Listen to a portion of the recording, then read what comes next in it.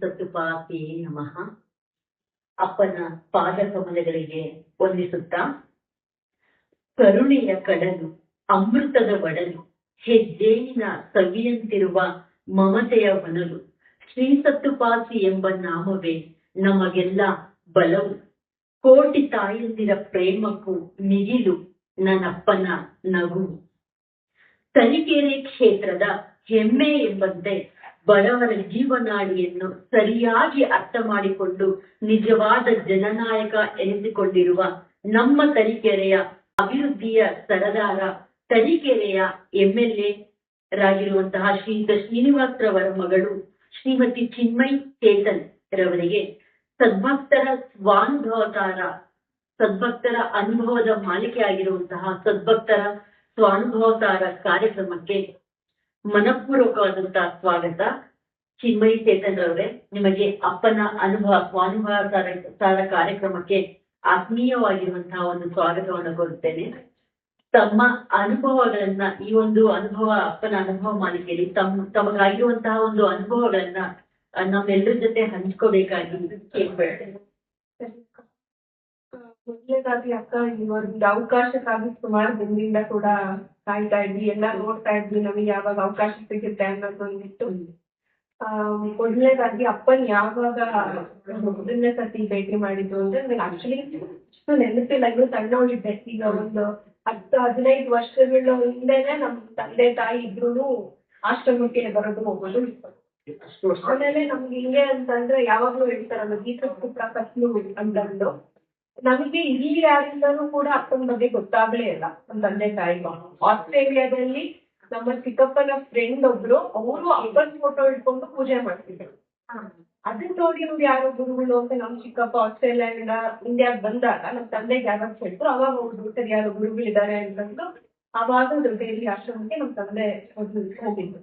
ಅವಾಗಿಂದನೂ ಒಡನಾಟ ಇದ್ದೇ ಇತ್ತು. ಅಪ್ಪ ಅಮ್ಮ ಯಾವಾಗ್ಲೂ ಹೋಗೋದು ಬರೋರು. ನಾನು ಅವ್ರ ಜೊತೆ ಸುಮಾರು ಸತಿ ಹೋಗಿದ್ದೆ. 5ನೇ ಕ್ಲಾಸಲ್ಲಿ ಇದ್ದ ಒಂದ್ಸತಿನೋ ಏನೋ 6ನೇ ಕ್ಲಾಸಲ್ಲಿ ಇದ್ದೆ, ಈ ತರ ಟೈಮಲ್ಲಿ ಹೋಗಿದ್ದೆ. ಅದಾದ್ಮೇಲೆ ಅಷ್ಟು ಏನು ಗೊತ್ತಾಗ್ತಿರ್ಲಿಲ್ಲ ನನಗೆ. ಚಿಕ್ಕವಳು ಹೋಗೋದು ಬರೋದು ಹಂಗೆ ಇತ್ತು. ನಾನು 8ನೇ ಕ್ಲಾಸಲ್ಲಿ ಇದ್ದಾಗ ಬಹುಶಃ ಒಂದ್ಸತಿ ಅಪ್ಪ ಇಲ್ಲಿ ಭದ್ರಾ ಮೇಲ್ದಂಡೆದು ಕಾಮಗಾರಿ ನಡೀತಿತ್ತು. ಸೊ ಇಲ್ಲಿಂದ ನೀರು ನಮ್ಮ ಏನು ಚಿತ್ರದುರ್ಗ ಜಿಲ್ಲೆ ಚಳ್ಳಕೆರೆ ಅಲ್ಲಿಗೆಲ್ಲ, ಅಲ್ಲಿಂದ ವಾಣಿ ವಿಲಾಸ ಆಗ್ಬೇಕೆಲ್ಲ ನೀರು ಹೋಗುತ್ತೆ, ಮಾರಿ ಕಡಿಮೆ ಡ್ಯಾಮ್ಗೆಲ್ಲ. ಸೊ ಆ ಕಾಮಗಾರಿ ನೋಡಕ್ ಅಪ್ಪಗೆ ಯಾವಾಗ್ಲೂ ಆಗ್ತಾ ಇಲ್ಲ. ರೈತರು, ನೀರು ಅದೆಲ್ಲ ಬಾಳ ಆಗ್ತದೆ. ಸೊ ಹಂಗಾಗಿ ಅಪ್ಪ ಕೆಲ್ಸ ನೋಡ್ಬೇಕು ಅಂತಂದು ತರೀಕೆರೆಗೆ ಬಂದಿತ್ತು. ಸೊ ಅವಾಗ ನನ್ಗೆ 8ನೇ ಕ್ಲಾಸ್, ಅವಾಗ ಒಂದ್ಸತಿ ಮನೆಗ್ ಬಂದಿದ್ದು. ತರೀಕೆರೆಯಲ್ಲಿ ಜಾಸ್ತಿ ಗೊತ್ತಿರ್ಲಿಲ್ಲ, ಯಾಕೆ ಭಕ್ತರು ಕೂಡ ಇರ್ಲಿಲ್ಲ, 10 ವರ್ಷ ಹಿಂದೆ. ಅವಾಗ ಒಂದ್ಸತಿ ಬಂದಿದ್ರು. ಅವಾಗ ನಾನು ನನಗೇನು ದಾರ ಬಂದಿದೆ ಗುರುಗಳು ಬೇರೆ ಇವರೆಲ್ಲ ಯಾರು ಭಜನೆ ಮಾಡ್ತಾ ಇದ್ದಾರೆ ಏನು ಅಂತ ಅಷ್ಟು ಅವಾಗ ಗೊತ್ತಾಗಿಲ್ಲ. ಅದಾದ್ಮೇಲೆ ಅಪ್ಪ ಅವತ್ತು ಬಂದು ನಮ್ಮ ಮನೇಲಿ ಇದ್ದು ಬಂದ್ಕೊಂಡು ಒಂದ್ ಸ್ವಲ್ಪ ಕೆಳಗಡೆ ಇದ್ದು ಒಂದ್ ರೂಮಲ್ಲಿ ಒಂದ್ ಸ್ವಲ್ಪ ಮಲ್ಕೊಂಡು ಅವ್ರ ಭಜನೆ ಎಲ್ಲ ಮಾಡಿದ್ರು, ಆಶೀರ್ವಾದ ಮಾಡಿ ಹೋದ್ರು. ಸೊ ಇಷ್ಟ ಆಯ್ತು. ಅದಾದ್ಮೇಲೆ ಮತ್ತು ಸುಮಾರು ಸತಿ ನಮ್ ತಂದೆ ಸೋತಿದ್ರು. 2018 ಚುನಾವಣೆ, 2013 ಮೊದಲನೇ ಬಾರಿಗೆ MLA ಆಗಿದ್ದು. 2018 ಚುನಾವಣೆಯಲ್ಲಿ ಸೋತಾಗ ಒಂದ್ಸತಿ ಇಲ್ಲಿಗೆ ಬೆಂಗಳೂರಿಂದ ಬರ್ಬೇಕಾದ್ರೆ ನಮ್ ಇಡೀ ಫ್ಯಾಮಿಲಿ ಅಪ್ಪನ ಆಶ್ರಮಕ್ಕೆ ಹೋಗಿದ್ವಿ 2018. ಸೊ ಹೋದಾಗ ನಿಜವಾಗ್ಲೂ ನನಗೆ ಏನೋ ಗೊತ್ತಿಲ್ಲ, ಬಟ್ ಇವಾಗ ಅದು ನೆನೆಸ್ಕೊಂಡ್ರೆ ನನಗೆ ಆಶ್ಚರ್ಯ ಅನ್ಸುತ್ತೆ. ಏನಂತಂದ್ರೆ ಕೂದಲು ಏನಾಯ್ತಪ್ಪ, ಎಲ್ರು ಗೆದ್ದಾಗ ಖುಷಿ ಪಡ್ತಾರೆ, ಸಂಭ್ರಮಿಸ್ತಾರಲ್ಲ, ಕೂರಿಸ್ಕೊಂಡ್ರೆ ಏನಾಯ್ತಪ್ಪ. ನಮ್ ತಂದೆ ತುಂಬಾ ಮನಸ್ಸಿಗೆ ಬೇಜಾರಾಗಿತ್ತು. ಸಾಕಷ್ಟು ಕೆಲಸ ಮಾಡಿದ್ದೆ, ಎಲ್ಲಾ ಮಾಡಿದ್ದೆ, ಯಾವ್ದು ತೋರ್ಸಲ್ಲ ಅಂತಂದ್ರಿ. ಅಪ್ಪ ಕೂತ್ಕೊಂಡು ಯಾವತ್ತೂ ನಮ್ ತಂದೆ ತಾಯಿ ಆಶ್ರಮ ಕೂಡ ಯಾವಾಗ್ಲೂ ತೋಟ ಹೇಗಿದೆ, ಅಡಿಕೆ ಹೇಗಿದೆ, ಇದನ್ನ ಮಾತ್ರ ಕೇಳಿಸಿದ್ರು. ಯಾವತ್ತೂ ಬೇರೆ ವಿಚಾರಗಳನ್ನ ಮಾತಾಡಿರ್ಲಿಲ್ಲ. ಅವತ್ತು ಕೂತ್ಕೊಂಡು ಹಿಂಗಾಯ್ತು, ಏನಕ್ಕೆ ಸೋತೆ, ಇಂತಿಂತ ಸಮಸ್ಯೆಗಳಿದೆ, ಇದೆಲ್ಲ ಸರಿ ಮಾಡ್ಕೊಂಡು ಹೋಗ್ಬೇಕು ಅಂತ ಸುಮಾರು. ಹೌದು, ಅಪ್ಪ ನೀವು ನೋಡಿದ್ರೆ ಖುಷಿ ಜಾಸ್ತಿ ಹೇಳಲ್ಲ. ಅವ್ರ ಮನಸ್ಸಲ್ಲಿ ಏನೇ ಇದ್ರು ಕಡಿಮೆ ತೋರಿಸ್ತಾರೆ, ಆ ಒಂದು ಅವ್ರ ಸಾನ್ನಿಧ್ಯನೇ ಖುಷಿ ಕೊಡುತ್ತೆ. ಬಟ್ ಅವತ್ತು 1 ಗಂಟೆ ತನಕ ಕೂತ್ಕೊಂಡು ಮತ್ತೊಂದು ಸಾಂತ್ವನ ಇದ್ದದ್ದು, ಬಿಡಪ್ಪ ಏನಾಗಲ್ಲ ಹೋಗ್ಲಿ ಅಂತದ್ದು. ನನಗೆ ಅದು ಅವತ್ತು ರಿಯಲೈಸ್ ಆಗಿಲ್ಲ. ಹಂಗಾಗಿ ಬಟ್ ಇವಾಗ ನೆನೆಸ್ಕೊಂಡ್ರೆ ಕೂತು ಗೆದ್ದಾಗ ಎಲ್ರು ಇರ್ತಾರೆ, ಸೋತಾಗ ಸಾಂತ್ವನ ಆ ಮನ್ಸಿನೊಳಗಡೆ ಏನಿರುತ್ತೆ ಅಂತ ಆ ಜೀವಕ್ ಮಾತ್ರ ಗೊತ್ತಿರುತ್ತೆ, ಯಾರಿಗೆ ಏನ್ ಬೇಕು ಅವಶ್ಯಕತೆ ಇದೆ. ಕೂರ್ಸ್ಕೊಂಡು ಸುಮಾರು ಸಲ ಇದ್ರು, ಅಲ್ಲಿ ಮುಗೀತು ಅಷ್ಟೇ. ಹೋಗೋದು ಬರೋದು ನಮ್ಗೆ ಏನು ಗೊತ್ತಾಗ್ತಾ ಇರ್ಲಿಲ್ಲ. ಅದಾದ್ಮೇಲೆ ಏನಾಯ್ತು ಅಂತಂದ್ರೆ ಈಗ ಕೋವಿಡ್ ಟೈಮಲ್ಲೆಲ್ಲ ನಾನು ನನ್ನ ಡಿಗ್ರಿ ಎಲ್ಲ ಮುಗಿಸಿ ಕೋವಿಡ್ ಟೈಮಲ್ಲಿ ನನಗೆ ಸಾಕಷ್ಟು ಆಧ್ಯಾತ್ಮಿಕ ವಿಚಾರಗಳ ಬಗ್ಗೆ ತಿಳ್ಕೋಬೇಕು ಅಥವಾ ಒಲವು ಜಾಸ್ತಿ ಆಯ್ತು. ಅವಾಗ ನಾನು ಭಗವದ್ಗೀತೆ ತುಂಬಾ ಕೇಳ್ತಾ ಇದ್ದೆ. ಭಗವದ್ಗೀತೆ ಫಾರ್ ಯೂತ್ ಅಂತ ಒಂದು ಯೂಟ್ಯೂಬ್ ಅಲ್ಲಿ ಬರ್ತಿದ್ರು, ಪ್ರತಿ ದಿವಸ ಭಗವದ್ಗೀತೆ ಕೇಳೋದು. ಅವಾಗ ನನಗೆ ಅನ್ಸಿತ್ತು ಜೀವನದಲ್ಲಿ ಏನಾದ್ರೂ ಒಂದ್ ಮಾಡ್ಬೇಕು, ಎಲ್ರೂ ಹುಡ್ತೀವಿ, ಎಲ್ರೂ ಸಾಯ್ತೀವಿ, ಒಂದಿರುವೇನು ಹುಟ್ಟಿರ್ತೀವಿ, ಇರುವೇನು ಸಾಯುತ್ತೆ. ಅದಕ್ಕೂ ನಮಗೂ ವ್ಯತ್ಯಾಸ ಬರೋದು ಯಾವಾಗ ಅಂದ್ರೆ ನಾವ್ ಏನಾದ್ರೂ ಒಂದು ಅಚೀವ್ ಮಾಡ್ಬೇಕು. ಸುಮ್ಮನೆ ಮನುಷ್ಯರಿಗೆ ಇಷ್ಟು ಶ್ರೇಷ್ಠ ಜನ್ಮ ಇದು ಬಂದು ಹೋಗಕ್ಕಲ್ಲ ಸಡನ್ ಆಗಿ ಈಗ ಕೋವಿಡ್ ಟೈಮಲ್ಲಿ ಒಂದು ರಿಯಲೈಸ್ ಆಯ್ತು. ಅವಾಗಿಂತ ಜಾಸ್ತಿ ಆಧ್ಯಾತ್ಮಿಕ ನಾವೆಲ್ಲ ನೋಡಿದ ಹಾಗೆ ಈಗ ಒಬ್ರು ಶಾಸಕರ ಮದುವೆ ಆಗಿ ಏನು ಇದಕ್ಕೆಲ್ಲ ಫೆಸಿಲಿಟೀಸ್ ಇದ್ರು ಕೂಡ ಈಗ ನಿಮ್ಮ ಏಜಲ್ಲಿರೋರು ಕೂಡ ನಿಮ್ಮ ಏಜಲ್ಲಿರೋರು ಸಾಮಾನ್ಯವಾಗಿ ಏನಂದ್ರೆ ಸ್ವಲ್ಪ ಆ ಕಡೆ ಸ್ವಲ್ಪ ಎನ್ವಾಯ್ಮೆಂಟ್ ಆ ತರ ಎಲ್ಲ ಇದ್ ಮಾಡ್ತಾರೆ, ಸ್ವಲ್ಪ ಫ್ರೆಂಡ್ ಜೊತೆ ತಿರ್ಗಾಡೋದು, ಇದ್ ಮಾಡೋದು, ಎಂಜಾಯ್ ಮಾಡೋದು ಆ ತರ ಇರುತ್ತೆ. ಬಟ್ ನಿಮ್ಮನ್ನ ನಾವು ಗಮನಿಸ್ಕೊಂಡ್ ಬಂದಾಗ ನೀವು ಒಂಥರ ಡಿಫ್ರೆಂಟ್ ಅನ್ಸುತ್ತೆ ನಮ್ಗೆ. ಈಗ ಆಧ್ಯಾತ್ಮಿಕ ಕಡೆ ಒಲವು ಜಾಸ್ತಿ ತೋರಿಸ್ತೀರಾ, ಅಪ್ಪನ ಕಡೆ ತುಂಬಾ ಡಿಫ್ರೆಂಟ್ ಅನ್ಸುತ್ತೆ. ಅದು ನಮ್ಗೆ ಬಹಳ ಖುಷಿ ಕೊಡುತ್ತೆ. ನಂಗೂ ಅಷ್ಟೇ 22 ವರ್ಷ 21 ವರ್ಷ ಇದ್ದಾಗ ನಮ್ಗೆ ತುಂಬಾ ಆಸಕ್ತಿ ಬಂದ್ಬಿಟ್ಟು ಆಧ್ಯಾತ್ಮದ ಕಡೆ ಹೋಗ್ಬೇಕು, ಅಲ್ಲಿ ಕಲ್ತ್ಕೋಬೇಕು, ಅಲ್ಲೇನಾದ್ರೂ ಮಾಡ್ಬೇಕು ಅಂತಂದ್ರು. ನನ್ಗೆ ಯಾವಾಗ್ಲೂ ಇತ್ತು ರಾಜಕಾರಣ ಬೇಡ ಅನ್ನೋದು ಯಾವಾಗ್ಲೂ ಇತ್ತು. ಬಟ್ ಒಂದ್ ಕಡೆ ಏನಾದ್ರೂ ಒಂದ್ ಮಾಡ್ಬೇಕಲ್ಲ, ಕೆಲಸ ಎಲ್ರೂ ದುಡ್ಡೇ ಇರುತ್ತೆ, ಮಧ್ಯದಲ್ಲಿ ಏನಾದ್ರೂ ಒಂದ್ ಸಾಥ್ ಹೋಗ್ಬೇಕಲ್ಲ ಅಂತಿತ್ತು.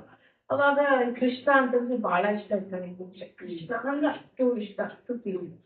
ಅದಾದ್ಮೇಲೆ ನನಗೆ ಬೇರೆ ಬೇರೆ ಪಾಡ್ಕಾಸ್ಟ್ ಯೂಟ್ಯೂಬ್ ಅಲ್ಲಿ ವಿಚಾರಗಳನ್ನ ಕೇಳ್ಬೇಕಾದ್ರೆ ಗುರು ಅಂತ ಯಾರು ಒಟ್ಟಿಗಾಗಿ ಎಷ್ಟು ಪುಣ್ಯ ಎಲ್ಲ ವಿಚಾರ ನಮಗೆ ಅರ್ಥ ಆಗ್ತಾ ಹೋಯ್ತು.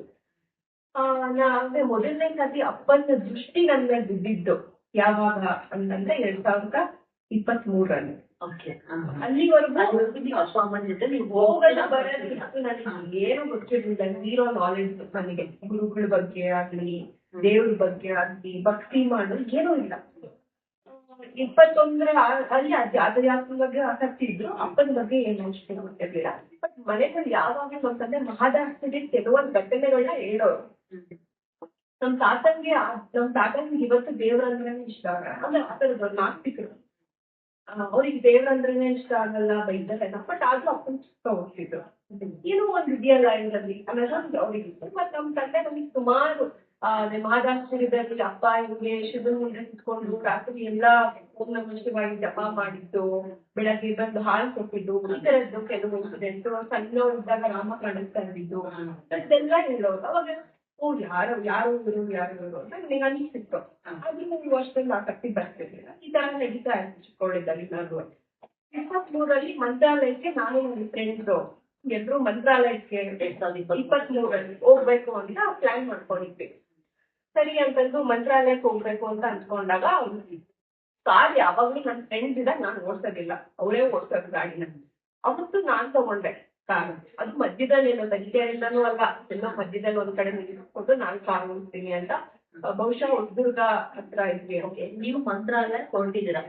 ಮಂತ್ರಾಲಯಕ್ಕೆ ಹೋಗ್ತಿದ್ದೀರಾ? ಅವಾಗ ನಾನು ಮಧ್ಯದಲ್ಲಿ ಹೊಸದುರ್ಗದಲ್ಲಿ ನಾನು ಕಾರ್ ಓಡಿಸ್ತೀನಿ ಅಂತ ಇಟ್ಕೊಂಡೆ. ನಾನ್ ಕಾರ್ ಡ್ರೈವ್ ಮಾಡ್ತಾ ಇದ್ದವಳು ಆಲ್ ಆಫ್ ಸಡನ್ ಚಳಿಗಳಲ್ಲಿ ಗಾಡಿ ನಿಲ್ಲಿಸುತ್ತೆ. ಬ್ರೇಕ್ ಹಾಕಿ ನಾನೇ ನಿಲ್ಸಿದ್ದು ಗಾಡಿ. ನನ್ಗೆ ಇನ್ನೂವರೆಗೂ ನನ್ಗೆ ಯಾಕೆ ಅಂತ ಗೊತ್ತಿಲ್ಲ. ಯಾಕಂದ್ರೆ ನಾನು ಅದೇ ಹೇಳಿದಾಗ ಅಪ್ಪನ ದೃಷ್ಟಿ ಬಿದ್ದಿರ್ಲಿಲ್ಲ, ಅಷ್ಟೊಂದು ನನ್ಗೇನು ಒಳಗಡೆ ಇಲ್ಲ. ಹೋಗೋದು ಬರೋದು ಕೇಳೋದು ಮಾಡೋದು ಬಿಟ್ಟು. ಅದಕ್ಕೆ ಮುಂಚೆ ನಮ್ಮ ಮನೆಯಲ್ಲಿ ಅಪ್ಪ ಬಂದಿರ್ಲಿಲ್ಲ, ಬಟ್ ಆದ್ರೂ ಒಂದ್ ಸತ್ಸಂಗ ಎಲ್ಲ ಮಾಡಿದ್ರು ಎಲೆಕ್ಷನ್ ಮುಂಚೆ. ಅದೆಲ್ಲ ಗೊತ್ತಿತ್ತು ಅಷ್ಟೇ, ಆಸಕ್ತಿ ಅದರದ್ದೇನು ಇರ್ಲಿಲ್ಲ. ಆದ್ರೂ ಸಡನ್ ಆಗಿ ಅವತ್ತು ಚಳಿಕೆರೆ ನಾನು ಎಲ್ಲಿ ನಿಲ್ಲಿಸ್ತೇನೆ ಅಂತಂದ್ರೆ, ಇನ್ನು ಊರ್ ಎಂಟ್ರಿ ಆಗೋಕ್ಕಿಂತ ಮುಂಚೆ ರೈಟ್ ಹೋದ್ರೆ ನಮಗೆ ಉಪ್ಪಾರಟ್ಟಿ ದೊಡ್ಡ ಏರಿಯಾ ಅದೆಲ್ಲ ಸಿಗುತ್ತೆ ಮೇನ್ ರೋಡ್ ಅಲ್ಲಿ, ಇಲ್ಲಿ ಹೊರಗಡೆ ಸ್ವಲ್ಪ. ಸೊ ಅಲ್ಲಿ ಗಾಡಿ ನಿಲ್ಲುತ್ತೆ. ಕಾರ್ ನಿಲ್ಸಿದ ತಕ್ಷಣ ನನಗೆ ನನ್ನ ಫ್ರೆಂಡ್ಸ್ ಇದ್ರು, ಅವ್ರಿಗೆ ದೊಡ್ಡ ಆಶ್ರಮಕ್ಕೆ ಹೋಗ್ಬೇಕು ಅಂತ ಅನ್ಕೊಂಡಿದ್ವಿ, ಹೋಗೋಣ ಬರ್ತೀರಾ ಅಂತ. ಅವರು ಇನ್ನೂ ಟೈಮ್ ಇದೆಯಲ್ಲ, ಎಲ್ರು ಬೇರೆ ಬೆಂಗಳೂರಿಂದ ಎಲ್ಲ ಮಂತ್ರಾಲಯಕ್ಕೆ ಬರೋದು ಬೇರೆ. ಸೊ ಅಲ್ಲಿವರೆಗೂ ನಮಗೆ ಟೈಮ್ ಇದೆ, ನಮಗೆ ಬೇಗ ರೀಚ್ ಆಗ್ತೀವಿ, ಹೈವೇ ಬೇರೆ ಹೋಗ್ಬೇಡ ಅಂತಂದು ಅಮ್ಮಂಗೆ ಫೋನ್ ಮಾಡಿದೆ. ಅಪ್ಪ ಇದಾರಂತೆ ಹೋಗ್ಬೇಡಿ. ಸರಿ ಅಂತ ಆಶ್ರಮಕ್ಕೆ ಹೋದೆ. ಅವತ್ತು ನನ್ನ ಫ್ರೆಂಡ್ಸ್ ಜೊತೆ ಹೋದೆ. ಸುಮಾರು ವೇಟ್ ಮಾಡಿದೆ, ಅಪ್ಪ ಸಿಗ್ಲಿಲ್ಲ, ಒಳಗಡೆ ಇದ್ದೋದು ಏನು ಅಂತ ಅನ್ಸುತ್ತೆ. ಸುಮಾರು ವೇಟ್ ಮಾಡಿದ್ರೆ ಹೊರಡೋಣ ಅಂತ ಅನ್ಕೊಂಡಿದ್ದವ್ರು. ಅಷ್ಟೊತ್ತಿಗೆ ಅಪ್ಪ ಬಂದ್ರು. ಅವತ್ತು ನನಗೂ ಏನೋ ಖುಷಿ.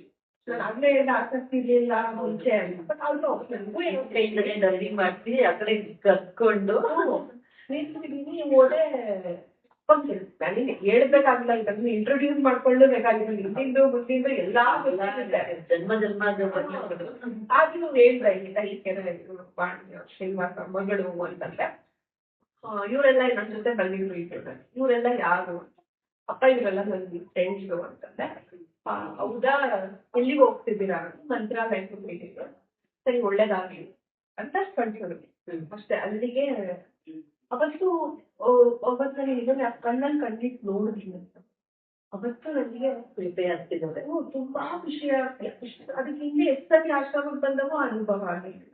ಆದ್ರೆ ಅವತ್ತು ನನಗೆ ಒಂದು ಏನೋ ಒಂದು ಚೈತನ್ಯ ಬಂದು ಸೇರ್ಕೊಳ್ಬೇಕು, ಏನೋ ಒಂದು ಖುಷಿ ಅನುಭವ ಅವತ್ತಾಯ್ತು ಮೊದಲನೇ ಸತಿ ಇಷ್ಟು ವರ್ಷದ. ಅದಾದ್ಮೇಲೆ ಅಲ್ಲಿಂದ ಸೀದಾ ಮಂತ್ರಾಲಯಕ್ಕೆ ಹೋದ್ವಿ. ಮಂತ್ರಾಲಯದ ದರ್ಶನ ಎಲ್ಲ ಆಯ್ತು. ಅದಾದ್ಮೇಲೆ ನಾನ್ ಅಷ್ಟು ಜನ ಗ್ರೂಪ್ ಅಲ್ಲಿ ನಾವೊಂದು 10 ಜನ ಹೋಗಿದ್ವಿ. 10 ಜನದಲ್ಲಿ ಗಾಣಗಾಪುರಕ್ಕೆ ಹೋಗ್ಬೇಕು ಅಂತ ಪ್ಲಾನ್ ಯಾರಿಗೂ ಇರ್ಲಿಲ್ಲ, ಒಬ್ಬನಿಗೆ ಮಾತ್ರ ಇರ್ಲಿತ್ತು ಗಾಣಗಾಪುರಕ್ಕೆ ಹೋಗ್ಬೇಕು ಅಂತ. ಒಬ್ಬನೇ ಡಿಸೈಡ್ ಮಾಡ್ಕೊಂಡು ಅವಾಗ ಸರಿ ಅಂತ ಅವ್ರು ಗಾಣಗಾಪುರಕ್ಕೆ ಹೋಗ್ಬೇಕು. ಮಂತ್ರಾಲಯದಲ್ಲಿ 12 ಗಂಟೆ ಮಧ್ಯಾಹ್ನ ದರ್ಶನ ಎಲ್ಲ ಆಗಿತ್ತು. ಅವರಿಗೆ ರೈಲ್ವೆ ಸ್ಟೇಷನ್ಗೂ ಬಿಟ್ವಿ, ಯಾರು ಹೋಗ್ಬೇಕು ಅಂತಿದ್ರು ಅವ್ರು ರೈಲ್ವೆ ಸ್ಟೇಷನ್ ಬಿಟ್ಟು ವಾಪಸ್ ಮಾತ್ರ ಗಾಣಗಾಪುರಕ್ಕೆ ಹೋಗೋದಿದ್ವಿ ಮತ್ತೆ ಅದ್ರಲ್ಲಿ. ಅವ್ರಿಗೆ ರೈಲ್ವೆ ಸ್ಟೇಷನ್ ಬಿಟ್ವಿ. ಅದಾದ್ಮೇಲೆ ನಾವು ವಾಪಸ್ ಮಂತ್ರಾಲಯ ಸಿಟಿ ಒಳಗಡೆ ಬಂದ್ವಿ. ಅವಾಗ ಮತ್ತೆ ಅವ್ರು ಫೋನ್ ಮಾಡ್ಬಿಟ್ಟು ಇದಕ್ಕೆ ನೀವು ಎಲ್ಲ ಗಾಣಗಾಪುರಕ್ಕೆ ಬರ್ತೀವಿ ಅಂತ. ನಾನು ಮಾಡ್ಬಿಟ್ಟು ತುಂಬಾ ಮುಖ್ಯವಾದ ಏನೋ ಕೆಲಸ ಇತ್ತು. ನಾನು ಅವಾಗ ನನ್ ಕಲಿತಾನ ದತ್ತನ ಬಗ್ಗೆ ಏನು ಗೊತ್ತಿಲ್ಲ, ಏನೋ ಗೊತ್ತಿಲ್ಲ, ಅಪ್ಪ ಗೊತ್ತು ಅಷ್ಟೇ. ಗಾಣಗಾಪುರದ್ದು ಏನು ವಿಶೇಷತೆ ಅದು ಗೊತ್ತಿಲ್ಲ. ಆಮೇಲೆ ಸರಿ ಅಂತಂದು ಬರ್ರಿ ಅಂತಂದು ನಾನು ಇಲ್ಲ ಬೇಡ ಹೋಗೋದು ಲೇಟ್ ಆಗುತ್ತೆ ಅಂತಂದೆ. 2 ಮಂತ್ಸ್ ಆಮೇಲೆ ಒಂದು ಕ್ಷಣ ವಾಪಸ್ ಹೋಗ್ಬೇಕು ಅಂತ ಮತ್ತೆ ಗಾಡಿ ನಿಲ್ಸ್ಬಿಟ್ಟು ಅನ್ಕೊಂಡ್ವಿ. ನನಗೆ ದಸರಾ ಕರೆಸ್ಕೊಳ್ಬೇಕು ಅಂತಿದ್ರೆ ಎಲ್ಲಿಗೂ ಕರೆಸ್ಕೊಂಡ್ರೆ ನಾನು ಜಾಸ್ತಿ ಅದ್ರ ಬಗ್ಗೆ ಯೋಚನೆ ಮಾಡಕ್ ಹೋಗಲ್ಲ. 2 ಮಂತ್ಸ್ ನನಗೆ ನಾಳೆ ಲೇಟ್ ಆಗುತ್ತೆ, ಇಂಪಾರ್ಟೆಂಟ್ ಕೆಲಸ ಇದೆ ಅನ್ನೋದು, ಈ ಕಡೆ ಹೋಗ್ಬೇಕನ್ನೋ ಆಸೆ ಕೂಡ ಇಲ್ಲ. ಲೇಟ್ ಆಗುತ್ತೋ ಅಂತ ನೀವು ಲೇಟ್ ಆಗುತ್ತೋ ಅಂತ ನಾನು ದತ್ತ ಕರ್ಸ್ಕೋಬೇಕಾದ್ರೆ ಕರ್ಸ್ಕೊಂತ ಬಿಡು ಅಂತ ಅನ್ಕೊಂಡಿದ್ ಕ್ಷಣ ಏನು ನನಗೆ ಪ್ರೇರಣೆ ಆಯ್ತು ಗೊತ್ತಿಲ್ಲ. ಸರಿ ಅಂತ ಅಷ್ಟು ಜನ ನಾವೇನಿದ್ರಿ ಬರ್ತೀವಿ ಅಂತ ಜನನು ಸೀದಾ ಗಾಣಗಾಪುರಕ್ಕೆ ಹೋಗೋದೇನೋ ಹೋಗಿದ್ದೀವಿ. ನಮಗೆ ಮಧ್ಯಾಹ್ನ ಊಟಕ್ಕೆ ಎಲ್ಲೋ ಒಂದ್ ಕಡೆ ಬುತ್ತಿ ಕಟ್ಕೊಂಡು ಯಾವ್ದೋ ಒಂದಕ್ಕೆ ಇಟ್ಕೊಂಡು ಊಟನೂ ಆಯ್ತು. ಊಟನು ಹೋಗೋದೇನೋ ಕ್ಯೂ ಇರುತ್ತೆ. ಮತ್ತೊಂದಷ್ಟು ಜನ ಅದು ಎಂತ ಮಹಿಮೆ ಸ್ಥಳ ಕ್ಯೂ ಇರುತ್ತೆ. ಅಲ್ಲಿ ನಿಂತ್ಕೊಂಡು ಹೋಗಿ ದರ್ಶನ ಮಾಡ್ಕೊಳ್ಳೋದು ಎಷ್ಟೊತ್ತಾಗುತ್ತೋ ಏನೋ ಅಂತ ಅವಾಗೂ ಚಿಂತನೆ. ಅದು ಎಷ್ಟಾಗ್ತದೆ ಅಂತಂದ್ರೆ ನಾವು ಗಾಣಗಾಪುರಕ್ಕೆ ನಾವ್ ಎಂಟ್ರಿ ಆಗ್ತಾ ಇದ್ದೋ ಲೈನ್ಗೆ 5-6 ಕಾರ್ VIP ಕಾರ್ ಬಂದದ್ದು. ಓಕೆ, ನಾವು ನಮ್ ಕಾರ್ ಬರಕ್ಕೂ 5-6 VIP ಕಾರ್ ಬಂದು ಯಾರೋ ಮುಂಚೆ ಒಳಗೆಲ್ಲ ಇಟ್ಕೊಂಡು ದರ್ಶನಕ್ಕೆಲ್ಲ ರೆಡಿ ಮಾಡ್ಕೊಂಡಿದ್ರು ಮುಂಚೆ. 5-6 ಕಾರ್ ಹೋಗಿದ್ ನೋಡಿ ನಾವು ಅವರಿಂದ ಕಾರ್ ಹೋಗಿದ್ವಿ. ನಮ್ ಕಾರೇ ಲಾಸ್ಟ್ ಸಾಕಷ್ಟು ಗೇಟ್ ಹಾಕ್ಬಿಟ್ರು. ಒಂದೇ ಕಾರ್ ಇದ್ ಮಾಡ್ಬಿಟ್ರು, ಗೇಟ್ ಹಾಕ್ಬಿಟ್ರು. ಸೀದಾ ಒಳಗು ಅಂತ ಬಂದಂತ ಯಾರೋ ನನಗೆ ಪರಿಚಯ ಇದ್ಬಿಟ್ಟು ಅಲ್ಲಿ ಬಂದಿದ್ದು ಒಬ್ರು. ಸೊ ಅವ್ರು ಪರಿಚಯ ಇದಾರಲ್ಲ ಅಂತ ಅವ್ರನ್ನ ಮಾತಾಡ್ಸೋದ್ ನೋಡಿ ಇವ್ರು ಯಾರು ಪರಿಚಯ ಇರೋರು ಅಂತಂದು ಅಲ್ಲಿನ ಏನ್ ಪೂಜೆ ಮಾಡೋರು ಇರ್ತಾರೋ ಅರ್ಚಕರು ಅವ್ರೊಂದು 2 ಸತಿ ಕ್ಯೂನು ಇಲ್ಲ ಏನೂ ಇಲ್ಲ, ಬಾಯಿಂದ ಕರ್ಕೊಂಡೋಗೋ ಪಾದಕ್ಕೆ ಅಂತ ಬಿಟ್ಟಿದ್ದು ಏನು ತಿಂಡಿ ನೋಡ್ತೀವಲ್ಲ ಅದು 2 ಸತಿ ಬಾರಮ್ಮ ನೋಡ್ ಬರ ಕ್ಯೂ ಇಲ್ಲ ಏನಿಲ್ಲ. ಹೋಗಿ 10 ನಿಮಿಷಕ್ಕೆ ದರ್ಶನ. ನೋಡಂಗೆ ಕಾರ್ 10 ನಿಮಿಷಕ್ಕೆ ದರ್ಶನ ಮಾಡ್ಕೊಂಡು ಹೊರಗೆ ಬಂದಿದ್ದೆ. ಅದಂತೂ ನನಗೆ ಇವತ್ತುವರೆಗೂ ಕೂಡ ಗಾಣಗಾಪುರಕ್ಕೆ ಹೋಗೋದಿರ್ಲಿಲ್ಲ, ದುಡ್ಡೆಲ್ಲಿ ಹೋಗೋದಿರ್ಲಿಲ್ಲ, ದತ್ತನ ಬಗ್ಗೆ ಏನೂ ಗೊತ್ತಿಲ್ಲ. ಇದೆಲ್ಲದೂ ನನಗೆ ಮೊದಲನೇ ಅನುಭವ. ಅವತ್ತು ನನಗೆ ಅಪ್ಪನ ಮೇಲೆ ಜಾಸ್ತಿ ಅಲ್ಲಿಂದ ಶುರುವಾಯಿತು. ಅವತ್ತು ಅದೆಲ್ಲ ಆದ್ಮೇಲೆ ಅನ್ಕೊಂಡೆ ಇಲ್ಲ ಏನೋ ಶಕ್ತಿ ಇದೆ, ನನಗೆ ಇಷ್ಟೆಲ್ಲ ಅವಕಾಶ ಮಾಡ್ಕೊಡ್ತು ದತ್ತನ ಬಗ್ಗೆ ಅಂತ. ಇನ್ನಷ್ಟು ಅಪ್ಪನ ಬಗ್ಗೆ ಆಸಕ್ತಿ, ಇನ್ನಷ್ಟು ಅವ್ರ ಬಗ್ಗೆ ಹೇಳ್ಕೋಬೇಕು, ಇನ್ನಷ್ಟು ಭಕ್ತಿ ಮಾಡ್ಬೇಕು ಅಂತ ಅನ್ಸಿದ್ದು ನನಗೆ ಆ ಒಂದು ಇನ್ಸಿಡೆಂಟ್ ಆದಾಗ. ಗಾಣಗಾಪುರಕ್ಕೆ ಹೋಗಿ ಅದಾದ್ಮೇಲೆ ಹೋಗ್ತಿದ್ರ ಆಶ್ರಮಕ್ಕೆ ಹೋಗೋದು ಬರೋದು ಮಾಡ್ತಿದ್ರ ಅಥವಾ ಅಪ್ಪ ನಿಮ್ ಮನೆಗ್ ಬಂದಿದ್ರ? ಹೌದು. ಅದಾದ್ಮೇಲೂ ಕೂಡ ಸುಮಾರು ಸತಿ ಇಲ್ಲ, ಅದಾದ್ಮೇಲೆ ಮನೆಗ್ ಬಂದ್ಮೇಲೆ ಅಪ್ಪನ ಪುಸ್ತಕಗಳ ಬಗ್ಗೆ ಜಾಸ್ತಿ ತಿಳ್ಕೊಳಕ್ಕೆ ಶುರು ಮಾಡಿದೆ. ಅವ್ರ ಭಜನೆಗಳು ಮುಂಚೆ ದಯಾಮಯ ಒಂದೇ ಗೊತ್ತಿತ್ತು. ನಮ್ಮಮ್ಮ ಯಾವಾಗ್ಲೂ ಆಡಿಯೋ ದಯಾಮಯ, ಅದು ಮತ್ತೆ ದಯಾಮಯ ತುಂಬಾ ಎಲ್ಲ ಪರಿಚಿತ ಆಗಿರುವಂತಹ ಅದು ಹೇಳಿದ ತಕ್ಷಣ ಗುರುಗಳ ಬಗ್ಗೆ ಯಾವಾಗಲೂ ಕರುಣೆ ಉಕ್ಕಿ ಬರುತ್ತೆ, ಪ್ರೀತಿ ಬರುತ್ತೆ, ಆದಷ್ಟವಾಗಿರುತ್ತೆ ದಯಾಮಯ. ಅದನ್ನು ಗೊತ್ತಾಯ್ತು. ಅದಾದ್ಮೇಲೆ ಮಹಾದಾಶ್ಚರ್ಯ ವಾಪಸ್ ನಾನೇ ಕೂತ್ಕೊಂಡು, ಮಹಾದಾಶ್ಚರ್ಯದೇ ಯೂಟ್ಯೂಬ್ ಅಲ್ಲಿ ಇದೆ, ಪುಸ್ತಕನೇ ಓದಿದಾರಲ್ಲ, ಅದನ್ನೆಲ್ಲ ಕೇಳಕ್ ಶುರು ಮಾಡಿದ್ಮೇಲೆ ಇಂಥವ್ರ ಇವ್ರು, ಇಂಥ ಭಗವಂತನೇನ ಇವ್ರು, ಸಾಕ್ಷಾತ್ ಶಿವಾನೇನ ಇವ್ರು, ಅಷ್ಟು ಸರಳವಾಗಿ ಬಂದವರು ಸಾಕ್ಷಾತ್ ಪರಮಾತ್ಮ ಆಗಿದ್ದಾರೆ ಅಂತ ಬಹಳಷ್ಟು ಪ್ರಶ್ನೆಗಳು, ಏನು ಎಂತ ಅನ್ನೋದು ಈ ತರದ್ದೆಲ್ಲ ನಂಗೆ ಅನುಭವಗಳಾಗಕ್ಕೆ ಶುರುವಾಯ್ತು. ಪುಸ್ತಕಗಳು ಓದ್ತಾ ಇದ್ದೆ, ಅನುಭವಗಳ ಪುಸ್ತಕದ್ದು. ಆಮೇಲೆ ಅವ್ರದ್ದು ಅಪ್ಪ ಹೇಳಿದ ಕೆಲವೊಂದು ನುಡಿ ಎಲ್ಲ ಇದೆಯಲ್ಲ ಯೂಟ್ಯೂಬ್, ಅದನ್ನೆಲ್ಲ ಕೇಳಕ್ ಶುರು ಮಾಡಿದೆ. ತುಂಬಾ ಖುಷಿ ಆಗ್ತದೆ ಅದನ್ನೆಲ್ಲ ಕೇಳಿದಾಗ. ಪ್ರತಿ ದಿನ ರಾತ್ರಿ ನಾನು ಕುತ್ಕೊಂಡು ಜಪಗಳು ಬರಿತಾ ಇದ್ದೆ. ಶ್ರೀರಾಮ್ ಜಯ ರಾಮ್ ಇದರದ್ದು ಸುಮಾರು ರಾಮಂದು ಜೈ ಶ್ರೀರಾಮ್, ಕೃಷ್ಣಂದು ಇದೆಲ್ಲ ಬರೀತಾ ಇದ್ದೆ 105 ಸಲ ಪ್ರತಿದಿನ. ಅದ್ ಏನ್ ಬರಿಬೇಕಾದ್ರೂ ಕೇಳ್ತಾ ಇದ್ದೆ ಅಪ್ಪಂದು ಯೂಟ್ಯೂಬ್ ನಲ್ಲಿ. ಆ ತರ ಹೋಗ್ತಿದ್ದು, ಆಶ್ರಮಕ್ಕೂ ಹೋಗೋದು ಬರೋದು ಎಲ್ಲ. ನಾವೆಲ್ಲ ಅನ್ಕೊಂತಿದ್ವಿ ಇವು ಇಷ್ಟು ಚಿಕ್ಕ ವಯಸ್ಸಲ್ಲಿ ಹೆಂಗೆ ಇವೆಲ್ಲ ಸಾಧ್ಯ ಆಯ್ತು ಅಂದ್ರೆ ಈಗ ನಮ್ಗೆ ಗೊತ್ತಾಗ್ತಿದೆ ಈ ಎಲ್ಲ ಹಿನ್ನೆಲೆ ಇರೋದ್ರಿಂದ ಅಪ್ಪ ನಿಮ್ಮನ್ನ ಅಷ್ಟು ಪ್ರೀತಿ ಮಾಡ್ಲಿಕ್ಕೆ, ಅಷ್ಟು ಹತ್ರ ಕರ್ಕೊಳ್ಲಿಕ್ಕೆ ಸಾಧ್ಯ ಆಯ್ತು. ಯಾಕಂದ್ರೆ ನಿಮ್ ದಿನನಿತ್ಯ ನಿಮ್ ಇದ್ರಲ್ಲಿ ಇದ್ರಲ್ಲಿ ಅದನ್ನ ಅಳವಡಿಸ್ಕೊಂಡಿದ್ದೀರಾ. ಯಾವ್ದು ಭಗವಂತನ ಸ್ಮರಣೆ ಮಾಡ್ತಿಲ್ಲ ನೀವು, ಅದನ್ನು ಜೊತೆಯಲ್ಲೇ ಕರ್ಕೊಂಡು ಹೋಗ್ತಿದ್ದೀರಾ. ಹಾಗಾಗಿ ಅಪ್ಪ ನಿಮ್ಮನ್ನ ಅಷ್ಟು ಪ್ರೀತಿ ಮಾಡ್ತಾರೆ ಅಂತ ಗೊತ್ತಾಯ್ತು. ಆಮೇಲೆ ಅಪ್ಪನ ಬರ್ತ್ಡೇ ಟೈಮ್ ಅಲ್ಲಿ ಕೆಲವೊಂದು ಅನುಭವ ಆಯ್ತು ಅಂತ ಹೇಳಿದ್ರಿ. ಹೌದು, ಅದೆಲ್ಲ ಆಗಿದ್ದು ನನ್ನ ಅಪ್ಪಂದು ಹೋದ ವರ್ಷ ಅದ್ ಲಾಸ್ಟ್ ಇಯರ್ ಬರ್ತಡೆ, ಅಪ್ಪಂದು ಲಾಸ್ಟ್ ಇಯರ್ ಬರ್ತ್ಡೇ ಇತ್ತು. ಹುಟ್ಟಿದ ಹಬ್ಬಕ್ಕೆ ಹೋದ್ವಿ. ಅವಾಗ ತುಂಬಾ ಖುಷಿಯಿಂದ ಹುಟ್ಟಿ ಹೋದ್ವಿ. ಸಂಜೆ ಟೈಮ್ ಹೋದಾಗು ಸಂಜೆ ಹೋದ್ವಿ. ನಮ್ ತಂದೆ ತಾಯಿ ಯಾವಾಗ್ಲೂ ಅವ್ರು ಬಂದಾಗ ಅಪ್ಪ ಬರಲಿ ಅಂತ ಕರೀತಾರಲ್ಲ, ಇವರಿಬ್ರು ಹೋಗೋರು. ನನಗೇನ್ ಅನ್ಸ್ತಿತ್ತಂದ್ರೆ ಎಷ್ಟು ಜನ ಭಕ್ತರು, ಸಾವಿರಾರು ಜನ ಭಕ್ತರು ಬರ್ತಾರೆ ಅಪ್ಪನ ಬರ್ತಡೆ, ಎಲ್ರಿಗೂ ಆಸೆ ಇರುತ್ತೆ. ನಾವಿನ್ ಹೋದ್ರೆ ಪಾಪ ಬೇರೆಯವ್ರಿಗೆ ಏನ್ ಅನ್ಸ್ಕೊಂತಾರೋ ಏನೋ, ಕೆಲವ್ರು ನನಗೆ ಆತರ ಯಾವಾಗ್ಲೂ ಅನ್ಸುತ್ತೆ, ಬೇರೆಯವ್ರಿಗೆ ಅನ್ಸ್ಕೊಂತಾರೋ ಏನೋ, ಅವರಿಗೂ ಬೇಜಾರಾಗ್ಬೋದೇನೋ, ಅವ್ರಿಗೂ ಆಸೆ ಇರುತ್ತೆ ಅಪ್ಪನ ನೋಡಕ್ಕೆ. ಯಾಕೆ ನೀವು ಅಷ್ಟು ತರ ಆ ತರನೇ ಯೋಚನೆ ಮಾಡ್ತಾರ. ಈಗಲ್ಲಿ ಎಲ್ಲ ಒಂದು ಇದ್ರಲ್ಲಿ ಕಲಿತ ಬಿಡಿ, ನಾವು ಹೋಗ್ಬೇಕು ಅಂತಂದ್ರೆ ನೀವು ಸಾಮಾನ್ಯ ಜನಸಾಮಾನ್ಯರು ಅವ್ರ ಬಗ್ಗೆ ಯೋಚನೆ ಮಾಡಿ ನಾವು ಇದ್ರ ತರ ಈಕ್ವಲ್ ಆಗಿರ್ಬೇಕಂತ ಯೋಚನೆ ಮಾಡ್ತಾರಲ್ಲ, ಅದೇ ಅಪ್ಪನಿಗೆ ಇಷ್ಟ ಆಗೋಣ. ಅಪ್ಪ ಅಮ್ಮ ಇಬ್ರು ಹೋದ್ರು ಅಪ್ಪನ ಹತ್ರ. ನಾನು ಒಂದು ಮೂಲೆಯಲ್ಲಿ ಕುತ್ಕೊಂಡು ಅಪ್ಪಂದು ಸುಮ್ಮನೆ ಗಾಳಿ ಕೂರದಿಕ್ಕಿಂತ ಅಪ್ಪನ ಭಜನೆಗಳು ಕೇಳ್ತಾ ಅಂತ ಕುತ್ಕೊಂಡು ನನ್ ಮನ್ಸಲ್ಲೇ ಅಪ್ಪನ PDF ಧನಾನುಭವ ತರ PDF ಇದೆಯಲ್ಲ, ಕೆಲವು ಭಜನೆಗಳು ಮಾಡಿ ನಾನು ಹೇಳ್ಕೊಂಡು ಕೂತಿದ್ದೆ. ನಾನು ಹೋಗ್ಬೇಕು, ದೂರದಿಂದ ನೋಡಿದ್ರೆ ಖುಷಿ ನನಗೆ. ಪಾಪ ಅಪ್ಪನ ಹಿಂಸ ಆಗುತ್ತೆ, ಅದ್ರದ್ದು ಯಾವಾಗ್ಲೂ ಯೋಚನೆ. ಅಪ್ಪನ ಹತ್ರ ಹೋಗೋದವ್ರನ್ನ ಮಾತಾಡ್ತಾರೆ, ಅವ್ರಿಗೆ ಎಷ್ಟು ಜನ ಹೋಗ್ತಾರೆ, ಅವ್ರಿಗೆ ಎಷ್ಟು ದೃಷ್ಟಿ ಆಗುತ್ತೆ, ಎಷ್ಟು ಹಿಂಸೆ ಆಗುತ್ತೆ, ನನ್ಗೆ ಯಾವಾಗ್ಲೂ ಹಂಗೆ ಅನ್ಸೋದು. ಹಂಗಾಗಿ ದೂರ ಇಟ್ಕೊಂಡು ನನ್ ಪಾಡಿ ನಾನು ಭಜನೆ ಹೇಳ್ಕೊಂಡು ಕೂತಿದ್ದೆ. ನೋಡಿದೆ ದೂರದಿಂದ ಆಶೀರ್ವಾದ, ದೂರದಿಂದ ನಮಸ್ಕಾರ ಮಾಡ್ಕೊಂಡು ಕೂತಿದ್ದೆ. ಎಲ್ಲ ಆಯ್ತು. ಅದಾದ್ಮೇಲೆ ನಮ್ ತಂದೆ ತಾಯಿ ಇದ್ರು ಎಲ್ಲ ಮಾತಾಡ್ತಿರಲ್ಲ. ಆದ್ಮೇಲೆ ನಮ್ಮ ಅಪ್ಪ ಸೀದಾ ನನ್ನ ಹೇಳ್ಕೊಂಡು ಒಳಗ್ ಕರ್ಕೊಂಡು, ನಾನು ಏನೂ ಹೇಳಿಲ್ಲ, ನಾನು ಏನೂ ಕೇಳಿಲ್ಲ. ಸೀದಾ ಅವ್ರು ಹೇಳ್ಕೊಂಡು ಒಳಗ್ ಕರ್ಕೊಂಡು ಅಪ್ಪನ ಹತ್ರ ಬಿಟ್ರು. ಜನ ಬಿಟ್ರು. ಅಪ್ಪನ ಹತ್ರ ಹೋಗಿ ಇವ್ರಿಗೆ ಮದ್ವೆ ಮಾಡ್ಬೇಕು ಅನ್ಕೊಂಡಿದ್ದೀವಿ, ನಿಮ್ ಆಶೀರ್ವಾದ ಬೇಕು ಅಪ್ಪ ಅಂತ ನಮ್ ತಂದೆ ಕೇಳಿದ್ರು. ನನಗೆ ತುಂಬಾ ಮುಜುಗರ, ಏನೋ ಕೇಳ್ಬಾರ್ದು ಅವ್ರ ಹತ್ರ. ಪಾಪ ಅಪ್ಪ ಅದೇ ಅಲ್ವಾ ಹೇಳೋದು ಯಾವಾಗ್ಲೂ, ನೀವ್ ಭಕ್ತಿ ಮಾಡ್ರಿ, ನೀವ್ ಬಂದಿರೋದ್ ಏನಕ್ಕೆ, ಯಾವ್ದನ್ನು ಬೇರೆ ಏನೋ ಎಕ್ಸ್ಪೆಕ್ಟ್ ಮಾಡಬಾರ್ದು. ಅದು ನನಗೆ ಯಾವಾಗ ಬಂದ್ರೆ ಏನೋ ಇವತ್ತಿಗೂ ನನ್ನ ಏನೋ ಕೇಳ್ಬೇಕಂತ ಅನ್ಸೋದೇ ಇಲ್ಲ. ಏನಾದ್ರು ಕೇಳಿದ್ರೆ ಇಷ್ಟು ಸ್ವಾರ್ಥಿ ಅಂತ ಅನ್ಸ್ಬಿಡುತ್ತೆ. ಅಷ್ಟು ಅಪ್ಪ ಅಪ್ಪತಿ ಹೇಳಿದ್ರು ನಾವು ಮತ್ತು ಅದೇ ರಿಪೀಟ್ ಮಾಡ್ತೀವಲ್ಲ ತಪ್ಪು. ನನಗೆ ಏನ್ ಬೇಕು ಅದೇ ಕೇಳ್ತೀವಲ್ಲ. ಪಾಪ ಅಷ್ಟೊಂದು ಕೇಳ್ಕೊಳ್ತಾರಪ್ಪ, ಭಕ್ತಿ ಮಾಡ್ರಿ, ಸಾಹಿತ್ಯ ಬೇಕು, ನಿಮ್ಗೆ ಮುಕ್ತಿ ಬೇಕು, ಮೋಕ್ಷ ಇದನ್ನ ಹೇಳಿದ್ರೆ ನಾವ್ ಯಾವತ್ತೂ ಕೇಳೋದೇ ಇಲ್ವಲ್ಲ ಅನ್ಸ್ತಾ ಇರುತ್ತೆ. ಅದು ಒಂದ್ ಕಡೆ ಇದು ಎಲ್ಲೋ ಒಂದ್ ಕಡೆ ನಾವ್ ಬೇರೆ ಕೇಳೋದು ನಮಗೆ ಏನ್ ಬೇಕು. ಅದಕ್ಕೆ ನಾನು ಕೂತಿದ್ದೆ, ನೀವು ಅವೆಲ್ಲ ಕೇಳೋದು ಇಷ್ಟನೂ ಆಗ್ತಾ ಇಲ್ಲ. ಬಟ್ ನಮ್ ತಂದೆ ಜವಾಬ್ದಾರಿ ಇಲ್ಲ, ಅವ್ರು ಕೇಳಿದ್ರು. ಅವ್ರು ಕೇಳಿದ್ಮೇಲೆ ನಾನು ಸರಿ ಆಯ್ತು ಅಂತ ಕೂತಿದ್ದೆ. ಅಪ್ಪ ಕರ್ದ್ಬಿಟ್ಟು ನನಗೆ ಮೊದಲನೇ ಬಾರಿ ಸ್ಪಷ್ಟ ಆಗಿತ್ತು ನನಗೆ. ಮತ್ತೆ ಮೊದಲನೇ ಬಾರಿಗೆ ಕುಂಕುಮ ಇಟ್ರು, ಓ, ಹ್ಮ್. 2 ಕೆನ್ನೆಗೆ ಅರ್ಶಿನ ಹಚ್ಚಿದ್ರು. ಅದು ಅವಾಗಂತೂ ನನಗೆ ಅದು ಇದೇ ತಡೆಯಕ್ಕೆ ಆಗಿಲ್ಲ. ಆನಂದ ಅಂದ್ರೆ ಆನಂದ, ಕಣ್ಣಲ್ಲಿ ನೀರ್ ಬರ್ತಾ ಇದೆ, ಏನ್ ಹೇಳ್ಬೇಕು ಗೊತ್ತಾಗ್ತಾ ಇಲ್ಲ. ಎಲ್ಲೋ ಒಂದ್ ಕಡೆ ಹೆಂಗೆ ಅಂತಂದ್ರೆ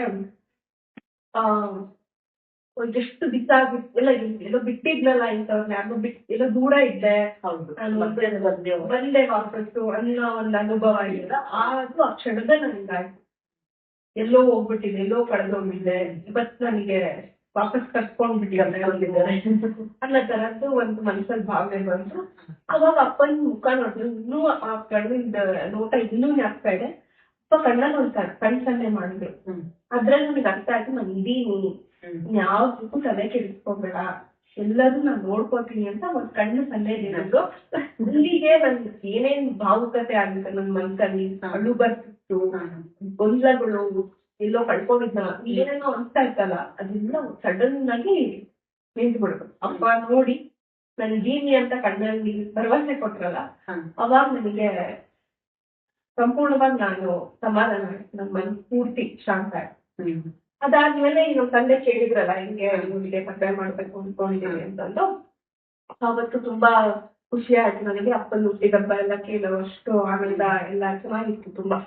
ಅದೆಲ್ಲ ಆಯ್ತು. ಅದಾದ್ಮೇಲೆ ನೆಕ್ಸ್ಟ್ ದಿವಸನೇ, ನೆಕ್ಸ್ಟ್ ದಿನ 2 ದಿವಸ ಬಿಟ್ಟೇನೆ ಒಳ್ಳೇದಾಗಿ ಅಂತ ಹೇಳುದು. ಕುಂಕುಮ ಇಟ್ಟು ಅರ್ಶನ ಹಚ್ಚಿದ್ರೆ ಅಲ್ಲಿಗೆ ಮುಗಿತು. ನಾವು ಡೌಟ್ ಪಡೋದೇ ಇಲ್ಲ, ಕೆಲಸ ಆಯ್ತು. ಗುರುವಿನ ವಾಕ್ಯದಲ್ಲಿ ಇನ್ನೊಂದು, ಗುರು ಏನೇ ಅಂದ್ರೂ ಕೂಡ ಅದ್ರಲ್ಲಿ ಅನುಮಾನನೇ ಪಡ್ಬಾರ್ದು. ಸಣ್ಣ ಏನ್ ಹೇಳಿದ್ರೆ ಅನುಮಾನ ಪಡ್ತಾರೆ, ಯಾರು ಮಾಡ್ತಾರೆ ಅವ್ರು ಗುರು ಭಕ್ತರು. ಅದಾದ್ಮೇಲೆ ಕರೆಕ್ಟ್ 2 ದಿವಸಕ್ಕೇನೋ ಈ ತರದ್ ಒಂದು ಸಂಬಂಧ ಇದೆ ಅಂತ ಗೊತ್ತಾಯ್ತು. ಇಲ್ಲಿ ನಮ್ದು ಏನು ಅಂತಂದ್ರೆ, ನಾನು ರಾಜಕಾರಣದಲ್ಲಿ ಓಡಾಡ್ತಾ ಇದೀನಿ, ಮಾಡ್ತಾ ಇದೀನಿ. ನಮ್ದು ಟೈಮಿಂಗ್ಸ್ ಇರೋದಿಲ್ಲ. 10 ಗಂಟೆಗಾದ್ರೂ ಮನೆಗೆ ಬರ್ಬೋದು, 11 ಆದ್ರೂ ಆಗುತ್ತೆ. ಪ್ರತಿನಿತ್ಯದಲ್ಲಿ ಸುಮಾರು ಹೊತ್ತು ದಿನ ಕೆಲಸನೇ ಇರುತ್ತೆ. ಈ ತರದ ಹುಡುಗಿನ ಒಪ್ಕೊಂಡು ಹೋಗ್ಬೇಕಲ್ಲ. ಅಂದ್ರೆ ಬೇರೆಯವ್ರು ಎಲ್ಲ ಕೆಲಸ ಮಾಡ್ತಾರೆ, ಹೋಗ್ತಾರೆ, ಅದು ಬೇರೆ. ಆದ್ರೆ ರಾಜಕಾರಣದಲ್ಲಿ ಇಟ್ಕೊಂಡು, ಪಬ್ಲಿಕ್ ಅಲ್ಲಿ ಇಟ್ಕೊಂಡು ಅದ್ರ ಕೆಲಸ, ಇಂಥವ್ರನ್ನ ಒಪ್ಕೋಬೇಕಲ್ಲ. ನಾವು ಎಲ್ಲಾ ಆಂಗಲಿಂದ ಯೋಚನೆ ಮಾಡ್ಲೇಬೇಕಾಗುತ್ತೆ. ಇದೊಂದು ದೊಡ್ಡ ನಮಗೆ ಸವಾಲ್ ತರನೇ ಮತ್ತೆ ನಮಗೆ ತರೀಕೆರೆ ಬಿಟ್ಟು ಹೊರಗಡೆ ಹೋಗೋದು ಇಷ್ಟ ಇಲ್ಲ. ಯಾಕಂದ್ರೆ ಕೆಲಸ ಮಾಡ್ತಿರೋ ಜಾಗನೇ ಇದು, ನನ್ ಕೆಲಸ ಇರೋದೇ ಇದೆ. ನನ್ ಕೆಲಸ ಇಟ್ಬಿಟ್ಟು ನಾನು ಬೇರೆ ಕಡೆ ಹೋಗೋಕ್ಕೂ ಆಗಲ್ಲ. ಆ ತರದ ಕೆಲಸದಲ್ಲಿ ನಾನಿರೋದು. ಹಿಂಗೆಲ್ಲ ಇದರದ್ದೆಲ್ಲ ಸ್ಪೆಸಿಫಿಕೇಶನ್ ಇರೋರು ಸಿಗ್ತಾರಾ ಅನ್ನೋದು ದೊಡ್ಡ ನಮ್ಗೆ ಪ್ರಶ್ನೆ ಇತ್ತು. ಅಪ್ಪ ಆಶೀರ್ವಾದ ಮಾಡಿದ್ದು 2 ದಿನಕ್ಕೆ ಒಂದು ಸಂಬಂಧ ಬಂತು. ಆ ಸಂಬಂಧ ಹೆಂಗೆ ಅಂತಂದ್ರೆ, ನಮ್ಗೆ ಏನೇನ್ ಬೇಕು, ನಮ್ದೊಂದು ಲಿಸ್ಟ್ ಇತ್ತಲ್ಲ, ಹಿಂಗೆ ನಾವು ಮಾಡೋ ಬೇಕು, ನಮ್ಮ ವೃತ್ತಿಗೆ ಸಪೋರ್ಟ್ ಮಾಡೋದು ಬೇಕು ಅಂತಂದು ಅದೇ ತರ ಸರಿ ಆಗುತ್ತೆ. ನಮ್ಮ ತಂದೆ ತಾಯಿಗೂ ಅದೇ ಇದ್ದಿದ್ದು. ಅರ್ಶನ ಕುಂಕುಮ ಇಟ್ಟು ಅಕ್ಷತೆ ಕಲ್ಸಿದ್ದಾರೆ ಅಂದ್ರೆ, ನಿಮ್ಗೆ ಎಂತ ವರ ಬೇಕು ಅಂತ ವರ ನಾನು ಕಳಿಸ್ತೀನಿ ಹೋಗು ಅಂತ ನೀವೇ ಯೋಚನೆ ಮಾಡಿ. ಈಗಿನ ಒಂದು ಜನರೇಷನ್ ಅಲ್ಲಿ ಮದ್ವೆ ಆದವ್ರ ಜೊತೆಗೆ ಗಂಡನ ಮನೆಗೆ ಹೋಗಿ ಇರೋದು ಬೇರೆ. ಬಟ್ ಇಲ್ಲಿ ನನ್ನ ಜೊತೆಗೆ ಅವ್ರು ಬಂದು ಇರ್ತೀನಿ ಅಂತ ಅಂದ್ರೆ, ಯಾಕಂದ್ರೆ ಅವ್ರ ಕೆಲ್ಸಾನು ಇಲ್ಲೇ ಆಗಿತ್ತು, ಇಲ್ಲೇ ಇರ್ಬೇಕಾಗಿತ್ತು. ನಮ್ ತಂದೆ ತಾಯಿ ಇಬ್ರು ಹೆಣ್ಮಕ್ಳು. ನಾನ್ ಬಿಟ್ಟು ಹೋದ್ರೆ ಇಲ್ಲಿ ಎಲ್ಲಾ ಮನೆಯಲ್ಲಿ ಕೆಲಸ ಮಾಡೋಂಥದ್ದು, ರಾಜಕಾರಣಿ ಎಲ್ಲವೂ ಇದೆ. ಈ ತರದ್ದೆಲ್ಲಾ ಸ್ಪೆಸಿಫಿಕೇಶನ್ ಇರೋರು. ಜೊತೆಗೆ ನನಗೆ ಇನ್ನೊಂದು ಆಸೆ ಇದ್ದಾಗ ಅಪ್ಪನ ಇಷ್ಟ ಪಡ್ಬೇಕು, ಮದ್ವೆ ಆಗೋರು, ಆಧ್ಯಾತ್ಮ ಇಷ್ಟ ಅವ್ರಿಗೆ ನನಗಾದ್ರು ಬಿಡ್ಬೇಕು ಭಕ್ತಿ ಮಾಡಕ್ಕೆ, ಅದ್ರದ್ದೆಲ್ಲ. ಯಾಕಂದ್ರೆ ಇಷ್ಟೊಂದಕ್ಕೆ ಇಷ್ಟ ಆಗಲ್ಲ. ಈ ತರ ಕಲ್ಸಲ್ಲ ಎಲ್ಲ ಇತ್ತು. ಎಲ್ಲದಕ್ಕೂ ಸೂಕ್ತವಾದಂತ ವರ ಅಪ್ಪ ಪಟ್ಟಂತೆ ವೃತ್ತಿಲಿ ವೈದ್ಯರು ಕೂಡ ಅವರು ಡಾಕ್ಟರ್, ವೃತ್ತಿಲಿ ವೈದ್ಯರು, ಜೊತೆಗೆ ಹೆಣ್ಣು ಮಕ್ಳು ರಾಜಕಾರಣಕ್ಕೆ ಇದ್ದಾಗ ಸಪೋರ್ಟ್ ಮಾಡೋದು ತುಂಬಾ ಕಡಿಮೆ ಜನಗಳು ಹಂಗೆ ಇರ್ತಾರೆ. ಬಟ್ ಅಂತದ್ರಲ್ಲಿ ಜೊತೆನಲ್ಲಿ ನಿಂತ್ಕೊಂಡು, ಇಲ್ಲ ನೀನು ಹೋಗು, ನೀನ್ ಕೆಲಸ ಮಾಡ್ಲೇಬೇಕು ಅಂತ ನನ್ಗೆ ಕಳಿಸಿ ಸಪೋರ್ಟ್ ಮಾಡೋ ಅಂತ ಒಂದು ಮನಸ್ಥಿತಿ, ಆಶೀರ್ವಾದ. ಜೊತೆಗೆ ದೇವ್ರ ಮೇಲೆ ತುಂಬಾ ನಂಬಿಕೆ ಇಟ್ಕೊಂಡಿರೋದು ಕೂಡ ಇನ್ನೂ ಒಳ್ಳೇದೇ. ಇದೆಲ್ಲ ನೋಡಿದ್ರೆ ನನಗೆ ಅಪ್ಪನೇ ಕೊಟ್ಟಿರೋದು ಅಂತ ಅನ್ಸ್ತಿತ್ತು. ಬಟ್ ಆದ್ರೆ ಹೆಂಗೆ ಅಂತಂದ್ರೆ, ಹುಡ್ಗ ಬಂದು ಮಾತಾಡ್ಸ್ಕೊಂಡು ಯಾವಾಗ ಅಪ್ಪ ಆಶೀರ್ವಾದ ಮಾಡಿ 2 ದಿವಸಕ್ಕೆ ಇದೆಲ್ಲ ಆಯ್ತು. ಇದಾದ್ಮೇಲೆ ನನಗೆ ಇನ್ನೂ ಒಂದ್ ಕಡೆ ಗೊಂದಲ. ನನಗೆ ಅಂತ ಅಪ್ಪ ಅವ್ರು ಆಶೀರ್ವಾದ ಮಾಡಿದ್ದಾರೆ, ಹುಡುಗ ಮನೇಲಿ ಆಯ್ತು. ಬಟ್ ಇದೇ ಹುಡುಗ ಅಪ್ಪ ಅವ್ರು ಅಂದ್ರೆ ಮಾತ್ರ ನನ್ನ ಮದ್ವೆ ಆಗೋದು. ಹುಡುಗ ಬಂದಿದ್ದಾರೆ ನೋಡ್ಕೊಂಡು ಹೋಗಿದಾರಲ್ಲ, ನಮ್ಮ ಅಪ್ಪ ಅವ್ರು ಇಲ್ಲಿ ನಿಮ್ಗೆ ಹೇಳ್ತಾ ಈಗ ಮುಂಚೆನಾದ್ರೆ ಹೇಳಿದ್ರೆ ಒಂಥರ ಬಂದಿದ್ದಾರೆ ಗಂಡಿನ ಮನೆ ನೋಡ್ಕೊಂಡು ಹೋಗಿದ್ದಾರೆ ಎಲ್ಲ ಆಗಿದೆ. ಇವಾಗ ಅಪ್ಪ ಅವ್ರು ಅಂದ್ರೆ ಹೂ ಇಲ್ಲ ಅಂದ್ರೆ ಇಲ್ಲ ಅಂತೀಯಲ್ಲ ಅಂತ. ಹೌದು, ನನಗೆ ಅಷ್ಟೇ ಅಪ್ಪ ಹೂ ಅಂತಂದ್ರೆ ನನ್ ಮನ್ಸಲ್ಲಿ ಏನೋ ಗೊತ್ತಾ ಇರಲ್ಲ, ಕ್ಲಿಯರ್ ಆಗ್ಬಿಡುತ್ತೆ. ಅಪ್ಪ ಒಬ್ರು ಹೂ ಅಂತ ಅವ್ರು ಹೂ ಅಂತ ಬಂದ್ರೆ ಅವ್ರು ಇಲ್ಲ ಅಂದ್ರೆ ಇದ್ದಿಲ್ಲ. ಅದಾಯ್ತು. ಅದಾದ್ಮೇಲೆ ನಾನು ನಮ್ಮ ತಾಯಿ ಇಬ್ರು ಆಶ್ರಮಕ್ಕೆ ಹೋದ್ವಿ. ಇದೇ ಒಂದು ಡೌಟ್ ನ ಕ್ಲಿಯರ್ ಮಾಡ್ಕೊಂಡು ಅವಾಗ ಒಂದು ಇನ್ಸಿಡೆಂಟ್ ಆಯ್ತು. ಏನಂತಂದ್ರೆ ನಾನು ನಮ್ಮ ತಾಯಿ ಆಶ್ರಮ ಒಳಗಡೆ ಎಂಟ್ರಿ ಆದ್ವಿ. ಆಶ್ರಮ ಒಳಗಡೆ ಎಂಟ್ರಿ ಆದಾಗ ಅದು ಹೊಸ ಸಮುದಾಯ ಭವನ ಇದೆಯಲ್ಲ, ಅಲ್ಲಿ ಸನ್ಭಕ್ತರ ಇದೆಯಲ್ಲ, ಅಲ್ಲಿ ಭವನದ ಹತ್ರ ಅಪ್ಪ ಚಿಕ್ಕಣ್ಣ ಇಬ್ರು ನೆಟ್ಕೊಂಡ್ ಬರ್ತಿದ್ರು. ಅಪ್ಪ ಮುಂದಿದ್ರು, ಇದ್ರು. ನನಗೆ ಇನ್ನೂ ಚೆನ್ನಾಗಿ ಅಲ್ಲಿ ಅಪ್ಪನ ಕೈನಲ್ಲಿ ಏನೂ ಇರ್ಲಿಲ್ಲ. ಆ ಒಂದು ಸಿಚುವೇಶನ್ ಅಪ್ಪನ ಕೈಯಲ್ಲಿ ಏನೂ ಇರ್ಲಿಲ್ಲ, ಅಪ್ಪನ ಕೈ ಖಾಲಿ ಇತ್ತು. ಬಟ್ ನಾನು ನಮ್ಮ ತಾಯಿ ಬಂದಿದ ತಕ್ಷಣ, ನಮಸ್ಕಾರ ಮಾಡಿದ ತಕ್ಷಣ ಇಬ್ಬರಿಗೂ ಒಂದೊಂದು ದಾಸವಾಳ ಕೊಟ್ಟರು. ಎಂತ ಪರಮಾಶ್ಚರ್ಯ. ನನಗೆ ಆ ಕ್ಷಣಕ್ಕೆ ಅದು ಫ್ಲಾಟ್ ಆಗ್ಲಿಲ್ಲ. ಏನೋ ಕೈಯಲ್ಲಿ ಕೊಟ್ರು ಅಂತ ಆ ಕ್ಷಣ ಫ್ಲಾಟ್ ಆಗ್ಲಿಲ್ಲ ನನಗೆ. ಭಗವಂತ ನಮ್ಮಪ್ಪ. ಸ್ವಲ್ಪ ಆದ್ಮೇಲೆ ಯೋಚನೆ ಮಾಡಿದ್ರೆ ಅಯ್ಯೋ ಅಪ್ಪನ ಕೈ ಹೂವೇ ಇರ್ಲಿಲ್ವಲ್ಲ. ಕರೆಕ್ಟ್ ಆಗಿ ಎರಡೇ ಹೂವು, ಒಂದು ನಮ್ಮ ತಾಯಿ ಕೊಟ್ಟು ಇನ್ನೊಂದು ನನಗೆ ಕೊಟ್ಟರು. ನಂತರ ಇನ್ನೂ ಹೂವು ತಾಯಿಗೆ 1 ವರ್ಷ ಆಯ್ತು ಅನ್ಸುತ್ತೆ. ಇನ್ನೂವರೆಗೂ ನನ್ನ ಹತ್ರ ಹೂವು ಹಂಗೆ ಇಟ್ಕೊಂಡಿಲ್ಲ. ಅದು ಸಾಧ್ಯ ಅನ್ನೋದು ಏನಿಲ್ಲ ಭಗವಂತನಿಗೆ ಅನ್ನೋದನ್ನ ಮತ್ತೆ ನಿರೂಪಿಸ್ತಿದ್ದಾರೆ ಅವರಿಗೆ. ಅದು ಅದಾಯ್ತು. ಅದಾದ್ಮೇಲೆ ಮತ್ತೆ ಒಳ ಹೋದ್ರೆ ಅಪ್ಪ ಅವತ್ತೂ ಅಷ್ಟೇ ಇಷ್ಟು ತಪ್ಪಿನ ಪ್ರಸಾದ ಒಂದ್ ಮಾಡಿಸ್ಕೊಂಡು ತಿಂತಾ ಇದ್ದು ಬೇಗ ಇಸ್ಕೊಂಡು ನಾನು ನಮ್ಮ ತಾಯಿ ಓದಿ ಕೂತ್ಕೊಂಡು ಅವಾಗ ಇಬ್ಬರಿಗೂ ಒಂದೊಂದು ಸ್ಪೂನ್ ಕೊಟ್ರು.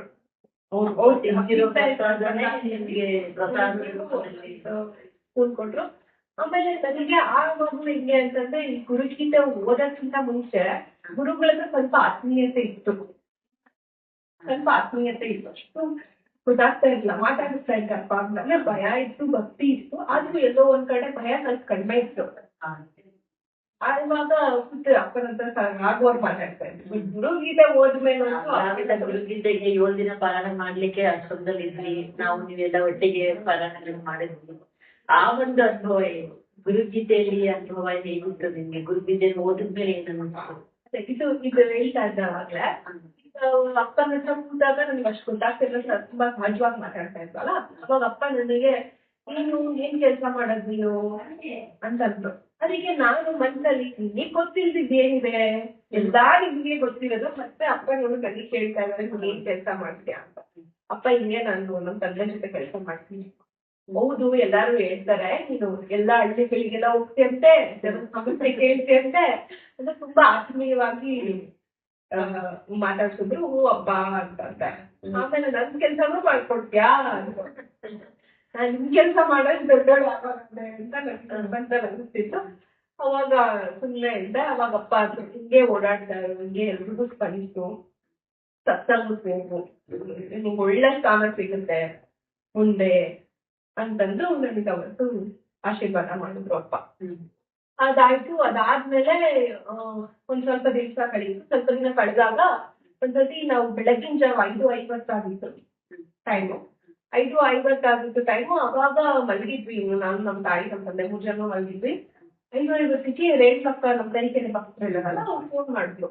ಬೆಳಗಿನ ಜಾವ 5:50ಕ್ಕೆ ನಮ್ಮ ತಾಯಿಗೆ. ಅದಕ್ಕಿಂತ ಮುಂಚೆ ಏನಾಗಿಲ್ಲ, ಅಪ್ಪ ಮತ್ತೆ ರೇಣುಕಕ್ಕ ಎಲ್ಲ ಬಸ್ಸಲ್ಲಿ ಯಾರೋ ಒಂದ್ ಜಾಗಕ್ಕೆ ಹೋಗ್ತಿದ್ರಂತೆ.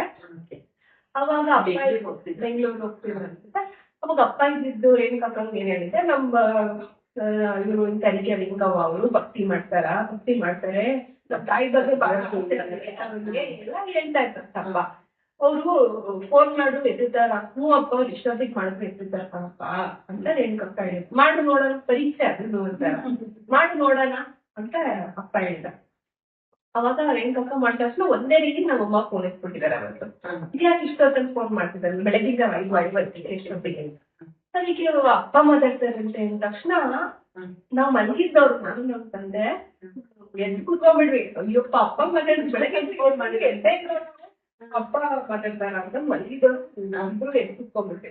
ಕುತ್ಕೊಂಡ ತಕ್ಷಣ 3 ಜನ ಎದ್ದು ಕುತ್ಕೊಂಡು ಅವ್ರ ಅಪ್ಪ ನಾನು ಕರೀತಿದ್ದಲ್ಲವ, ನಾನು ಸತ್ಸಂಗಕ್ಕೆ ಬರ್ತೀನಿ, ಅಮ್ಮನ ಹತ್ರ ಮಾತಾಡಿದ್ರು. ಅಮ್ಮನ ಹತ್ರ ಸತ್ಸಂಗಕ್ಕೆ ಬರ್ತೀನಿ ಅಂತಂದ್ರು. ಅಪ್ಪ ನೀವ್ ಯಾವಾಗಾದ್ರೂ ಬನ್ನಿ ಅಪ್ಪ ಅಂತ, ಯಾಕಂದ್ರೆ ನೆನ್ಸೋನು ಅವನು ಮಾಡೋನು ಸತ್ಸಂಗ ನಾವು ಮಾಡ್ತೀವಿ ಅಂತಂದ್ರೆ ಆಗದೇ ಇಲ್ಲ. ಹಾಗಾಗಿ ಅಪ್ಪ ಯಾವಾಗಾದ್ರೂ ಬರ್ರಿ ಅಪ್ಪ ನೀವು ಅಂತ ನಮ್ ಕರ್ಕೊಂಡು ಖುಷಿ ಆಗೋದು. ನನಗೆ ತುಂಬಾ ಆಸೆ ಇತ್ತು ಅಪ್ಪನ್ ಕರೆಸ್ಬೇಕು, ಸತ್ಸಂಗ ಮಾಡ್ಬೇಕು ಅಂತಂದು.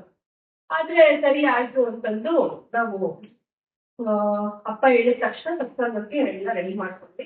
ಅವಾಗ್ಲೂ ಅಷ್ಟೇ ಸತ್ಸಂಗ ದಿನದಿಂದ ದಿವಸ ಎಷ್ಟು ಭಕ್ತರು ತರೀಕೆಯಲ್ಲಿ ಸ್ವಲ್ಪ ಕಡಿಮೆ ಜನ ಇದ್ದಾರೆ ಸ್ಟಾರ್ಟಿಂಗ್, ಬಟ್ ಸ್ಟಿಲ್ ನಮಗೆ ಅವತ್ತು ನಮ್ ಬೀದಿಯವರೆಲ್ಲ ಬಂದ್ರು, ನಿಮಗೂ ಎಲ್ಲ ಬಂದಿದ್ರಿ.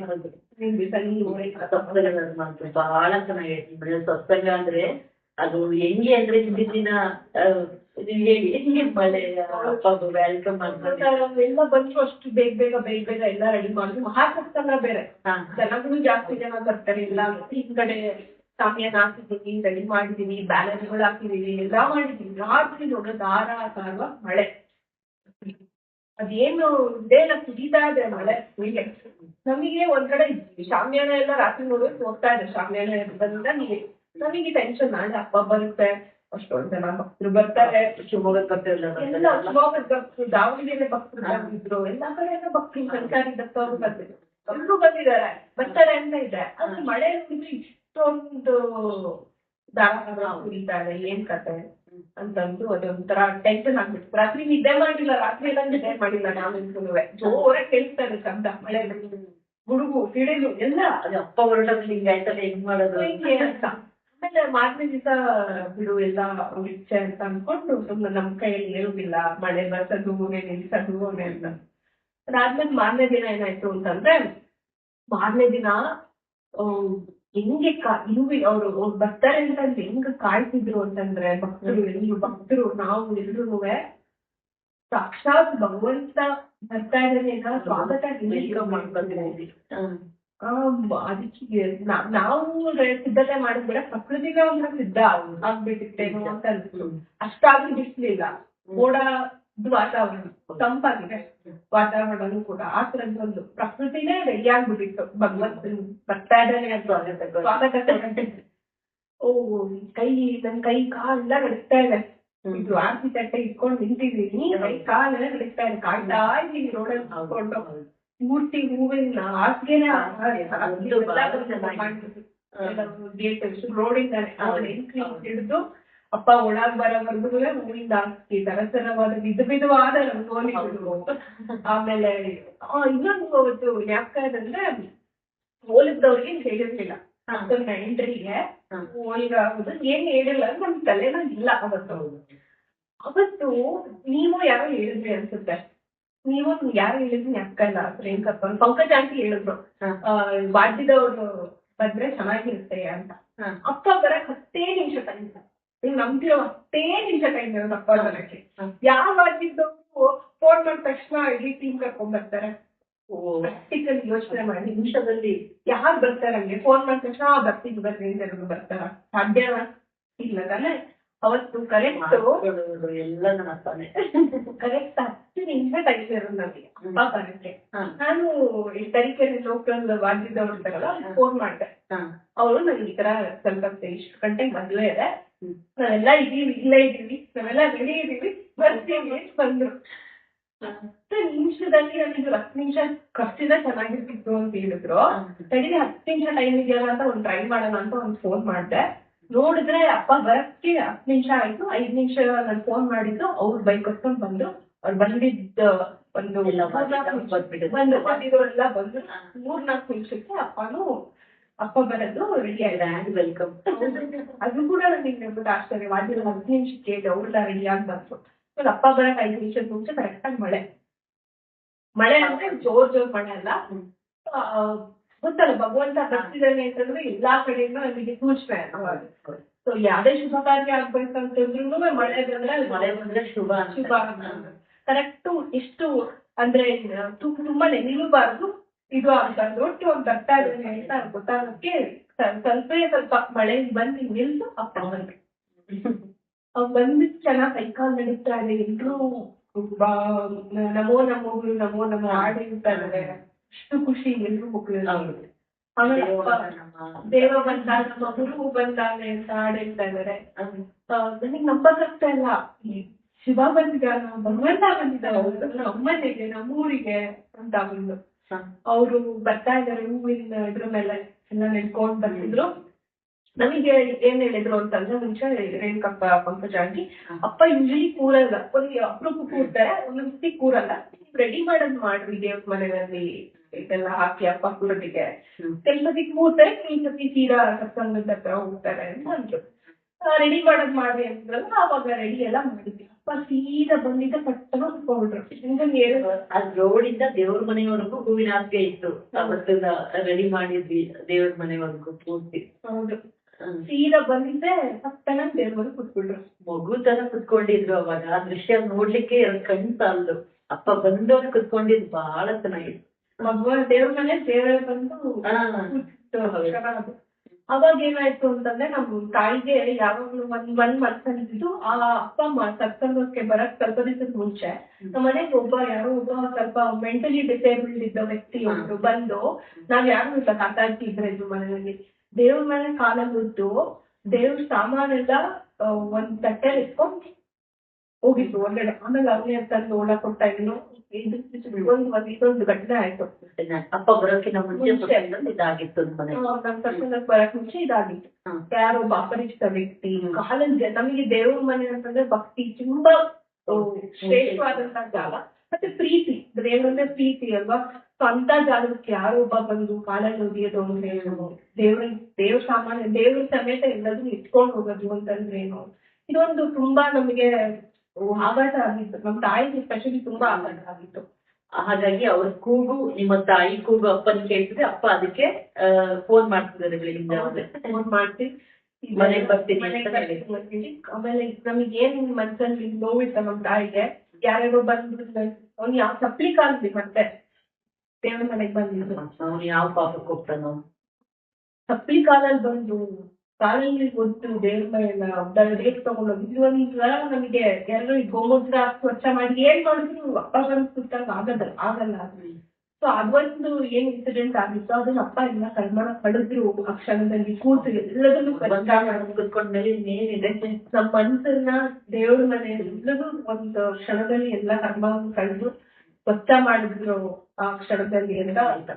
ಅಲ್ಲಿ ದೇವ್ರ ಮನೆ ಕೂತವ್ರು ಹೂ ಆಗ್ತಾ ಇರ್ಬೇಕಾದ್ರೆ, ದೇವ್ರು ಪೂಜೆ ಮಾಡ್ಬೇಕಾದ್ರೆ ಅಪ್ಪ ಒಂದ್ ಹೇಳಿದ್ರು ನನಗೆ ಅರ್ಥ ಆಗುತ್ತೆ. ಅಷ್ಟು ಭಕ್ತಿ ಭಾವದಿಂದ ಪೂಜೆ ಮಾಡ್ತಾರೆ, ನೋಡ್ ಕಲೀಲಿ ಅಂತ. ಅಪ್ಪ ಇಂದ್ರಾಣಿ ಅಪ್ಪನು ಒಂದ್ಸತಿ ಅದ್ರಲ್ಲ ಕೇಳಿದ್ದು ಅನ್ಸುತ್ತೆ, ಅಪ್ಪ ನೀವೇ ದೇವ್ರು ಅಂತ, ನೀವೇ ಶಿವ, ನೀವ್ಯಾಕೆ ಗಣೇಶನ್ ಗುಡಿಗೆ ಹೋಗಿ ಪೂಜೆ ಮಾಡ್ಬೇಕು, ನೀವ್ಯಾಕೆ ನಮಸ್ಕಾರ ಮಾಡ್ಬೇಕು ಅಂತ ಕೇಳಿದಾಗ ಅಪ್ಪ ಹೇಳಿದ್ರಂತೆ, ನಾನೇನ್ ಮಾಡ್ತೇನೆ ಕೂತಿದ್ರೆ ನೀನ್ ಕಲಿಯೋದ್ ಯಾವಾಗ, ಅವ್ರು ಹೆಂಗೆ ನಮಸ್ಕಾರ ಮಾಡ್ತಾರೆ, ಭಕ್ತರು ಹೆಂಗಿರ್ಬೇಕು, ಭಗವಂತನ ಜೊತೆ ಹೆಂಗಿರ್ಬೇಕು, ಅವ್ರ ಒಡನಾಟ ಹೆಂಗಿರ್ಬೇಕು, ಭಕ್ತಿ ಹೆಂಗಿರ್ಬೇಕು, ಅದನ್ನ ನಾವು ತೋರಿಸ್ಕೊಡ್ಬೇಕು ಅಂತ ಅಪ್ಪ ಅಷ್ಟು ಬಾಗಿ ನಮಸ್ಕಾರ ಮಾಡೋದು. ಎಷ್ಟೋ ಸಾರಿ ಅಪ್ಪ ಹೇಳ್ತಾರೆ. ಹಾಗೆ ನಾವು ಒಂದ್ಸರಿ ದೊಡ್ಡೇರಿಗೆ ಹೋದಾಗ ನಾವೆಲ್ಲ ಕುತ್ಕೊಂಡು ಊಟ ಮಾಡ್ತಿದ್ವಿ ಲಾಸ್ಟಿಗೆ, ಸೇವೆ ಮಾಡೋರೆಲ್ಲ.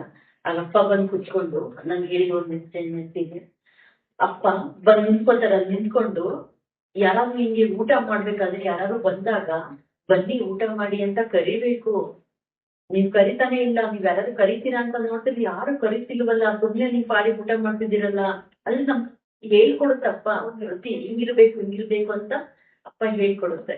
ಹಂಗೆ ಪೂಜೆನೂ ಮಾಡಿ ನಮ್ಗೆ ತೋರಿಸ್ತಾರೆ, ಹಿಂಗ್ ಇರ್ಬೇಕು, ಹಿಂಗ್ ಭಕ್ತಿ ಮಾಡ್ಬೇಕು, ಹಿಂಗ್ ಪೂಜೆ ಮಾಡ್ಬೇಕು ಅಂತ. ಅದಾದ್ಮೇಲೆ ಹಿಂದ್ಗಡೆ ದೊಡ್ಡ ಜಾಗ ಇದೆ ನಮ್ಮ ಮನೆಯಲ್ಲಿ, ಅಲ್ಲೇ ಸತ್ಸಂಗ ನಡೆದಿದ್ದ ಜಾಗ. ಅಪ್ಪ ಹಿಂದ್ಗಡೆ ನಮ್ಮ ಮನೆಯಲ್ಲಿ ಡೋರ್ ಇದೆ, ಡೋರ್ ಬಿಟ್ಟು ಸತ್ಸಂಗ ಜಾಗ, ಅಲ್ಲಿ ಕಾಲ್ ಇಡ್ತಾ ಇದ್ರ ಹೊರಗಡೆ ಭಕ್ತರ ಖುಷಿ ನೋಡಕ್ ಆಗ್ತಿಲ್ಲ, ಭಕ್ತರು ನೋಡ ಅಪ್ಪನ ಖುಷಿ ನೋಡಕ್ ನಾವೆಲ್ಲ ಅಪ್ಪ ಅಂತ ಕೂಗ್ಬಿಟ್ಟು ಅಪ್ಪ ಅಂತ ಕೂಗ್ತಾ ಇದಾರೆ. ಅಪ್ಪಂಗೆ ಖುಷಿ ಅಂದ್ರೆ ಖುಷಿ, ಅಪ್ಪಂಗೆ ಎಲ್ಲದಕ್ಕಿಂತ ಖುಷಿನ ಭಕ್ತರು ಖುಷಿ ನೋಡಕ್, ಭಕ್ತರು ಭಜನೆ ಮಾಡ್ಬೇಕು, ಅವ್ರ ಭಕ್ತಿ ಮಾಡ್ಬೇಕು, ಇದನ್ನ ನೋಡಿ ಅಪ್ಪಂಗೆ ಭಕ್ತ ಪ್ರಿಯ ಅಂತ ಹೇಳ್ತಾರೆ. ನಮ್ಗೆ ಎಷ್ಟು ಖುಷಿ ಅಪ್ಪನ ಮುಖಾನ ನನ್ಗೆ ಅಡ್ಕೊಂಡು ಒಂದು ಅಪ್ಪ ಇನ್ನೊಬ್ಬ ಇಷ್ಟು ಒಂದ್ ಮಗು ಖುಷಿ ಪಡ್ತಾರೆ ಇಷ್ಟಪಟ್ಟಿದ್ ವಸ್ತು ಕೊಟ್ಟಾಗ ಆ ತರ ಖುಷಿ ಅಪ್ಪಂಗೆ ಭಕ್ತರನ್ನೆಲ್ಲ ನೋಡಿ ಭಕ್ತರೆಲ್ಲ ಅಳ್ತಾ ಇದಾರೆ ಕೂತವ್ರು ಎಲ್ಲ ಹೋಗ್ತಾ ಇದಾರೆ ಅಳ್ತಾ ಇದಾರೆ ಅಪ್ಪ ಖುಷಿ ಅಂದ್ರೆ ಖುಷಿ ಎಲ್ರು ನೋಡಿ ಚೆನ್ನಾಗಿ ಬಂದು ಹಿಂಗೆ ಕೈ ಎತ್ತು ಇದ್ ಮಾಡಿದ್ರೆ ಅವ್ರು ಇನ್ನೂ ಹೋಗ್ಬೇಕೆಲ್ಲ ಹೋಗಕ್ ಶುರು ಮಾಡ್ಬಿಟ್ಟು ಇನ್ನೊಂದು ನಾವು ಗಮನಿಸ್ದಂಗೆ ಆ ದೊಸೆ ಮೇಲೆ ಅಪ್ಪ ಬಂದು ಕುತ್ಕೊಂಡಾಗ ನಾವೆಲ್ಲ ನಿಂತ್ಕೊಂಡು ನೃತ್ಯ ಮಾಡ್ತಿದ್ವಿ ಅಪ್ಪನ ಭಜನೆಗಳಿಗೆ ಅಪ್ಪಗ ಅದೆಷ್ಟು ಸಂತೋಷ ಖುಷಿ ಆಯ್ತು. ಅಪ್ಪ ಅಲ್ಲಿ ಕೂತಿದ್ರಲ್ಲ ಶಿವಾನಿ ಅಕ್ಕ ಇದು ಅಂತ ಅವ್ರನ್ನ ಹೋಗ್ರಿ ನೀವೆಲ್ಲ ಹೋಗ್ರಿ ಅವ್ರ ಜೊತೆ ಹೋಗಿ ಡ್ಯಾನ್ಸ್ ಮಾಡಿ ಅಂತ ಅವ್ರನ್ನ ಕಳಿಸ್ತಾ ಇದ್ರು. ನಾನು ಫಸ್ಟ್ ಟೈಮ್ ನನ್ ಯಾವತ್ತೂ ನಿಂತಿದ್ದೆ, ನಾನು ಯಾವತ್ತು ನೃತ್ಯ ಮಾಡಿದೆ ಎಲ್ಲರೂ ಮುಂದೆ. ಅವತ್ತು ನನಗೆ ಇವರೆಲ್ಲ ಆಗ್ತಾ ಇಲ್ಲ ಅಂತಲ್ಲ ನಾನು ಡ್ಯಾನ್ಸ್ ಮಾಡ್ತಾ ಫಸ್ಟ್ ಟೈಮ್ ನನ್ನ ಅಪ್ಪ ಮಾಡಿದ್ದು. ಅವಾಗ ಟೈಮಲ್ಲಿ ತುಂಬಾ ಅವತ್ತು ಅಷ್ಟೇ ಅಪ್ಪ ಗಂಡ ಇತ್ತು ಎಲ್ರ ಮೇಲೆ ಅಷ್ಟು ಸಿಕ್ಕಾಪಟ್ಟೆ ಖುಷಿ ಆಯ್ತು, ಒಳ್ಳೆದಾಗಿತ್ತು. ಏನ್ ನನಗೆ ಆ ಒಂದು ಮೂಮೆಂಟ್ ನನಗೆ ಅರ್ಗಿಸ್ಕೊಳಕ್ ಆಗ್ತಾ ಇಲ್ಲ. ನಮ್ಗೆ ಶಿವ ಬಂದಿದ್ದಾನೆ ನನಗೆ, ಶಿವ ಬಂದಿದ್ದಾನೆ, ಶಿವ ಬಂದಿದ್ದಾನೆ. ಶಿವರಾತ್ರಿ ಹತ್ರ ಇತ್ತು, ಶಿವರಾತ್ರಿ ಹತ್ರ ಇತ್ತು, ಶಿವ ಬಂದಿದ್ದಾನೆ. ಅದೊಂದು ವಿಚಾರಕ್ಕೆ ನಮ್ಗೆಲ್ಲ ಅರ್ಗಿಸ್ಕೊಳಕ್ ಆಗ್ತಿರಲಿಲ್ಲ. ಅಷ್ಟು ಭಾವುಕ ಅಷ್ಟು ಖುಷಿ ಆಗಿತ್ತು. ಅದೆಲ್ಲ ಆಯ್ತು. ಅವತ್ತು ಏನಂತಂದ್ರೆ ಕೊನೆ ಪಾಠ ಪೂಜೆ ಮಾಡಕ್ಕೆ ಒಂದು ಅವಕಾಶ ಸಿಕ್ತು. ಪಾಠ ಪೂಜೆ ಎಲ್ಲ ಮಾಡಿದ್ವಿ. ಅವಾಗ ಅಪ್ಪಂಗೆ ಅಂತ ಒಂದ್ ಶಾಲು, ಹಾರ, ಆಮೇಲೆ ಪೇಟ ಇದೆಲ್ಲ ತಂದಿದ್ವಿ ಅಪ್ಪಂಗೆ ಅಂತಂದು, ಅಪ್ಪಂಗೆ ಕೊಡಕ್ಕೆ ಅಂತ. ಅದನ್ನ ಅಪ್ಪ ಅವತ್ ಆಶ್ಚರ್ಯ ಅಂತಂದ್ರೆ ಅಷ್ಟು ನನಗೆ ಹಾಕಿಸ್ತು. ಕಿರೀಟ ನಿಮ್ಗೆ ಹಾಕ್ದಾಗಂತೂ ಬಹಳ ಚೆನ್ನಾಗಿ ಕಾಣ್ತಿದ್ರಿ. ಖುಷಿ ನನಗೆ. ಗಂಧ ಎಲ್ಲ ಹಚ್ಚಿ ಕುಂಕುಮ ಎಲ್ಲ ಇಟ್ಟಿದೆ, ಇದು ಒಪ್ಕೋಬೇಡ ಅಂತ. ಸರಿಯಪ್ಪ ಆಯ್ತು ಅಂತಂದ್ರೆ ಒಪ್ಕೋಬೇಡ ಅಂತಂದು ಆಮೇಲೆ ಪೇಟ ಇಟ್ಟು ನನಗೆ ಶಾಲು ಹಾರ ಎಲ್ಲ ಉಡ್ಸಿ ಆ ಕಡೆ ಜನಗಳಿಗೆ ಕೂತಿದ್ರಲ್ಲ ಅವ್ರ ಕಡೆ ನೋಡಿ ನಮಸ್ಕಾರ ಮಾಡುದು ಅಂತಂದ್ರು. ಎಲ್ರು ಆಶೀರ್ವಾದ ಸಿಗ್ಲಿ ನಿನಗೆ ಅಂತ. ಆ ಕಡೆ ತಿರುಗಿ ನಮಸ್ಕಾರ ಮಾಡುದು ಅಂತಂದ್ರು. ಆಮೇಲೆ ಆ ಕಡೆ ಜನಗಳೆಲ್ಲ ತಿರುಗಿ ನಮಸ್ಕಾರ ಮಾಡಿದೆ. ಆಮೇಲೆ ಒಂದು ಅಪ್ಪನ ಜೊತೆ ಎಲ್ಲ ಫೋಟೋ ಎಲ್ಲ ತೆಗೆದುಕೊಂಡು ಅವಾಗ ಅಪ್ಪ ಪ್ರಸಾದಕ್ಕೆ ಅಂತ ತುಂಬಾ ಆಸೆಯಿಂದ ಇವರು ನಮ್ ತಾಯಿ ಅಪ್ಪಂಗೆ ಅಂತ ಮಾಡಿದ್ರು. ಬೇರೆ ಬೇರೆ ತಿಂಗಿ ಹೋಳ್ಗೆ ಅದು ಇದು ಎಲ್ಲ.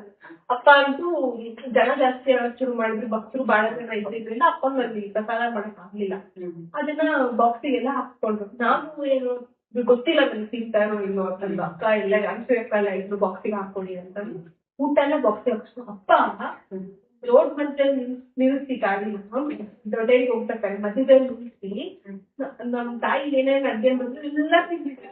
ಎಲ್ಲಾರು ಹೋಳಿಗೆ ಪಲ್ಯ ಅದೇನೇನು ಮಾಡಿ ಸಂಸಾರ ತಿಂದಿದ್ದಾರೆ. ಭಕ್ತಿ ಈ ಭಗವಂತ ಹೆಂಗ್ ಸ್ವೀಕರಿಸ್ತಾನೆ ಅಂದ್ರೆ ಅಕ್ಕ ಹೇಳ್ತಾ ಇದ್ರು ಅವಾಗ ಹಿಂಗೆ ಶಿವಾನಿ ಅಕ್ಕ ಇದ್ರಲ್ಲ ಅವ್ರು ಹೇಳಿದ್ರು ಅಪ್ಪ ನಿಲ್ಲಿಸಿ ಎಲ್ರಿಗೂ ಪ್ರಸಾದ ಭಕ್ತಿ ಇರುತ್ತೆ. ನೀವು ಹೋಳ್ಗೆ ಎಲ್ಲ ಕಡಿಮೆ ಅಲ್ಲ ಅಪ್ಪ ಕೇಳಿದ, ಬಟ್ ಅವತ್ತು ಕೊಡು ತಿಂತೀನಿ ಇದನ್ನು ಕೊಡು ಏನಿದೆ ಅದ್ ಕೊಡು ಏನಿದೆ ಅಂತ ಎಲ್ಲಾ ಖುಷಿಯಿಂದ ಎಲ್ಲಾ ಮಾಡಿದಷ್ಟು ಪ್ರಸಾದನು ಅವ್ರು ಸ್ವೀಕರಿಸಿದ್ದಾರೆ ಅಂತಂದ್ರು. ಅಲ್ಲಿಗೊಂದು ಬಹಳ ಒಂದು ಮನಸ್ಸಿಗೆ ಸಮಾಧಾನ. ಮತ್ತೆ ನಮ್ಮ ಏನು ಕರ್ಮಗಳಿತ್ತು ಅಪ್ಪ ಬಂದು ಹೋಗಿ ಇದೆಲ್ಲ ಮಾಡ್ಬೇಕು ಎಲ್ಲ ಕಳೀತೇವೆ ನಾವು. 100% ಅಪ್ಪನ್ ಬರುತ್ತೆ. ಚೆನ್ನಾಗಿತ್ತು. ಸತ್ಸಂಗ ಅಂತೂ ಬಹಳ ಚೆನ್ನಾಗಾಯ್ತು. ಮತ್ ಆಮೇಲೆ ಅಪ್ಪನ ಆಶೀರ್ವಾದ ಅಂತಂದ್ರೆ ಅಪ್ಪನ ಬರ್ತಡೇ ಅವ್ರು ನನಗೆ ಆಶೀರ್ವಾದ ಮಾಡಿದ್ರೆ ಉಗ್ರ ಗೊತ್ತಾಗಿತ್ತು. ಅಪ್ಪ ಮಹಾಸತ್ಸಂಗ ನಮ್ಮ ಮನೇಲಿ ನಡೆದು ಬಂದು ಹೋಗಿದ್ ಮಾಡಿದ್ರೆ ಗಂಟಿನ ಮನೆ ಅಷ್ಟೂ ಜನ ನಮ್ಮ ಮನೆ ಬಂದ್ರು. ಇನ್ನು ಮಿರಾಕಲ್. ಅಷ್ಟು ಜನ ನೆಕ್ಸ್ಟ್ ದಿವಸನೇ ಇಡೀ ಅವ್ರ ಕುಟುಂಬ ಎಲ್ಲಾರು ಬಂದು ಹೂ ಮುಡ್ಸೋ ಶಾಸ್ತ್ರ ಇರುತ್ತಲ್ಲ ಅದೆಲ್ಲ ಅವತ್ತೇ ಆಯ್ತು. ಅದಾದ್ಮೇಲೆ ಮತ್ತೆ ಇನ್ನೊಂದ್ಸತಿ ಆಶ್ರಮಕ್ಕೆ ಹೋಗಿ ಅಪ್ಪನ ಆಶೀರ್ವಾದ ಪಡೆದು ಹೂ ಅಂದ್ಮೇಲೆ ಸರಿ ಅಂತ ನಾವು ಅಂದ್ರೆ ಭಗವಂತ ಬಂದು ಹೋದ್ಮೇಲೆ ಅಲ್ಲಿ ಏನಾದ್ರು ಶುಭ ಕೃತ್ಯ ನಡಿಲೇಬೇಕಲ್ಲ. ನನ್ನ ಜೀವನದಲ್ಲಿ ಏನ್ ಸಂಸಾರಕ್ಕೆ ಕಾಲಿಲ್ಲ ಅದು ಅಂತ ಅಪ್ಪ ಬಂದು ಹೋದ್ಮೇಲೆ ಅಪ್ಪನ ಆಶೀರ್ವಾದದಿಂದಾನೇ ಪ್ರತಿಯೊಂದು ಕೂಡ ಆಗಿದ್ದು. ಇದು ಎಲ್ಲದಕ್ಕೂ ಪೂರಕವಾಗಿರೋ ಇನ್ಸಿಡೆಂಟ್ ನಾನು ಹೇಳ್ತೀನಿ. ಏನಾಗಿತ್ತು ಅಂದ್ರೆ ಇದಾದ್ಮೇಲೆ ಗುರುಗೀತೆದು ಪಾರಾಯಣ ಮಾಡ್ಬೇಕು ಅಂತ ಎಲ್ಲ ವಾಟ್ಸ್ಆಪ್ ಗ್ರೂಪ್ಗಳಲ್ಲಿ ಇವಾಗ ನಿಮ್ ಮದ್ವೆ ಸೆಟ್ ಆಯ್ತು. ಈಗ ಮದ್ವೆ ಡೇಟ್ ಏನಾದ್ರು ಫಿಕ್ಸ್ ಮಾಡಿದ್ರಿ, ಅದ್ರ ಮಧ್ಯದಲ್ಲಿ ಗುರುಗೀತೆ ಬಂತು. ಗುರುಗೀತೆ ಮದ್ವೆ ಎಷ್ಟು ದಿನ ಉಳ್ಕೊಂಡಿತ್ತು ಗುರುಗೀತೆ? 1.5 ತಿಂಗಳೇನೋ ಇತ್ತು ಅಂತ ಅನ್ಸುತ್ತೆ. 1.5 ತಿಂಗಳು ಅಷ್ಟೇ ಟೈಮ್ ಮದ್ವೆಗೆ. ಅದ್ರ ನಡುವೆ ಗುರುಗೀತೆ ಪಾರಾಯಣಕ್ಕೆ ಆಶ್ರಮಕ್ಕೆ ಬಂದ್ರಿ. ಅಷ್ಟು 1.5 ತಿಂಗಳಿತ್ತು. ನನಗೆ ಗುರುಗೀತೆ ಪಾರಾಯಣ ಮಾಡ್ಬೇಕು. ನಾನು ಯಾವತ್ತೂ ಅಷ್ಟೊಂದು ನುಡಿದೇ ಇಲ್ಲ. ನನಗೆ ಬೇರೆ ಕಡೆ ಉಳ್ಕೊಂಡ್ ಅಭ್ಯಾಸವೂ ಇಲ್ಲ. ಎಲ್ಲ ಹೋಗಿ ಬರೋದು ಅಷ್ಟು ಬರ್ತಿದ್ದೆ, ಹೋಗ್ತಿದ್ದೆ ಅಷ್ಟೇ. ಅವತ್ತು ಉಳ್ಕೊಂಡಿಲ್ಲ. ನನ್ಗೇನು ಎಕ್ಸ್ಪೀರಿಯನ್ಸೇ ಇಲ್ಲ. 7 ದಿನ ಉಳ್ಕೊಂಡಿದ್ರೆ ಇಷ್ಟೆಲ್ಲ ಸರಿ ಅಂತಂದು ನನ್ ಕೈಲೂ ನನಗೆ ನನ್ ಮೇಲೆ ಡೌಟ್. ನನ್ ಕೈಲಿ ಆಗುತ್ತಾ 7 ದಿನ ಇರಕ್ಕೆ? ಪ್ರತಿನಿತ್ಯ ಜನಗಳು ಅವ್ರ ಫೋನ್ ಎಷ್ಟೋ ಕೆಲ್ಸ ಇರ್ತವೆ ಇದೆಲ್ಲದ್ರ ಮಧ್ಯೆ ಇದೆಲ್ಲ ಬಿಟ್ಟು ಇರಕ್ಕಾಗುತ್ತಾ? ನನ್ಗಾಗುತ್ತಾ? 1 ದಿನ 2 ದಿನ ಇದ್ರೆ ಓಕೆ. 7 ದಿನ ಇರ್ಬೇಕು. ಮದ್ವೆ ತಯಾರಿ 1.5 ತಿಂಗಳು ಅಷ್ಟೇ ಇದೆಲ್ಲ ಯೋಚನೆ ಮಾಡ್ತಿದ್ದೆ. ಅಷ್ಟೊತ್ತಿಗೆ ಏನ್ ಮಾಡೋದು ಅಂತಂದು ಸುಮ್ನೆ ಒಟ್ಟು ಆಸೆ ಇತ್ತು, ಸುಮ್ನಿದ್ದೆ. ಅದಾದ್ಮೇಲೆ ನಮ್ ತಂದೆ ಬೆಂಗಳೂರಲ್ಲಿ ಪೃಥ್ವಿ ಸರ್ ಭಕ್ತರಿದಾರಲ್ಲ, ಅವ್ರ ಹತ್ರ ಏನೋ ವಿಚಾರಕ್ಕೆ ಹೋದಾಗ ಅವರು ಸರ್ ನಾನು 7 ದಿನ ಇರಲ್ಲ, ಈ ಪಾರಾಯಣಕ್ಕೆ ಹೋಗ್ತಿದ್ದೀನಿ ದೊಡ್ಡೇರಿಗೆ ಅಂತ ನಮ್ ತಂದೆ ಹೇಳಿದ್ರು. ತಂದೆ ಸರ್ ಹೌದಾ ಈ ತರ ಪಾರಾಯಣ ಇದೆಯಾ ಅಂತ ನನಗೆ ಹೇಳಿದ್ರು. ಹಿಂಗಿದ್ಯಾ ಅಂತ. ಹೌದಪ್ಪ ನನಗೂ ಆಸೆ ಇತ್ತು ಬರ್ಕೆ, ಮತ್ತೆ ಹೋಗ್ಬಾ ಅಂತ. ನನಗೆ ಯಾವಾಗ್ಲೂ ಅದೇ ಇತ್ತು, ಮನೇಲಿ ಹೋಗ್ತಾರ ಮದ್ವೆ ಒಪ್ಪಿ ಕಳ್ಸಂಗ ಅಂತಂದ್ರು. ಓ ಸರಿ ಇದಪ್ಪ ನಿಚ್ಚೇನೆ ನೋಡಿಚ್ಚೆ ಅಂತ ಏನು ಅಂತಂದು. ಆಮೇಲೆ ಅದಾದ ತಕ್ಷಣ ನೀನ್ ಅನ್ಸಿದ್ದು ಕರ್ಸ್ಕೊಳ್ಳೋನು ಅವನಿಗೆ ಕುತ್ಕೊಳ್ಳೋರು ಅವ್ರ ಎಲ್ಲದೂ ಮಾಡ್ಕೊಂಡು ಅವ್ರೆ ಅಂತಂದು ಸರಿ ಅಂತ ಅಲ್ಲಿಗೆ ಬಂದು ನಿಮ್ ಜೊತೆಗೆಲ್ಲ ಗೊತ್ತಿದೆ. ನಮ್ಗಂತೂ ಆ ಒಂದು ಮೂಮೆಂಟ್ ನಾನು ನೆನ್ಸ್ಕೊಂಡ್ರೆ ಇವತ್ತು ಕೂಡ ಎಂತ ಶುಭಗಳಿಗೆ ಅಪ್ಪ ನಮ್ ಜೀವನದಲ್ಲಿ ಅದು ಅಂತ ಅನ್ಸುತ್ತೆ. ನಾವ್ ಅದೇ ಯೋಚನೆ ಮಾಡ್ತಿದ್ವಿ, ನಾವೆಲ್ಲರೂ ಮಾತಾಡ್ಕೊಂಡಿದೀವಿ ಅಲ್ಲ, ಒಬ್ರು ಶಾಸಕರ ಮಗಳಾಗಿ ಈಗ ನಿಮ್ಗೆ ಸಪ್ರೇಟ್ ರೂಮ್ ಕೊಡ್ತಿದೀಯಪ್ಪ ಅಂತಂದ್ರು ನೀವು ಅದನ್ನೆಲ್ಲ ಬೇಡ, ಏನ್ ಬೇಡ, ನಾವ್ ಇವ್ರ ಜೊತೆ ಸಾಮಾನ್ಯವಾಗಿ ನಿಮ್ಗೆ ಇರ್ತೀವಿ ಅಂತ 7 ದಿನ ನಮ್ ಜೊತೆ ಚಾಪೆ ಮೇಲೆ ಮಲ್ಕೊಂಡು ನಮ್ ಜೊತೆನೆ ಅಲ್ಲಿ ಎಲ್ರು ಯೂಸ್ ಮಾಡೋಂತ ವಾಶ್ರೂಮ್ಸ್ ಸ್ನಾನ ಎಲ್ಲ ಅಲ್ಲೇ ಬೆಳಿಗ್ಗೆ ಜಾವ 4 ಗಂಟೆಗೆ ಶುರುವಾಗ್ಬಿಡೋದು ನಮ್ಗೆ ಪಾರಾಯಣ ಎಲ್ಲ. ಬಹಳ ಚೆನ್ನಾಗಿತ್ತು. ಬಟ್ ಅಂದ್ರೆ ಅಪ್ಪನ ಸಾನ್ನಿಧ್ಯದ ಮುಂದೆ ಏನು ಬೇಕಂತಲ್ಲ, ಸುಮ್ನೆ ಹೋಗ್ಬಿಟ್ಟು ಎಲ್ಲೋ ಒಂದ್ ಕಡೆ ಆಶ್ರಮದಲ್ಲಿ ಎಲ್ಲೋ ಒಂದ್ ಕಡೆ ಇದ್ರು ನಮ್ಗೆ ಏನೋ ಸಮಾಧಾನ ಆಗ್ತಿತ್ತು. ಅದು ಅಪ್ಪನಿಗಿರೋ ಒಂದು ಶಕ್ತಿ. ಅದಾದ್ಮೇಲೆ ಅಲ್ಲಿ ಗುರುಗೀತೆ ಪಾರಾಯಣಕ್ಕೆ ಅಂತ ಹೋದಾಗ ಫಸ್ಟ್ ಡೇ ಇದ್ದೊಳಗಡೆ ಎದ್ದ ಅಭ್ಯಾಸವೇ ಇಲ್ಲ. 4 ಗಂಟೆಗೆ ಯಾವಾಗ್ಲೂ ಸ್ವಲ್ಪ ಲೇಟ್ ಆಗಿ ನಾನು ಮನೇಲಿ ರಾತ್ರಿ ಎಷ್ಟೊತ್ತ ಮಾಡ್ಬೇಕಾದ್ರೆ ನಾನು ಏನ್ ಬೇಕಾದ್ರೂ ಬರೀತೀನಿ, ಏನ್ ಬೇಕಾದ್ರೂ ಮಾಡ್ತೀನಿ. ರಾತ್ರಿ ಬೆಳಗ್ಗೆ ಎದ್ದಾಡದಂತೆ ಆಗ್ತೀನಿ. ಅದ್ನು ಕರೆಕ್ಟು 4:30 ಅಪ್ಪ ಅಂತ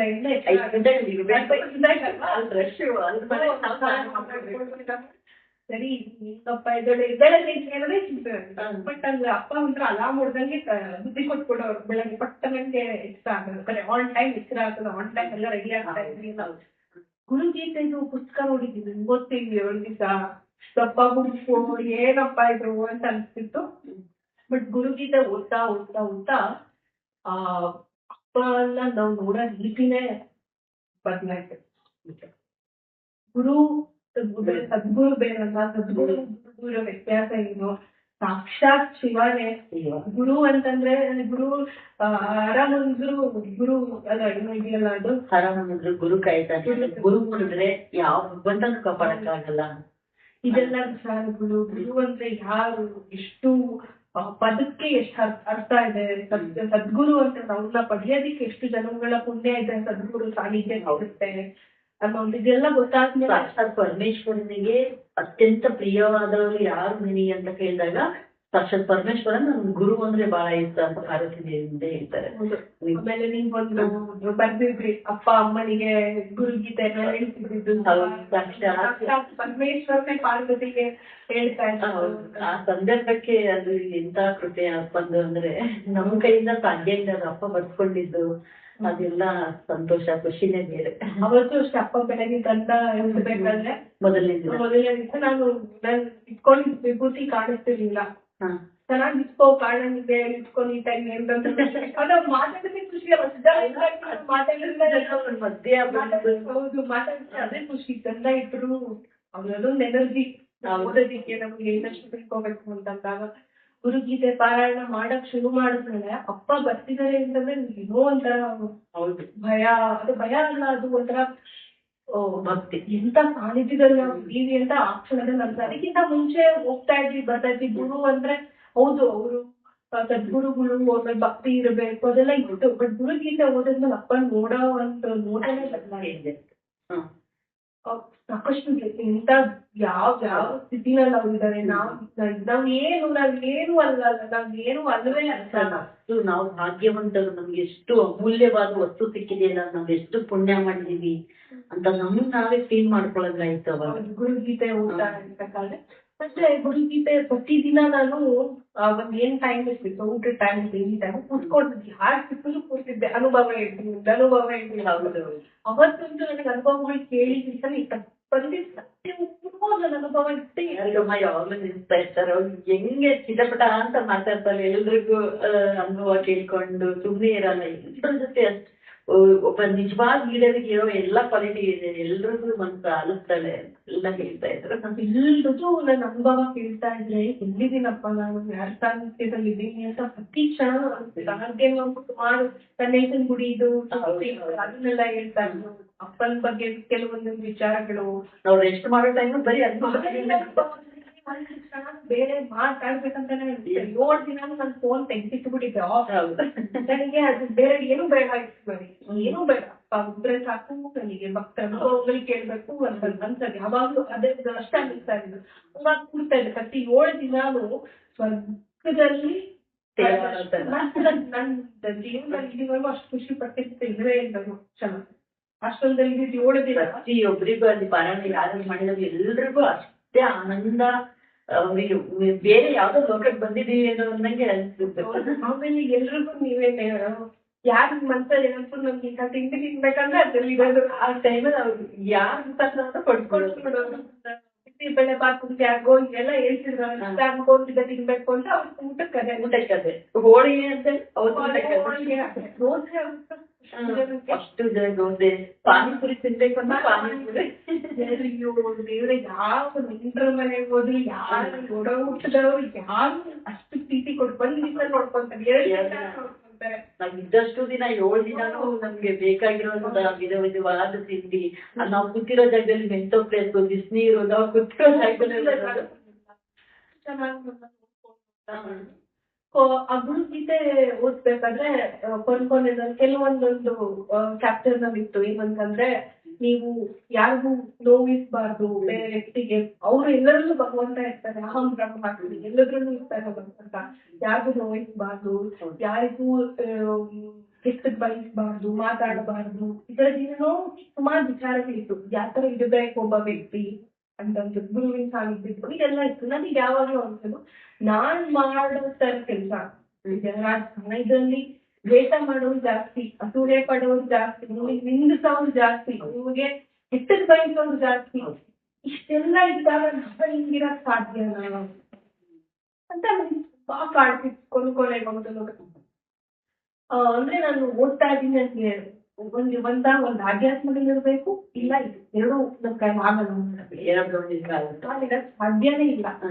ಯಾಕಂತಂದ್ರೆ ರಾಜಕಾರಣ ಅಂತಂದ್ರೆ ಬಹಳಷ್ಟು ಅಲ್ಲಿ ಕೆಟ್ಟ ವಿಚಾರಗಳೇ ಜಾಸ್ತಿ. ಒಳ್ಳೆ ಜನ ಇರೋರು ಒಳ್ಳೇದು ಮಾಡಬೇಕು, ಇದ್ರದ್ದೆಲ್ಲ ಕಡಿಮೆ.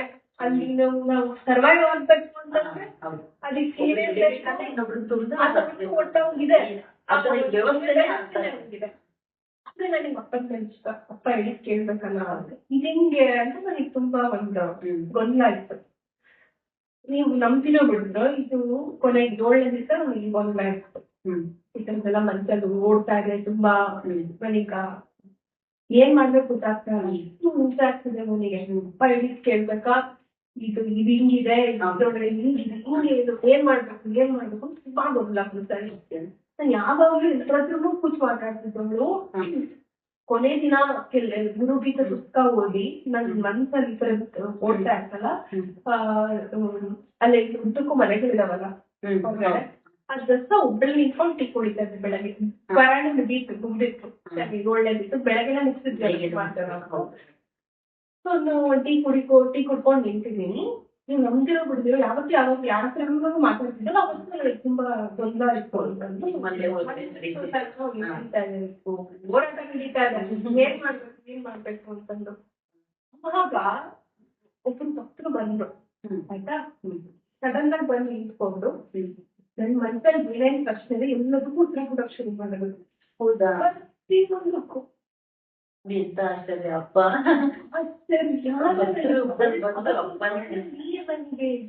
ಇಷ್ಟು ಚೆನ್ನಾಗಿ ಅಪ್ಪ ಅರ್ಥ ಮಾಡ್ಕೊಡುತ್ತಲ್ಲ. ಒಂದು ಕ್ಷಣದಲ್ಲಿ ನನ್ ಯೋಚನೆ ಜಾಸ್ತಿ ನನ್ನ ಇದಕ್ಕೆ ಬಿಡ್ಲಿಲ್ಲ. ಬಂದ್ ನಿಂತ್ಕೊಂಡು ನಿನ್ ಮನ್ಸಲ್ಲಿ ಈ ತರ ಹೋಗ್ತಾ ಇದೆ, ಹೀಗೆ ರಾಜಕಾರಣ ಹಿಂಗೆ ಮಾಡೋದು, ಅಪ್ಪ ಇಲ್ಲಿ ಹಿಂಗ್ ಮಾಡೋದು ನಿಂತಾಗೆಲ್ಲ ಇದೆ.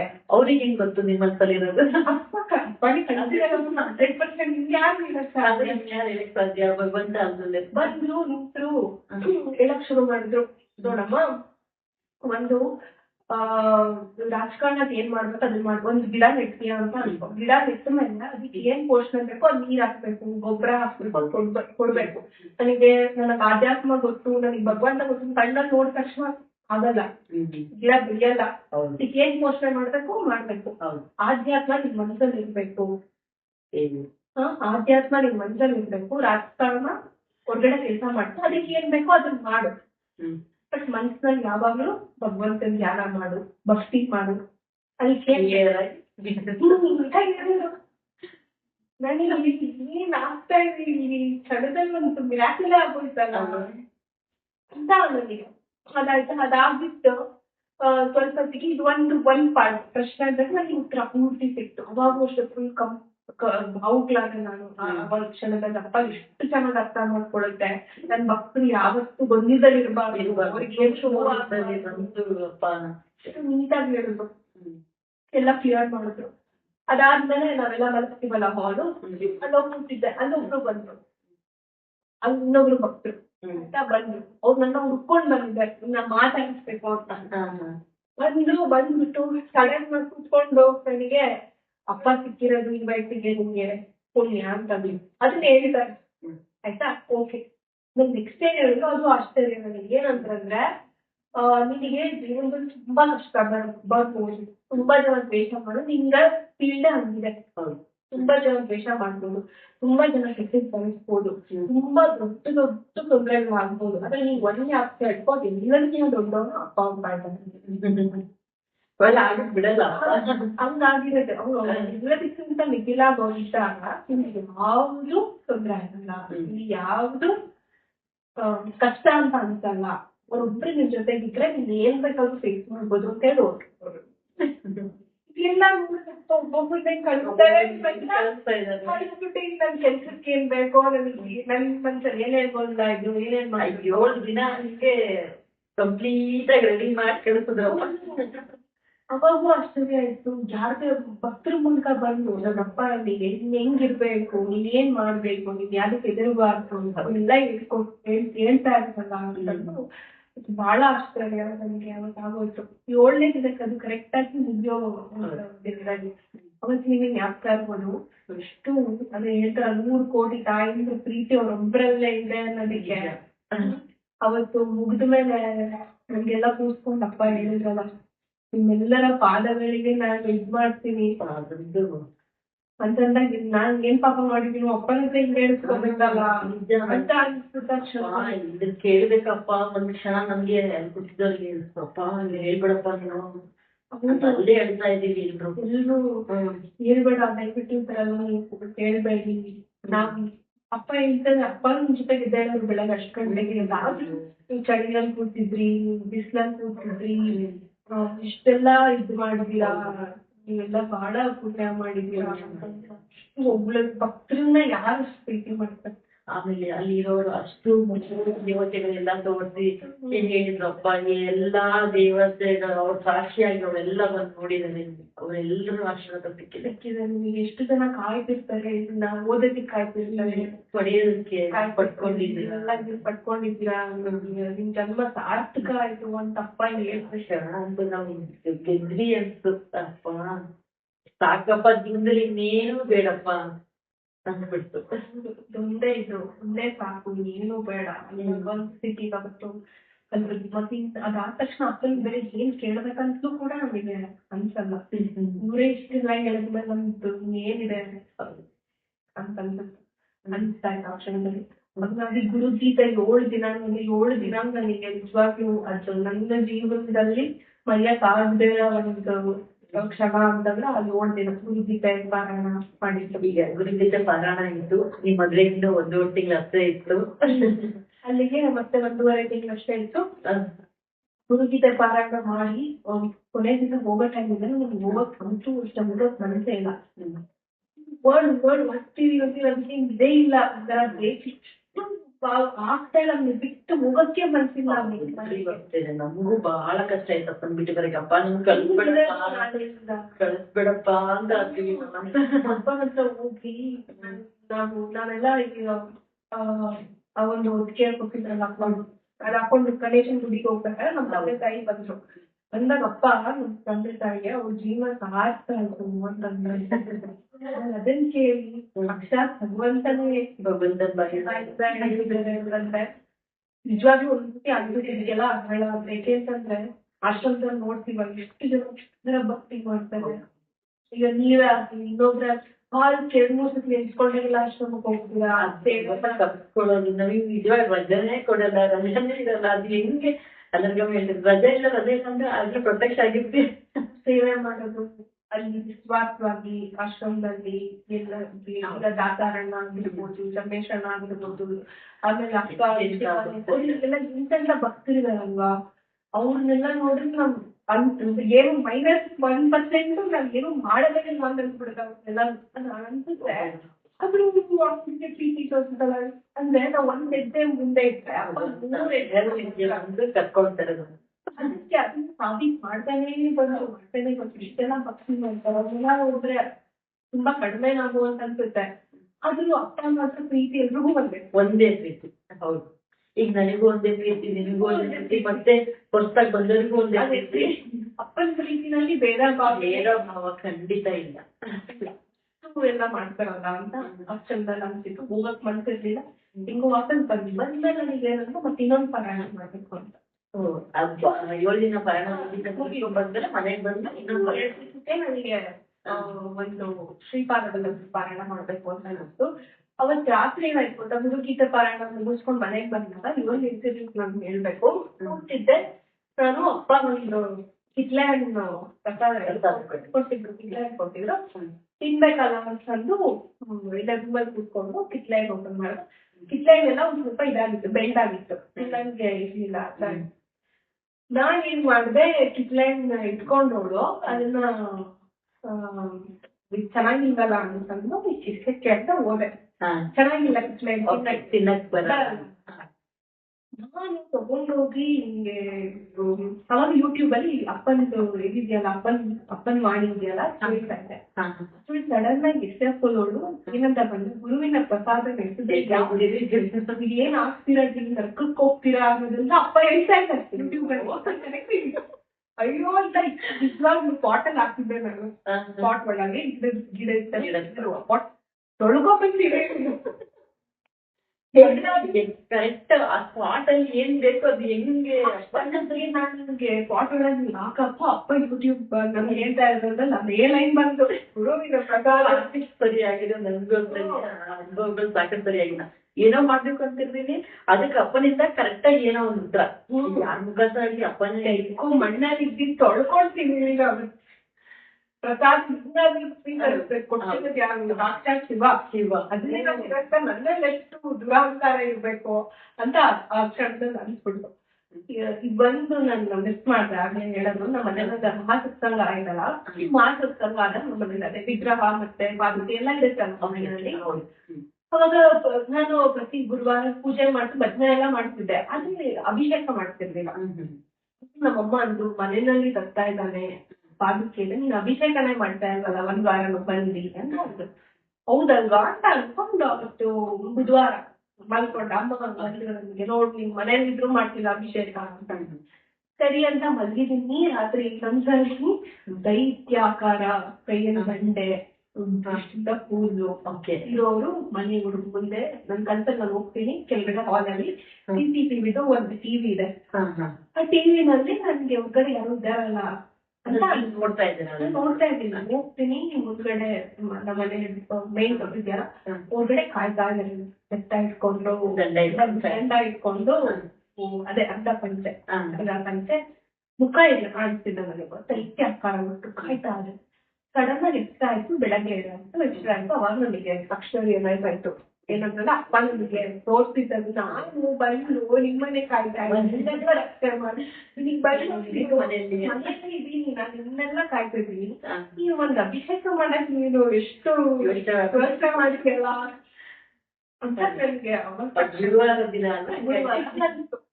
ಸರಿ ಅಂತ ಬೆಳಗ್ಗೆ ಫುಲ್ ಭಯ ಬಂದ ಆಕಾರ ಚಿತ್ರ ಆಕಾರ ಯಾವ್ಯಾವ ರೂಪದಲ್ಲಿ ತರ್ತಾರೆ ಅಲ್ವಾ, ದ್ವೈತ್ಯ ಆಕಾರ ಇಷ್ಟಲ್ಲ ಇಷ್ಟುದ್ದ ಭಯ ಆಗುತ್ತೆ ನೋಡಿದ್ರೆ, ಎದುರ್ಸಕ್ಕೆ ಅಂತ ಅನ್ಸುತ್ತೆ ನನಗೆ.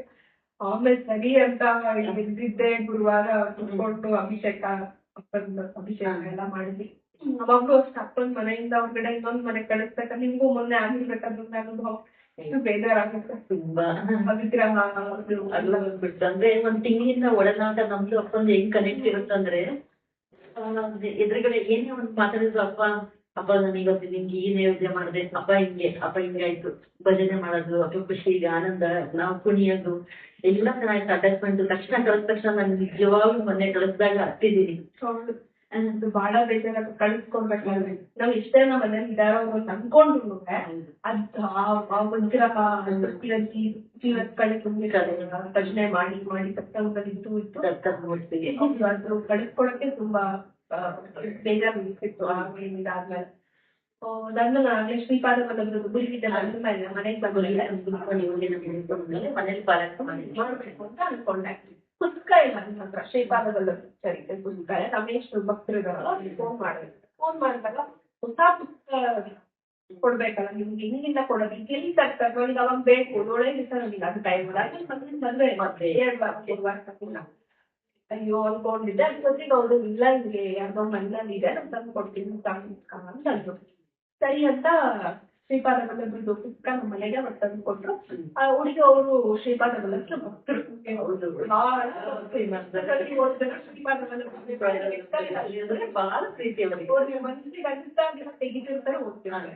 ಅವ್ರು ನನಗೆ ಪುಸ್ತಕದ ಬಗ್ಗೆ ಹಿನ್ನೆಲೆ ಅದೇನು ಬಂತು ಎಲ್ಲ ಇದೆ ಹೇಳಿದ್ರೆ ನೀವು ಅಪ್ಪನ ನೆನ್ಸ್ಕೊಂಡು ಸಿಗ್ತಾರೆ ನಿಮ್ಗೆ ಏನ್ ಅಧ್ಯಾಯದಲ್ಲಿ ಫಲ ಬರ್ತದೆ ಗೊತ್ತಾಗುತ್ತೆ ನೋಡೋಣ ಅಂತಂದ್ರೆ ನಾನು ಮಧ್ಯ ಟೈಮ್ ಬರ್ಕೊಂಡು ಆ ಪುಸ್ತಕ ಓಪನ್ ಮಾಡ್ತೀನಿ. ಅದರಲ್ಲಿ ಸುಖ ಸಂಸಾರಕ್ಕೆ ಅದು ಇದು ಅಂತಂದು ಅದಕ್ಕೆ ಸಂಬಂಧಪಟ್ಟಿದ್ದು ಬಂತು. ಫುಲ್ ಆಗ್ತದೆ ನನಗೆ ಮಹಿಮೆ ಹಿಂಗೆ ಚರಿತ್ರೆದು ಅಂತಂದು. ಸರಿ ಅಂತ ಅದಕ್ಕೂ ಅಷ್ಟೇ 7 ದಿನದ್ದು ಶ್ರೀಪಾದ ಬಲ್ಲಭ ಚರಿತ್ರೆ ಎಲ್ಲ ಓದ್ದಾಗೂ ಅಷ್ಟೇ. ಅವಾಗ ತುಂಬಾ ಅವ್ರ ಬಗ್ಗೆ ನಮ್ಗೆ ಶ್ರೀಪಾದ ಬಲ್ಲಭ ಗೊತ್ತಿರ್ಲಿಲ್ಲ, ಬರೀ ಬಗ್ಗೆ ಗೊತ್ತಾ ಇದ್ದಾಗ ಅವ್ರ ಬಗ್ಗೆ ತುಂಬಾ. ಆಮೇಲೆ ಕೊನೆ ದಿನ ನಾವು ಏನಾದ್ರು ನೈವೇದ್ಯ ಮಾಡ್ಬೇಕು, ಮಾಡ್ಬೇಕು, ಅನ್ನ ಸಂತರ್ಪಣೆ ಮಾಡ್ಬೇಕು, ಇಲ್ಲ ಅಂದ್ರೆ ದತ್ತಕ್ಷೇತ್ರಕ್ಕೆ ಹೋಗಿ ಅನ್ನ ಸಂತರ್ಪಣೆ ಏನು ಕೊಡ್ಬೇಕು ಅದು ಅನ್ಸಿತ್ತು. ನಾನು ಇಲ್ಲಿ ದೊಡ್ಡೇರಿನ ದತ್ತಕ್ಷೇತ್ರ, ಹಾಗಾಗಿ ಸರಿ ಅಂತ ಬೆಂಗಳೂರಿಗೆ ನನ್ನ ಮದ್ವೆದು ಬಟ್ಟೆದು ಏನೋ ಇತ್ತು ಬರ್ತಿದ್ದು. ಅಪ್ಪನ್ ಬರ್ಬೇಕಾದ್ರೆ ದೊಡ್ಡೇರಿನಲ್ಲಿ ನಾನು ಅಪ್ಪನ ಹತ್ರ ಹೋಗಿ ಅನ್ನ ಸಂತರ್ಪಣೆ ಇತ್ತು ಕಾಣಿಕೆ ಕೊಟ್ಟು ಬರೋಣ ಅಂತ ಅನ್ಕೊಂಡಿದ್ದೆ. ಸರಿ ಅಂತ ವಾಪಸ್ ಬೆಂಗಳೂರಿಂದ ಬಂದ್ವಲ್ಲ, ಬೆಂಗಳೂರಿಂದ ಬಂದ ಮೇಲೆ ಸೀದಾ ದೊಡ್ಡೇರಿಗೆ ಹೋದೆ. ರಾತ್ರಿ 9 ಗಂಟೆ ಆಗಿತ್ತು ಮೋಸ್ಟ್ಲಿ ಬಂದಾಗ. ಅಷ್ಟು ಮುಂದೆ ತುಂಬಾ ಲೇಟ್ ಆಗಿತ್ತು, ಗುರುವಾರ ಇತ್ತು, ಎಲ್ಲ ಮುಗ್ದಿತ್ತು, ಎಲ್ರೂ ಊಟನೂ ಆಗಿತ್ತು, ಭಕ್ತರಿಗೆಲ್ಲ ಪ್ರಸಾದನೂ ಆಗಿತ್ತು. ಸ್ವಲ್ಪ ಲೇಟ್ ಆಗಿ ಬಂದಿದ್ದು ಬೆಂಗಳೂರಿನ ತುಂಬಾ ಲೇಟ್ ಆಗಿ ಬಂದಿದ್ದು. ಸೊ ಅವಾಗ ಬಂದ್ಮೇಲೆ ಓದೆ ಸಂಜೆಗೆ ಆಶ್ರಮಕ್ಕೆ ಅಕ್ಕನ ಹತ್ರ ಹೋದೆ. ಏನ್ ಬಂದಿದ್ದು ಅಂತಂದ್ರೆ ಹಿಂಗೆ ನಾನು ಪಾರಾಯಣ ಮಾಡಿದ್ದೆ 7 ದಿವಸ. ಪಾರಾಯಣ ಮಾಡೋದಕ್ಕೆ ನಾನು ನಿಮ್ಗೆ ಕಾಳೆ ಕೊಡ್ಬೇಕಲ್ಲಪ್ಪ ಅದಕ್ಕೆ ಬಂದಿದ್ದೆ. ಸರಿ ಉಳ್ಕೊಂತ್ಯಾ ಮತ್ತೆ ಏನೂ ಇಲ್ಲ ನನ್ನ ಹತ್ರ, ಬಟ್ಟೆ ಬರೆ ಗಿರೆ ಏನಿಲ್ಲ, ಹೋಗಿದ್ದೀನಿ. ಅಪ್ಪ ಅಂತ ನಾನು ನೀವ್ ಹೆಂಗ್ ಹೇಳ್ತಿರೋ ಹಂಗೆ, ಅಪ್ಪ ಹೇಳಿದ್ದು ಅಪ್ಪ ಹೇಳಂಗೆ ಇಲ್ಲ, ನೀವ್ ಹೆಂಗ್ ಹೇಳ್ತಿರೋ ಹಂಗೆ ಅಂತಂದ. ರಾತ್ರಿ ನಮ್ ಗಾಡಿ ಇತ್ತು, ಅಲ್ಲಿ ವಾಪಸ್ ಭಕ್ತರು ಇದ್ರು, ಅವ್ರಿಗೆಲ್ಲ ವಾಪಸ್ ಕಳ್ಸಿದ್ವಿ. ಆಮೇಲೆ ಇದೆ ಏನೋ ಒಂದ್ ವ್ಯವಸ್ಥೆ ಮಾಡ್ತಾರಲ್ವಾ ಭಗವಂತ ಅಂತ. ಎಷ್ಟು ಅವ್ರಿಗೆ ಎಷ್ಟು ಪ್ರೀತಿ ಅಂತಂದ್ರೆ ಭಕ್ತರು ಅಂತಂದಾಗ ಸರ್ದಿ ಮುಂಚೆ ಎಲ್ಲ ನನ್ಗೆ ಹೇಳಿಲ್ಲ ಅಪ್ಪ ನನ್ನ ಹತ್ರ ಬಟ್ಟೆ ಇಲ್ಲ ಅದೆಲ್ಲ ಏನು ಹೇಳಕ್ಕೂ ಆಗಲ್ಲ, ತೆಗಕ್ಕೂ ಆಗಲ್ಲ. ಸುಮ್ಮನೆ ಇದ್ದೆ, ಎಲ್ಲೊಂದ್ ಕಡೆ ಕೂತಿದ್ರಿ, ಎಲ್ಲ ಭಕ್ತರ ಹತ್ರ ಎಲ್ಲ ಮಾತಾಡ್ತಾ ಕರೆದ್ರು. ಅಪ್ಪ ಕರೆದಾಗ ಹೋಗಿ ಕೂತ್ಕೊಂಡಾಗ ಅಪ್ಪ ಹೇಳಿತ್ತು ಈ ತರ ನಾನು ಏನು ಹೇಳಿಲ್ಲ ಅವತ್ತು ಯಾವುದೋ ಒಂದು ಇನ್ಸಿಡೆಂಟ್ ಬಗ್ಗೆ ಹೇಳ್ತಿದ್ರು ಅಪ್ಪ ಸತ್ಸಂಗ ಮಾಡ್ತಾರೆ ಕೆಲವು ಸತಿ ಕೂತ್ಕೊಂಡು ಸತ್ಸಂಗ ಮಾಡ್ತಿದ್ರು ಮಾಡ್ಬೇಕಾದ್ರೆ ಕೊಟ್ರು ಬಟ್ಟೆ 2 ಜೊತೆ ಬಟ್ಟೆ 2 ಜೊತೆ ಬೇಕಾಗಿದೆ ಅದ್ರ ಜೊತೆ ಬಟ್ಟೆ ಕೊಟ್ರು. ಆಮೇಲೆ ಉಟ್ಕೊಳ್ಳಕ್ಕೆ ರಜಾಯಿ ನಾರ್ಮಲ್ ಬೆಡ್ಶೀಟ್ ಅಲ್ಲ ಅದು ಬೆಚ್ಚಗಿರೋ ಹೊಕ್ಕೆ ಅಕ್ಕ ಹೇಳಿದ್ರು ಶಿವಾನಿ ಅಕ್ಕ ಬೆಂಗಳೂರಿಗೆ ಹೋಗಿ ಕೈಯಲ್ಲಿ ಆಯ್ದು ಚೆನ್ನಾಗಿ ಮಾಡಿ ತರ್ತಿರೋದು ಅಂತಂದ್ರು. ಅದೆಷ್ಟು ಪ್ರೀತಿ ಯಾರು ನಮ್ಗೆ ಎಲ್ಲ ಹೋದ್ರು ನಮ್ಗೆ ಒಂದು ಎಲ್ಲದನ್ನು ಕಲ್ಪಿಸ್ಕೊಡ್ತಾರಲ್ಲ ಉಡಕ್ ಬಟ್ಟೆ ಏನ್ ನಮ್ಗೆ ಹಿಂಗೆ ಅಂತಂದ್ರೆ ನೋಡ್ರಿ ಮನೆ ಇದೆ ಇಷ್ಟೆಲ್ಲ ವ್ಯವಸ್ಥೆ ಇದೆ ಇದೆಲ್ಲ ಇದೆ ಏನೇ ಇದ್ರು ಅಲ್ಲಿ ಅವ್ರು ಸುಮ್ಮನೆ ಏನೋ ಒಂದು ಮಾತಾಡ್ತಿದ್ರೇನೋ ಅಥವಾ ಅವ್ರು ಕೊಟ್ಟಿದ್ ಏನೋ ಒಂದು ಕೊಟ್ಟರು ಅಷ್ಟು ಖುಷಿ ಆಗುತ್ತೆ ಮತ್ತೆ ಒಂದೇನೋ ಸಾರ್ಥಕತೆ ಸಿಗುತ್ತೆ. ಎಲ್ಲ ಇದೆ ಅಂತ ಅನ್ಸುತ್ತೆ ಆಶ್ರಮಕ್ಕೆ ಹೋದಾಗ ಅದಕ್ಕೂ ನಮಗೆ ಕಡಿಮೆ ಮಾಡಿಲ್ಲ ಭಗವಂತ ಅಂತ ಅನ್ಸುತ್ತೆ. ಆಮೇಲೆ ಉಡಕ್ಕೆ ಬಟ್ಟೆ ಕೊಟ್ರು, ಮಲಗಕ್ಕೆ ಉಟ್ಕೊಳಕ್ಕೆ ಬೆಡ್ಶೀಟ್ ಕೊಟ್ರು, ಅದೆಲ್ಲ ಕೊಟ್ರು ಅಪ್ಪ ಕೊಟ್ಟಿ ಅವಾಗ ಖುಷಿ ಅವರಿಗೆ ಅದೆಲ್ಲ ಖುಷಿ ಏನೋ ಒಂಥರ ನನ್ ಮಕ್ಳು ನನ್ನ ಇರ್ಬೇಕಲ್ಲ ಅವ್ರಿಗೆ ಆತರ ಅಂತ. ಅದಾದ್ಮೇಲೆ 2 ದಿವಸ ಇದ್ದು ಅವಾಗ್ಲೂ ಅಷ್ಟೇ ಬೆಳಗ್ಗೆ ಎಲ್ಲ ಸೇವೆ ಅವಕಾಶ ಸಿಕ್ತು ನನಗೆ. ಅವಾಗ ಹೇಳ್ತಿದ್ರು ಭಕ್ತರು, ದಾವಣಗೆರೆ ಭಕ್ತರು ಆ ತರೀಕೆರೆ ಅವ್ರ ಹುಡುಗಿ ಎಷ್ಟು ಸೇವೆ ಮಾಡಿದ್ರಂದ್ರೆ ಅವನು ನಾರ್ಮಲ್ ನಮ್ ತರ ಇಲ್ಲ, ಅವ್ರಿಗೆ ಎಮ್ಮೆಲೆ ಮಗಳು ಅಂತ ಅನ್ಸೋದೇ ಇಲ್ಲ, ಅಷ್ಟು ಸೇವೆ ಮಾಡ್ಬಿಟ್ಲು ಎಲ್ಲಾ ಕಡೆ ಎಲ್ರ ಜೊತೆ ಬಂದು ಎಲ್ರು ನೆನ್ಸ್ಕೊಂಡ್ರು. ಅಪ್ಪನ ಸನ್ನಿಧಿನಿ ಎಲ್ಲರೂ ಬಂದೆ ಅಲ್ವಾ ಎಲ್ಲರೂ ಬಂದ್ರೆ ಯಾರಲ್ಲಿ ಒಂದು ನಾಯಿ ಬಂದು ಅದಕ್ಕೂ ಅಷ್ಟು ಪ್ರೀತಿ ಮಾಡುತ್ತೆ ಅಲ್ವಾ, ಅಷ್ಟು ಪ್ರೀತಿ ಮಾಡುತ್ತೆ. ಏನ್ ಬಂದು ಒಂದು ಪ್ರಾಣಿ ಪಕ್ಷಿಗಳು ಬಂದ್ರು ನಮ್ಗೆ ಎಲ್ಲರೂ ಒಂದೇ ತರ ನೋಡೋದು. ಹಂಗಾಗಿ ಅಲ್ಲಿ ನನಗೆ ಇಷ್ಟು ಯಾವ ಜನ ಸೇವೆ ಮಾಡಕ್ ಸಿಕ್ತು. ಅದ್ ನೋಡಿ ಎಂತ ಮೂಮೆಂಟ್. ನಿಮ್ ಮದ್ವೆ ಇನ್ನು ಸ್ವಲ್ಪ ದಿನ ಇದೆ, ಶಿವರಾತ್ರಿ ಇದೆ, ಸೇವೆ ತರೀಕೆರೆಲ್ಲ ಬಂದಿದ್ವಿ. ಇವ್ರ ಜೊತೆ ಸೇರ್ಕೊಂಡು ಬಾವಿನಿ ಅಕ್ಕ ಅಂತಾರಲ್ಲ ಅವ್ರು ಮತ್ತೆ ಇನ್ನೊಬ್ರು ಮಕ್ಕಳು ಅವ್ರ ಜೊತೆ ಸೇರ್ಕೊಂಡು ಇಡೀ ಶ್ರೀಪಾದ ಬಲ್ಲದ್ರದ್ದು ಅವ್ರ ವಸ್ತ್ರ ಅವ್ರು ನೋಡಿ ನನಗೆ ಇವಾಗ ರಿಯಲೈಸ್ ಆಗ್ತದೆ ಶ್ರೀಪಾದ ಬಲ್ಲದ್ರ ಚರಿತೆ ಓದಿತ್ತು ರಿಯಲೈಸ್ ಆಗ್ತಾ ಇಲ್ಲ. ಏನು ಗುಡಿ ಇತ್ತೋ ಪೂರ್ತಿ ಸ್ವಚ್ಛ ಮಾಡಕ್ಕೆ ಅವ್ರ ಬಟ್ಟೆಗಳು ಮತ್ತೆ ಅವ್ರಿಗೆ ವಸ್ತ್ರ ಏನ್ ಮಾಡ್ತಾರೋ ಹೋಗ್ತಿರ್ತಾರೋ ಅದನ್ನೆಲ್ಲ ಕ್ಲೀನ್ ಮಾಡಕ್ ಕಬೋರ್ಡ್ ಎಲ್ಲ ಕ್ಲೀನ್ ಮಾಡಕ್ಕೆ ಶ್ರೀಪಾದ ದೇವಸ್ಥಾನ ಮತ್ತೆ ಆ ಮಂದಿರನೇ ಕ್ಲೀನ್ ಮಾಡಕ್ಕೆ ಸಿಕ್ಕಿದ್ದು.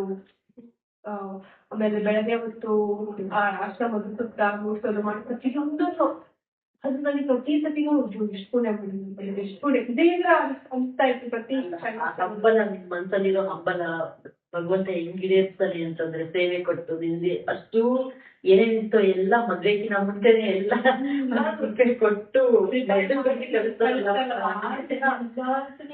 ಸೇವೆ ಸಿಕ್ತು ಅವರು. ಆಮೇಲೆ ಒಂದ್ಸತಿ ಮಾತ್ರ ಅಪ್ಪ ಅದು ಇದು ಬದನೆಕಾಯಿ ಕೀಳ್ತಾ ಇದ್ರು, ಅವಾಗ ನಾನು ಫಸ್ಟ್ ಲೈಬ್ರರಿ ಇದೆಯಲ್ಲ ಹೊಸದು ಅಪ್ಪಂದು ಅಲ್ಲಿ ಕೂತ್ಕೊಂಡು ಫಸ್ಟ್ ಓದೋಣ ಅಂತ ಹೋದೆ. ಆಮೇಲೆ ಸ್ವಲ್ಪ ನಿದ್ದೆ ಬಂದು ಮಲ್ಗಕ್ ಹೋಗಿ ಎದ್ದು ಬಂದೆ. ಆಮೇಲೆ ಅಪ್ಪ ಬದನೆಕಾಯಿ ಕೀಳ್ತಿದ್ರು ಓದೋಣ ಶಿವಾನಿ ಅಕ್ಕ ಇದ್ರು ಅಂತ.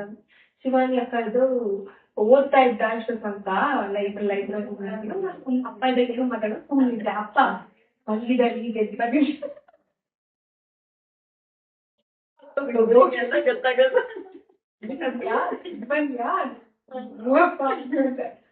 ನಗ್ತಿದ್ರು ನಗೆ ಆಯ್ತಲ್ಲ ನಗ್ತಿದ್ರು. ಆಮೇಲೆ ಸರಿ ಇಷ್ಟ ಜೊತೆಗೆ ಅಪ್ಪನ ಜೊತೆ ಬದನೆಕಾಯಿ ಒಂದು ಅವಕಾಶ ಸಿಕ್ತು, ಅದನ್ನು ಮಾಡಿದ್ವಿ. ಅದಾದ್ಮೇಲೆ ಅಪ್ಪ ಕೂತ್ಕೊಂಡು ಇದ್ರ ಹತ್ರ ಗಣೇಶನ ಗುಡಿ ಪಕ್ಕ ಕೂತ್ಕೊಂಡಲ್ಲ, ಅವಾಗ ಕೂತಾಗ ಏನಂತ ಅಂತಂದ್ರೆ ಅಪ್ಪ ಹಂಗೆ ಅದು ಇದಾಗಿದ್ದು ಕಾಶಿಗೆ ಹೋಗಿ ನಿಂತಿದ್ದಲ್ಲ ಅದನ್ನ ಹೇಳಿದ್ರು.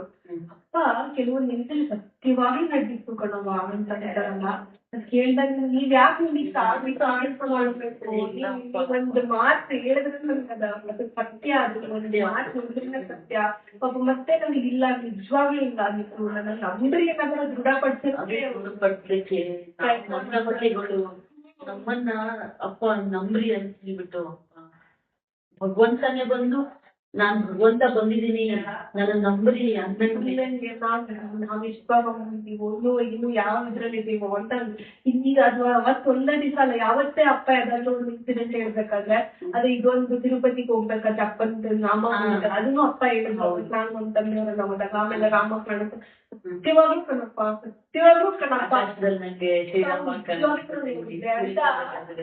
ಸಣ್ಣ ಮಕ್ಳು ಹೇಳ್ತಾರಂತ ಖುಷಿ ಖುಷಿಯಿಂದ ಪ್ರಾಮಿಸ್ ನೋಡಿದ್ದೆ ಗೊತ್ತಾ, ಆ ತರ ಮುಗ್ಧತೆ ಅಂದ್ರೆ ಮುಗ್ಧ ಮನೆಯೊಳಗ ಮುಗ್ಧ ಮಗು ತರ ಆ ತರ ಹೇಳಿದ್ರು ಹೇಳ್ತಿದ್ರು. ಅದೆಲ್ಲ ಆಯ್ತು. ಅದಾದ್ಮೇಲೆ ಆತ್ಮೀಯತೆ ಮತ್ತೆ ತಾಯಿ ಒಂದ್ ಪ್ರೀತಿ ತೋರ್ಸಿದ್ರು ಅವಾಗ ಅಂತಂದ್ರೆ ತವ್ರ ಮನೆಯಿಂದ ಗಂಡನ ಮನೆಗೆ ಮಗಳನ್ನ ಕಳಿಸ್ಕೊಟ್ರಲ್ಲ ಅವಾಗ ಆತ್ಮೀಯತೆ ಪ್ರೀತಿ ತೋರ್ಸಿದ್ರಲ್ಲ ಆ ತರದ್ ಒಂದು ಅನುಭವ ನಂಗಾಯ್ತು. ಕೇಳಿದ್ರು ನೀನ್ ಮದ್ವೆ ಆದ್ಮೇಲೆ ಬರ್ತೀಯಾ ಆಶ್ರಮಕ್ಕೆ ಅಂತ. ಹ್ಞೂ ಅಪ್ಪ ಬರ್ತೀನಿ. ಗಂಡ ಕಳ್ಸಲ್ಲ ನೀ ಬರ್ತೀಯಾ ಅಂತಂದ್ರು. ಹ್ಞೂ ಅಪ್ಪ ನಾನು ಬರ್ತೀನಿ. ಆ ಕ್ಷಣದಲ್ಲಿ ನನಗೆ ಬೇಕಾಗಿಲ್ಲ ಅದೇ ಸಂಸಾರದಿಂದ ಬೇಕಾ ಅಂತ ಅನ್ಸೋ ತರ ಆಗ್ಬಿಟ್ಟು ಆಮೇಲೆ ಮದ್ವೆ ಆಗ್ತಿದ್ರೆ ಹೀಗೆ ಅಪ್ಪ ಕೇಳ್ತಿದ್ರು ನನಗೆ ಮದ್ವೆ ಆಗ್ತಾ ಇದ್ರಿ ಅಂತಪ್ಪ ನೀವೇ ಎಲ್ಲ ಹೇಳಿದ್ದು ಅಂತಂದ್ರೆ ನೀವ್ ಹೇಳುವುದಕ್ಕೆ ನಾನು ಆಗ್ತಿರಲ್ಲಪ್ಪ ಅಂತಂದೆ. ಅದಕ್ಕೆ ಅಪ್ಪ ಇದ್ದಿದ್ದು ಕಣಮ್ಮ ಎಲ್ಲಾರು ಆಗ್ಬೇಕು ನಮ್ ಖುಷಿಗಲ್ಲ ಅಂತಂದು ಸುತ್ತಮುತ್ತ ಇರ್ತಾರಲ್ಲ ತಂದೆ ತಾಯಿ ಎಲ್ಲರದ್ದು ಕರ್ತವ್ಯ ಇರುತ್ತೆ. ಅದಕ್ಕಾದ್ರೂ ಹೋಗ್ಲಿ ಆಗ್ಲೇಬೇಕು.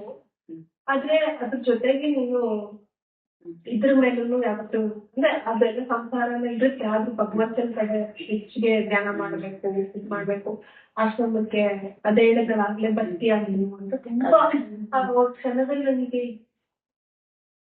ಯಾರಿ ತರ ಕೇಳ್ತಾರೆ, ಯಾರಿ ತರ ಪ್ರೀತಿ ಕೊಡಿರ್ತಾರೆ ಅಂತ ಆ ಕ್ಷಣ ಕಲಿಸ್ತು. ಇಷ್ಟು ಜನ್ಮದ ಪುಣ್ಯ, ಇಷ್ಟು ಪ್ರೀತಿ ನೀವು ಹೇಳ್ದಾಗೆ ಕೋಟಿ ತಾಯಂದರ ಪ್ರೇಮ ಅದು. ಅಪ್ಪ ಕೊಡೋ ಪ್ರೀತಿ ಪ್ರಪಂಚದಲ್ಲಿ ನಮ್ಗೆ ಯಾರು ಕೊಡಕ್ ಸಾಧ್ಯ ಇಲ್ಲ. ಯಾರ್ಯಾರು ನಮ್ಮನ್ನ ನೋಡ್ಕೊಳಕ್ಕೂ ಸಾಧ್ಯ ಇಲ್ಲ. ಏನೆಲ್ಲ ಹುಟ್ಟದವ್ರು ಹೆತ್ತವ್ರು ಯಾರು ಅಷ್ಟು ಅಂದ್ರೆ ಭಗವಂತಕ್ ನಮ್ ಸಣ್ಣ ಪುಟ್ಟ ನಮ್ ಎಲ್ಲಾ ವಿಚಾರ ಗೊತ್ತಾಗುತ್ತೆ. ಅವ್ರು ಎಷ್ಟು ಅಂದ್ರೆ ನಮ್ಮ ಸುತ್ತ ಇರೋ ಒಂಚೂರು ಏನಾದ್ರು ಮರಿಬಹುದು, ಬಟ್ ಭಗವಂತ ಒಂದ್ ಸಣ್ಣ ವಿಚಾರನ ಮರಿಯಲ್ಲ. ಅವಳಿಗೆ ಏನ್ ಬೇಕು, ಅವಳಿಗೆ ಏನ್ ಆಸೆ ಇದೆ, ಅವ್ಳಿಗೆ ಏನ್ ಬೇಕು, ಒಟ್ಟು ಎಲ್ಲಾ ಕರ್ತವ್ಯ ನಿಭಾಯಿಸ್ತಾರೆ. ಅದಾದ್ಮೇಲೆ ನೆಕ್ಸ್ಟ್ ಮದ್ವೆ ಅಂದಿತ್ತು.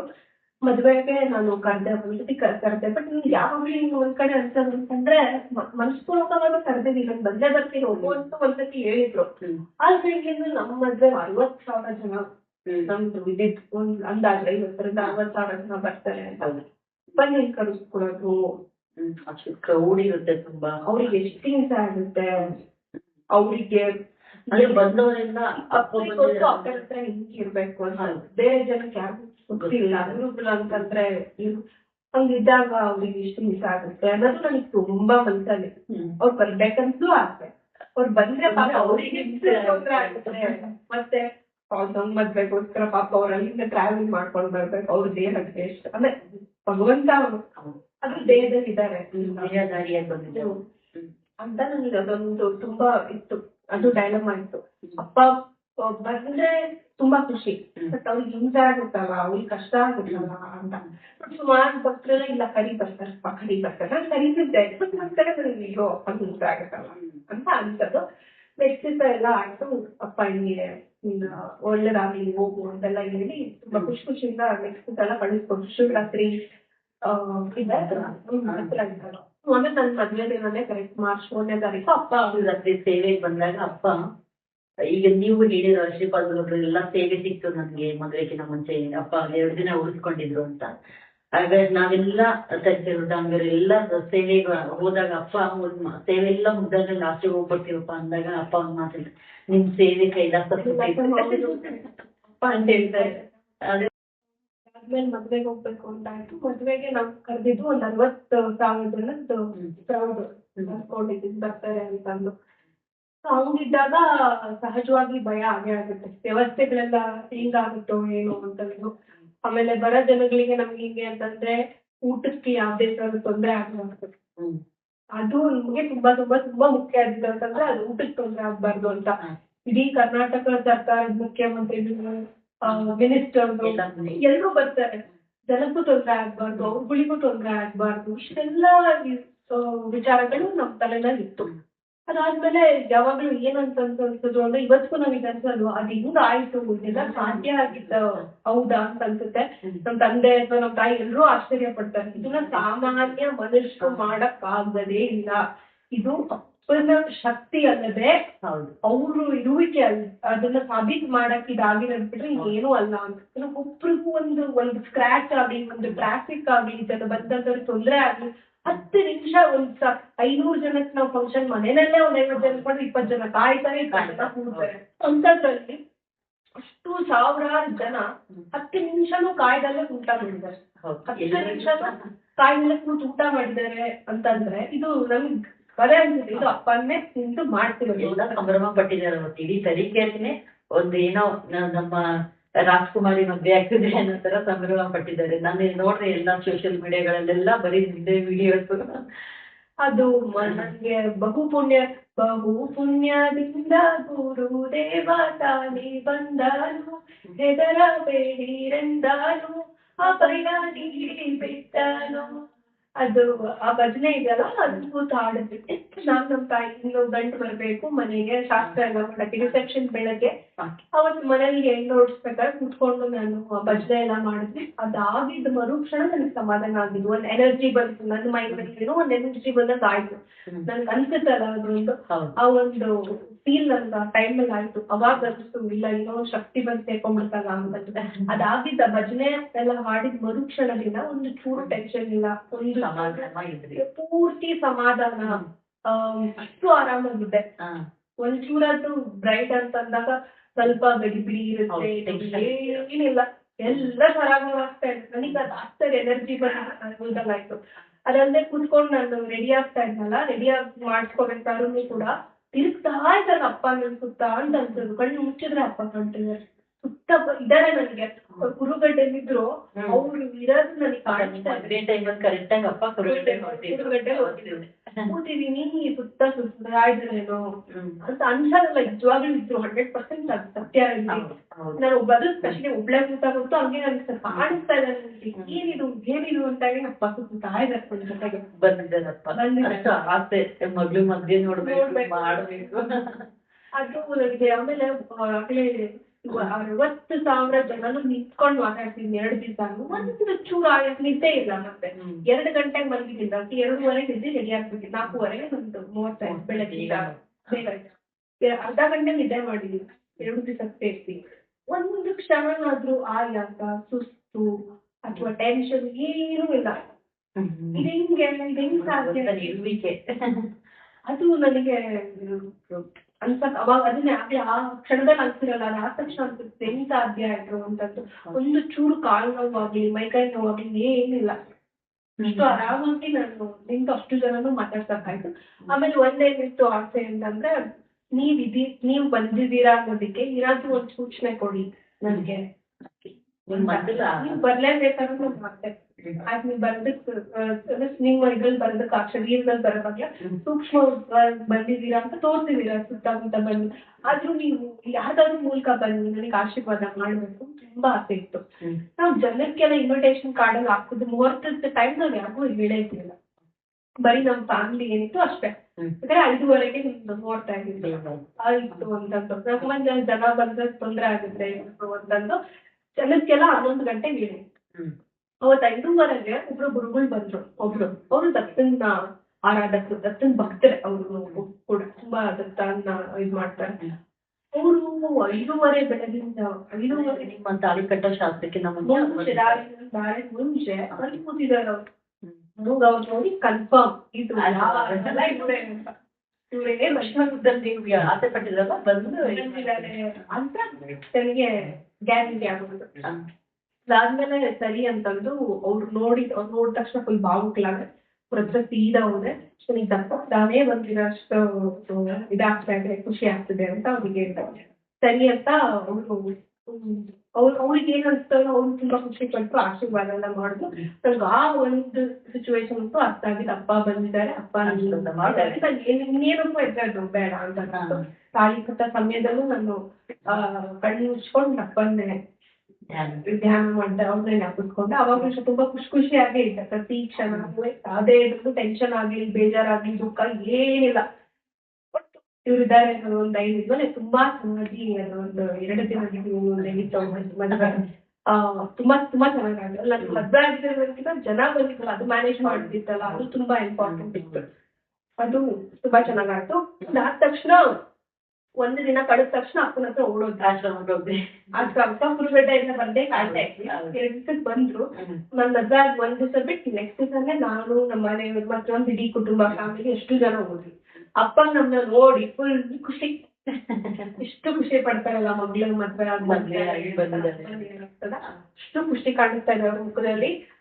ಕರ್ದು ತುಂಬಾ ಪ್ರೀತಿಯಿಂದ ನನಗೆ ಅರ್ಶಿನ ಕುಂಕುಮ ಎಲ್ಲ ಕೊಟ್ಟು, ಶಾಲ್ ಎಲ್ಲ ಒದಿಸಿ, ಗಾಡಿನಲ್ಲೇ ಅನ್ಸ್ಬೇಕು ಜೊತೆ ಒಂದು ಇಡೀ ಆಶ್ರಮದ ಮಧ್ಯಾಹ್ನ ಯಾವ್ದು ಇರ್ಲಿಲ್ಲ ಆಕ್ಚುಲಿ ಜಾಸ್ತಿ ಜನ. ಅವ್ರ ಜೊತೆ ಒಂದು ಇಡೀ ಆಶ್ರಮಕ್ಕೆ ಒಂದು ಪಾದಕ್ಕೆ ಹತ್ರ ಅಂತ ಕರ್ಕೊಂಡು ಹೋಗು ಅಂತ ಹೇಳಿ ಮೆರವಣಿಗೆ ಮಾಡ್ತಿದ್ರು. ಮೆರವಣಿಗೆ ಮಾಡ್ತಿದ್ರು. ತೇಜಣ್ಣ ಮದ್ವೆ ಆದಾಗ್ಲೂ ಮೆರವಣಿಗೆ ಮಾಡ್ತಿದ್ರು. ಈಗ ಇಬ್ರು ನೋಡಿ ಅವ್ರಿಗೆ ಇಷ್ಟ ಮೆರೆಸ್ತಾರೆ, ಭಕ್ತರನ್ನ ಮೆರೆಸ್ತಾರೆ. ಹೇಳ್ತಾ ಇರ್ತಾರಲ್ಲ, ದತ್ತನ್ ಭಕ್ತರು ಸಿಂಹದ ಮರಿಗಳಿರ್ತಾರೆ ಆ ತರ ಮೆರೆಸ್ತಾರೆ. ಒಂದ್ ಇಡೀ ಆಶ್ರಮದ ಒಂದ್ ರೌಂಡ್ ಎಲ್ಲ ಹಾಕ್ಸಿದ್ವಿ. ಆಮೇಲೆ ಅಪ್ಪನ ಹತ್ರ ಬಂದೆ. ಅಪ್ಪ ಬಂದ ಮೇಲೆ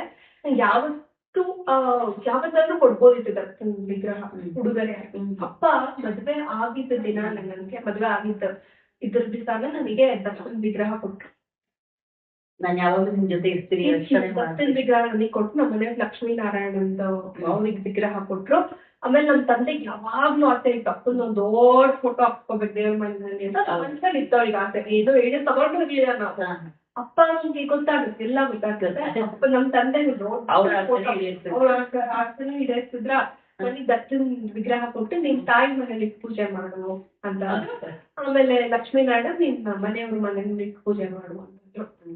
ಸೊ ಅವಾಗ ಇನ್ನೊಂದು ವಿಚಾರ, ಅಲ್ಲಿವರೆಗೂ ಕೊಡ್ಬೋದಿತ್ತಪ್ಪ ದತ್ತನ್ ವಿಗ್ರಹ ಕೊಟ್ಟಿಲ್ಲ, ಮದುವೆ ಆದ್ಮೇಲೆ ಕೊಟ್ಟಿದ್ದು ಒಂದು. ಅದಾದ್ಮೇಲೆ ನಮ್ಮ ಅಪ್ಪನ ಹತ್ರ ಹೋದ್ಮೇಲೆ ನಮ್ಮ ಮನೆ ದೇವಸ್ಥಾನಕ್ಕೆ ಹೋಗಿದ್ದು, ಬಿಸಾಗಿ ಮಠ ಅಂತ ನಾನ್ ಮದುವೆ ಆಗಿರೋದು ಮನೆಯಲ್ಲಿತ್ತು. ಅಲ್ಲಿಗೆ ಹೋದ್ಮೇಲೆ ಬಿಸಾಗಿ ದತ್ತ ಮಠ ಅಂತ ಬೋರ್ಡ್ ಇತ್ತು. ಅದು ನಿಮ್ ಮನೆಯವ್ರ ಮನೆ ದೇವರು ದತ್ತ ಅಂದ್ರೆ ದತ್ತನ ಆದಿಮಠ ಅಂತ ನಮ್ಮ ಮನೇಲಿ ಯಾವ್ದು ಪಾಪ ಅವ್ರು ಯಾರಿಗೂ ಈ ತರದ್ದು ವಿಚಾರಗಳು ಅಷ್ಟು ಗೊತ್ತಿಲ್ಲ ಅಲ್ಲ, ಅವ್ರಿಗೆ ಹೇಳಿರ್ಲಿಲ್ಲ ನಮ್ಗೆ. ನಾನು ಮದ್ವೆ ಆಗ ಹೋಗ್ತೀನಿ, ಅಲ್ಲಿ ಪುರೋಹಿತರು ಇರ್ತಾರಲ್ಲ ಪೂಜೆ, ಅವ್ರಿಗೆ ಕೇಳ್ತೀನಿ ಇದೇನು ಯಾವ ದೇವಸ್ಥಾನ ಇದು, ಅಲ್ಲಿ ನೋಡಿದ್ರು ದತ್ತ ಮಠ ಅಂತ ಏನಿದು ಅಂತ ಕೇಳಿದಾಗ ಅವ್ರಂತೂ ಇದು ದತ್ತಪೀಠ ಇದೆ, ಅದಕ್ಕೆ ಇದಕ್ಕೆ ಕನೆಕ್ಷನ್ ಇದೆ, ಇದು ಆದಿಮಠ, ಇಲ್ಲಿ 1000 ವರ್ಷದಿಂದ ತಪಸ್ಸು ಮಾಡಿದ್ರು ದತ್ತಪೀಠ ಅದ್ರ ಹತ್ರನೇ ಇದು ಇರೋದು ಮಠ ಅಂತಂದ್ರು. ಅದಕ್ಕೆ ಇದು ಆದಿಮಠ, ಇಲ್ಲಿ ತಪಸ್ ಮಾಡಿದ್ರಂತೆ ಅಂತಂದ್ರು. ನಾನು ಅಲ್ಲಿ ಕೂತ್ಬಿಟ್ಟೆ ಒಂದು ಕ್ಷಣ. ಎಲ್ಲಿ ಸೇರಿಸಿದೆ ನೀನು, ಏನ್ ಮಾಡಿದ್ಯಪ್ಪ, ಕುಟುಂಬಕ್ಕೆ ಬಂದಿದ್ಯಾ ನೀನು, ಮನೆ ದೇವ್ರೆ ದತ್ತ, ಮನೆ ದೇವ್ರು ಮನ ದೇವ್ರು, ನೀನ್ ಇಷ್ಟಪಟ್ಟ ದೇವ್ರು. ಕರೆಕ್ಟ್ ಆಗಿ ನನ್ ಮದ್ವೆ ಆದ್ಮೇಲೆ ನನ್ ದತ್ತನ್ ವಿಗ್ರಹ ನನಗೆ ಕೊಟ್ಟಿದ್ದಪ್ಪ.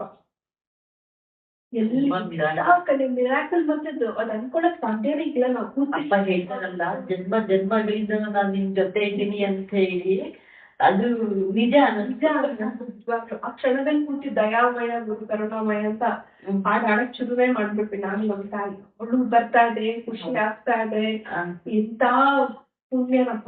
ಮನೆ ದೇವ್ರು ಮದ್ವೆ ಹೋಗಿರೋ ಮನೆ ದೇವ್ರೇ ದತ್ತ ಅಂತಂದ್ರೆ ದತ್ತನೇ ಮನೆ ದೇವ್ರು ಅಂತ ಗೊತ್ತಾಗಿದ್ ಚೆನ್ನಾಗಂತೂ ನನಗೆ ಅಪ್ಪನ ಮೇಲೆ ಇನ್ನಷ್ಟು ಅದಕ್ಕೆ ಅಪ್ಪ ಒಪ್ಕೊಂಡಿದ್ದೇನೋ ಅಂತ ಅನ್ಸೋದಕ್ಕೆ ಶುರುವಾಯ್ತು. ಅದಾದ್ಮೇಲೆ ಈಗ ನಾನು ಅದೊಂದಿತ್ತಲ್ಲ ನನಗೆ, ಮದುವೆ ಆಗೋವರೆಗೂ ಭಗವಂತನ ಮೇಲೆ ಆಸಕ್ತಿ ಇರ್ಬೇಕು. ನಾನು ಪ್ರತಿದಿನಾನು ಕೂತಾಗ ಅವ್ರಿಗೆ ಅನುಭವಗಳು ಹೇಳ್ತಾ ಇದ್ದೆ ಅಪ್ಪನ ಬಗ್ಗೆ. ಅದನ್ನ ಕೂತ್ ಕೇಳೋರು. ಕೆಲವ್ರು ನೀವು ನೋಡಿದ್ರೆ ಏನು ಅಪ್ಪ ಯಾರು ಗೊತ್ತಿಲ್ಲ, ಉದ್ದ ಕೇಳೋ ಪ್ರಶ್ನೆ ಬರುತ್ತೆ, ಏನ್ ಹೇಳ್ತಾ ಇದಾರೆ, ಇದೆಲ್ಲ ನಡೆಯಕ್ ಸಾಧ್ಯ ಅಂತ ಅನ್ಸುತ್ತೆ. ಬಟ್ ಅವ್ರು ಯಾವುದೇ ತರದ್ದು ಯೋಚನೆ ಬರ್ಲಿಲ್ಲ. ಏನಿಲ್ಲ ಹೌದಾ ಹೌದಾ ಅಂತ ಪ್ರತಿಯೊಂದು ಅಪ್ಪನ ವಿಚಾರಗಳನ್ನ ಗಂಟೆಗಟ್ಲೆ ನಾ ಅಪ್ಪನ ಬಗ್ಗೆ ಹೋಗ್ಬಿಟ್ಟು ಕೇಳೋರು. ಈ ತರದ್ದೊಂದಾಯ್ತು. ಒಂದ್ಸತಿ ರಾತ್ರಿ ಹಿಂಗೆ ಅಪ್ಪಂದೇ ವಿಚಾರಗಳು. ಆಮೇಲೆ ಅಪ್ಪ ನಾನು ಮದ್ವೆ ಹೋದ್ ಬಂದ್ಮೇಲೆ ಹುಡುಗಂಟೆಗೆ ಹೋಗ್ಬಾ ಇದ್ರು ಅಂತ ಹೇಳಿ ಒಂದ್ಸತಿ ಹೋಗ್ಬರ್ರಿ ಅಂತ ಹೇಳಿದ್ರು. ಅದು ಒಂದು ವಿಚಾರ ನಮ್ಮ ಮನೆ ಹತ್ರ ಡಿಸ್ಕಸ್ ಮಾಡ್ತಾ ಇದ್ದೆ, ಹಿಂಗ್ ಹೋಗ್ಬೇಕಲ್ಲ ಅಂತ ಮಾತಾಡಿ ಮಲಗಿದ್ದೆ. ಅವತ್ ರಾತ್ರಿ ಶ್ರೀಪಾದ ಬಂದ್ರು. ಅಂದ್ರೆ ಶ್ರೀಪಾದ ಬಂದ್ರು ನಂಗೆ ಗೊತ್ತಾಗ್ತದೆ ಸುರದ್ರು ಬಹಳ ಚೆನ್ನಾಗಿದ್ದಾರೆ. ಒಬ್ರು ಸನ್ಯಾಸದ ಇದು ಇರ್ತಲ್ಲ ವೇಷಧಾರಿ ಆಗಿದ್ದಾರೆ, ನೋಡಕ್ಕೆ ಅಷ್ಟು ಚೆನ್ನಾಗಿದ್ದಾರೆ. ನಾನು ಯಾವತ್ತೂ ಅಂತ ಸುರದ್ರೂಪಿ ನಾನು ನೋಡೇ ಇಲ್ಲ. ಅಷ್ಟು ಚೆನ್ನಾಗಿರೋರೊಬ್ರು ನನ್ನ ಮನೆ ಇದೆ ಹಳ್ಳಿನಲ್ಲಿ, ಆ ಮನೆ ಒಳಗೆ ಬರ್ತಾ ಇದ್ದಾರೆ. ಬಂದ್ರು ಒಳಗ್ ಬರ್ತಾರೆ, ಅವ್ರ ಜೊತೆ ಇನ್ನೊಬ್ರು ಬರ್ತಾರೆ. ತೀರಾ ನಮ್ಮ ಊರಲ್ಲಿ ಅದು ದೇವಸ್ಥಾನ ಮನೆ ಇದೆಯಲ್ಲ, ಮನೆ ಒಳಗೆ ದೇವ್ರ ಮನೆ ಕೂತ್ಕೊಂತಾರೆ. ಕೂತ್ಕೊಂಡ್ ತಕ್ಷಣ ನನಗೆ ಅಳು ಬರ್ತಾ ಇದೆ. ಯಾರು ಶ್ರೀಪಾದವಲ್ಲೊಬ್ರು ಬಂದಿದ್ದು, ಯಾರಿತ್ತು, ಯಾರು ಬಂದಿದ್ದಾರೆ ನಮ್ಮ ಮನೆ ಗುರುಗಳು ಬಂದಿದ್ದಾರಲ್ಲ ಅಂತಂದ್ರೆ ಕೂತಿದ್ದೀನಿ. ನಮ್ಮ ಮನೆ ದೇವ್ರ ಮನೆ ಕೂತ್ಕೊಂತಾರೆ. ಕೂತ್ಕೊಂಡ ತಕ್ಷಣ ನನಗೆ ಅಪ್ಪಂದು ಸುಮಾರು ಭಜನೆಗಳೆಲ್ಲ ನೆನಪ ಆಗುತ್ತೆ. ಅವ್ರು ಇದ್ದಾಗ ಜನಾನುಭವ ತರ ಕೂತ್ಕೊತಿದ್ರು. ಶ್ರೀಪಾದವಲ್ಲೊಬ್ರು ಕೂತಿದ್ದಾರೆ, ಅವ್ರ ಮುಂದೆ ಭಜನೆನ ಹಾಡ್ತಾ ಇದ್ದು ಕನ್ನಿಸಲ್ಲಿ ಬಂದಿತ್ತು. ಒಂದೇ ಶ್ರೀಪಾದ ಅಂತ ಅಂದ್ರು. ಆಮೇಲೆ ಅದೊಂದು ತುಂಬಾ ನನಗೆ ಇನ್ನೂವರೆಗೂ ಮುಖ ಮರೆಯಕ್ ಆಗ್ತಾ ಇದೆ. ಇಷ್ಟು ಸುಂದರವಾಗಿದ್ರು ಗುರುಗಳು. ಶ್ರೀಪಾದವಲ್ಲೊಬ್ರು ಬಂದು ಕೂತಿತ್ತು. ಅಷ್ಟು ಚೆನ್ನಾಗಿತ್ತು, ಅಷ್ಟು ಚೆನ್ನಾಗಿರೋ ಒಂದು ಅನುಭವ ನನಗೆ ಆಯ್ತು. ಅದಾದ್ಮೇಲೆ ಗುರುಗಡ್ಡೆಗೆ ಹೋಗ್ಬಾ ಅಂತ ಹೇಳಿದ್ರೆ ನನಗೆ ಏನಂತಂದ್ರೆ ಪ್ರತಿ ಹುಟ್ಟಿದ ಹಬ್ಬಕ್ಕೂ ಯಾವ್ದಾದ್ರು ಒಂದು ದೇವಸ್ಥಾನಕ್ಕೆ ಹೋಗ್ಬೇಕನ್ನ ನನ್ನ ಆಸೆ. ಹುಟ್ಟಿದ ಹಬ್ಬದಿಂದ ನೀವು ಆಶ್ರಮಕ್ಕೆ ಹೋದ್ರಿ? ಶ್ರೀಶೈಲಕ್ಕೆ ಹೋಗಿದ್ದೆ ಲಾಸ್ಟ್ ಇಯರ್. ಈ ಸತಿ ಗುರುಗಡ್ಡೆಗೆ ಹೋಗ್ಬೇಕು ಅಂತ ನನಗಿತ್ತು. ಹಾಗಾಗಿ ನನ್ಗೆ ಹೆಂಗೆ ಅಂತಂದ್ರೆ ಹುಟ್ಟಿದ ಹಬ್ಬ ಮುಂಚೆ ಎಲ್ಲ ನಮ್ ಫೀಲ್ಡ್ ಅಲ್ಲಿ ಹೆಂಗೆ ಅಂತಂದ್ರೆ ಜನ ಬರೋದು, ವಾರ ಹಾಕೋದು, ಕೇಕ್ ಕಟ್ ಮಾಡ್ಸೋದು ಎಲ್ಲ ನಡೀತಿತ್ತು ಮುಂಚೆ. ಅವಾಗ ಈಗ 21-22 ಅವಾಗ ಫೀಲ್ಡ್ ಅಲ್ಲಿ ಇದ್ನಲ್ಲ ಹಂಗೆ. ಬಟ್ ಅಧ್ಯಾತ್ಮಕ್ಕೆ ಅಪ್ಪನ ಹತ್ರ ಬಂದಾಗ ನನಗೆ ಅನಿಸ್ತಿದ್ದಿದ್ದು ಏನಂತಂದ್ರೆ ಜೀವನ ಕೊಟ್ಟಿರೋದು ಭಗವಂತ, ಜೀವನ ಕೊಟ್ಟಿರೋದು ಭಗವಂತ. ನಾನ್ ಯಾವ ಸುಖಕ್ಕೆ ನನ್ ಸೆಲೆಬ್ರೇಟ್ ಮಾಡ್ಕೋಬೇಕು, ಆವತ್ತಿನ ದಿನ ಅವ್ರಿಗೆ ಮುಡಿಪಾಗಿರ್ಬೇಕು. ಅವನೇ ಜನ್ಮ ಕೊಟ್ಟಿದ್ದಾನೆ ಅಂತ ಜಾಗಕ್ಕೆ ಹೋಗಿ ನಾನು ಆಲು ಪುಣ್ಯ ಸಂಪಾದನೆ ಮಾಡ್ಕೋಬೇಕು ಅನ್ನೋದ್ ಬಿಟ್ಬಿಟ್ಟೆ. ವಿಶ್ವಸ್ತಿಗೆ ಸಮೇತ ಉತ್ತರ ಕೊಡೋಕ್ಕಾಗಲ್ಲ. ಮತ್ತೆ ನನ್ ಯಾವ ಹುಟ್ಟಿದ ಬರುತ್ತೆ ಅದಕ್ಕೆ ಯಾವ್ದಾದ್ರು ಒಂದು ಪುಣ್ಯ ಕ್ಷೇತ್ರಕ್ಕೆ ಹೋಗ್ಬೇಕು, ಅದ್ ನನ್ ಸಂಕಲ್ಪ ಆಗಿದೆ. ಹಂಗಾಗಿ ವರ್ಷ ಯಾವ್ದಾದ್ರು ಬಂದಿದ್ದು ಇಷ್ಟು ಕುರುಗಡ್ಡೆ ಅಪ್ಪ ಇದು ನನಗೆ ಹೇಳಿದ್ರು ಹೋಗ್ಬಿಟ್ವಾ ಅಂತಂದ್ರು. ಕುರುಗಡ್ಡೆಗೆ ಹೋಗ್ಬೇಕು ಅಂತ ಅನಿಸ್ತು. ಅವತ್ತು ಅಷ್ಟೇ ಬೆಳಗ್ಗೆ ಚಳ್ಳಕೆರೆ ದೊಡ್ಡೇರಿಗೆ ಹೋಗ್ಬೇಕು, ಹೋಗಾದ್ಮೇಲೆ ಕುರುಗಡ್ಡೆಗೆ ಹೋಗ್ಬೇಕು ಅಂತ ಪ್ಲಾನ್ ಇತ್ತು. ಕರೆಕ್ಟ್ ಬೆಳಗ್ಗೆನೆ ಹೊರಟೆ, ಸೀದಾ ಆಶ್ರಮಕ್ಕೆ ಹೋದ್ವಿ. ಆಶ್ರಮಕ್ಕೆ ಹೋದಾಗ ಬೆಳಗ್ಗೆ 7 ಗಂಟೆ 7:15 ಆಗಿತ್ತು ಟೈಮ್. ಅವಾಗ ನಾನು ಅಲ್ಲೇ ವಾಶ್ರೂಮಿಗೆ ಹೋಗಿ ನನ್ನ ತಂಗಿ ಒಬ್ಳು ಬಂದಿದ್ದು, ನನ್ನ ಮನೆಯವರು, ನನ್ನ ತಂಗಿ, ನನ್ನ ಫ್ರೆಂಡ್ ಇಷ್ಟ 4 ಜನ ಹೋಗಿದ್ವಿ. ವಾಶ್ರೂಮಿಗೆ ಹೋಗಿ ಬಂದ ತಕ್ಷಣ ಅಪ್ಪ ನೆಟ್ಕೊಂಡ್ ಬರ್ತಾ ನನಗೆ ನೋಡಿ ಖುಷಿಯಾಗಿ ಕುಡಿದು ಬಿಡ್ಬೇಕು ಅಂತ ಅನ್ಸ್ತಾ ಇದೆ. ಯಾಕಂದ್ರೆ ಅಪ್ಪನ ನೋಡಿದ್ರು ಬರ್ತಡೇ ದಿನ ಬೇರೆ ಇಷ್ಟು ಖುಷಿ ಆಗುತ್ತೆ ನಮಗೆ ಅಂತ ಅನ್ಸ್ತೀವಲ್ಲ ನೋಡ್ತಾ ಮಕ್ಳು ಆತರ ಅಂತ ನೋಡಿ ಖುಷಿಯಾಗಿ ಹೋದೆ. ಅಷ್ಟೊತ್ತಿಗೆ ನಮ್ಮ ಮನೆಯವ್ರ ಮತ್ತೆ ನನ್ನ ಫ್ರೆಂಡ್ ಅಪ್ಪನ್ ಮಾತಾಡಿಸ್ಬಿಟ್ರು. ಆಗ್ಲೇ ಹಿಂಗೆ ತರೀಕೆರೆ ಬಂದಿದ್ದೀವಿ, ಹುಟ್ಟಿದ ಹಬ್ಬ ಇತ್ತು, ನಿನ್ ಹುಟ್ಟಿದ ಹಬ್ಬನ ಇವತ್ತು ಅಂತ.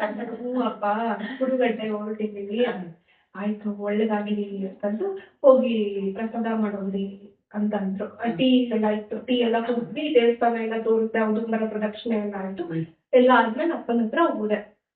ಅವಾಗ ಅಪ್ಪಂದು ಮಂದಿರ ಇದೆಯಲ್ಲ ಅಲ್ಲಿ ಕೂತಿದ್ರು ಅಪ್ಪ. ಕೂತಿದ್ದಾಗ ನಾನು ಹೋದೆ, ಸ್ವೀಟ್ ತಗೊಂಬ ಅಂತಂದ್ರು. ಸ್ವೀಟ್ ತಿನ್ಸಿ, ಹುಟ್ಟಿದ ಹಬ್ಬ ಖುಷಿ ಆಗಪ್ಪ ಸ್ವೀಟ್ ತಿನ್ಸಿದ್ರು. ತಿನ್ಸಿ ನಾನು ನಿಮ್ಗೊಂದು ಹೆಸರಿಲ್ಲ ಅಂತಂದೆ. ಬರ್ತಡೇ ದಿನಾನೇ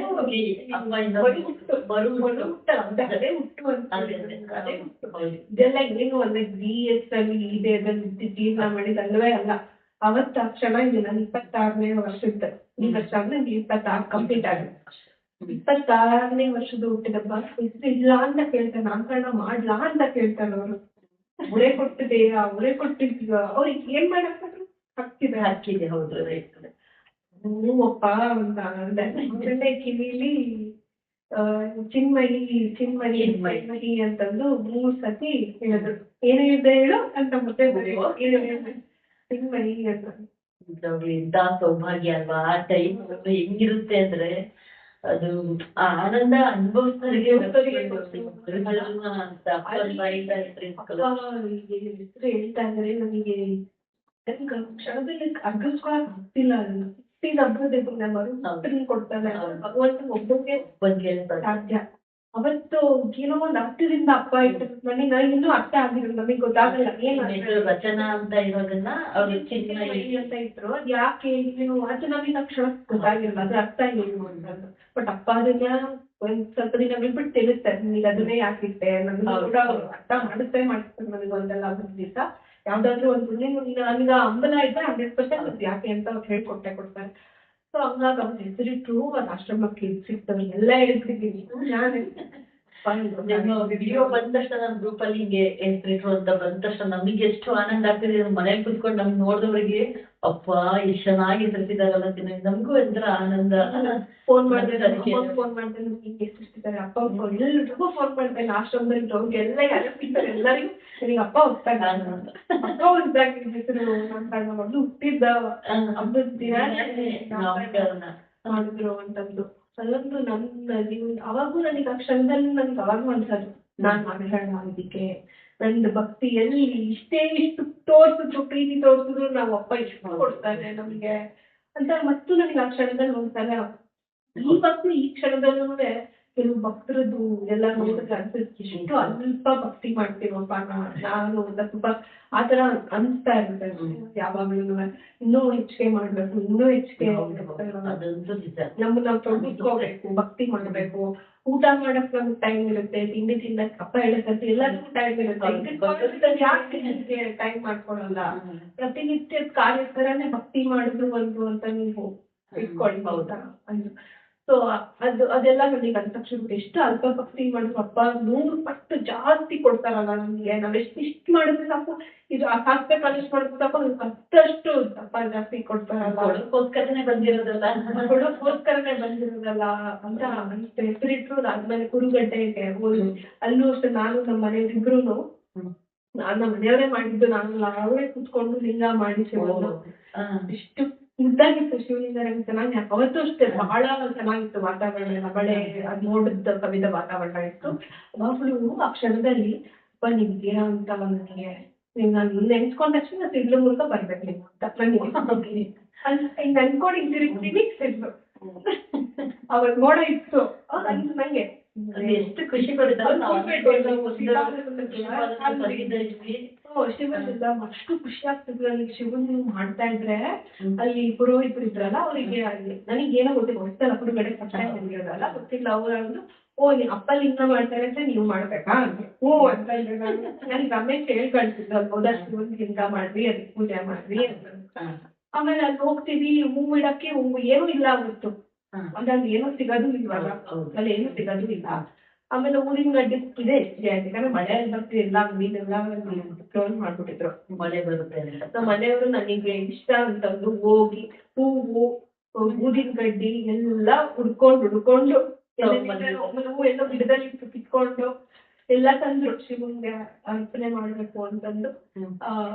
ಅಷ್ಟು ಚೆನ್ನಾಗಿ ಮುದ್ದಾಗ ಶಿವಲಿಂಗ ಕೂಡ ಮಾಡಿದ್ವಿ. ಮತ್ತೆ ಅಷ್ಟೆಲ್ಲ ಮಾರನೇ ಬೆಳಗ್ಗೆ ಬಂದಾಗ ಅವ್ನಿಗೆ ಇತ್ತು ಹೌದಾ ನಿಮಗೆ ಗೊತ್ತಾ ನದಿ ಇದ್ರಲ್ಲಿ ದಡದಲ್ಲ ಪೂರ್ತಿ ಇಲ್ಲಿ ನೀರಿದೆ ಅಂತ ಪಕ್ಕದಲ್ಲೇ ಮಾಡಿದ್ರು, ಆದ್ರೂ ಮಾರನೇ ದಿವಸ ನೀರು ಕರಗಿರ್ಲಿಲ್ಲ. ಭಕ್ತಿ ನಿಜವಾಗ್ಲೂ ನಿಮ್ ಭಕ್ತಿ ನೋಡಿ ಇನ್ನೂ ಖುಷಿ ಆಗೋಯ್ತು.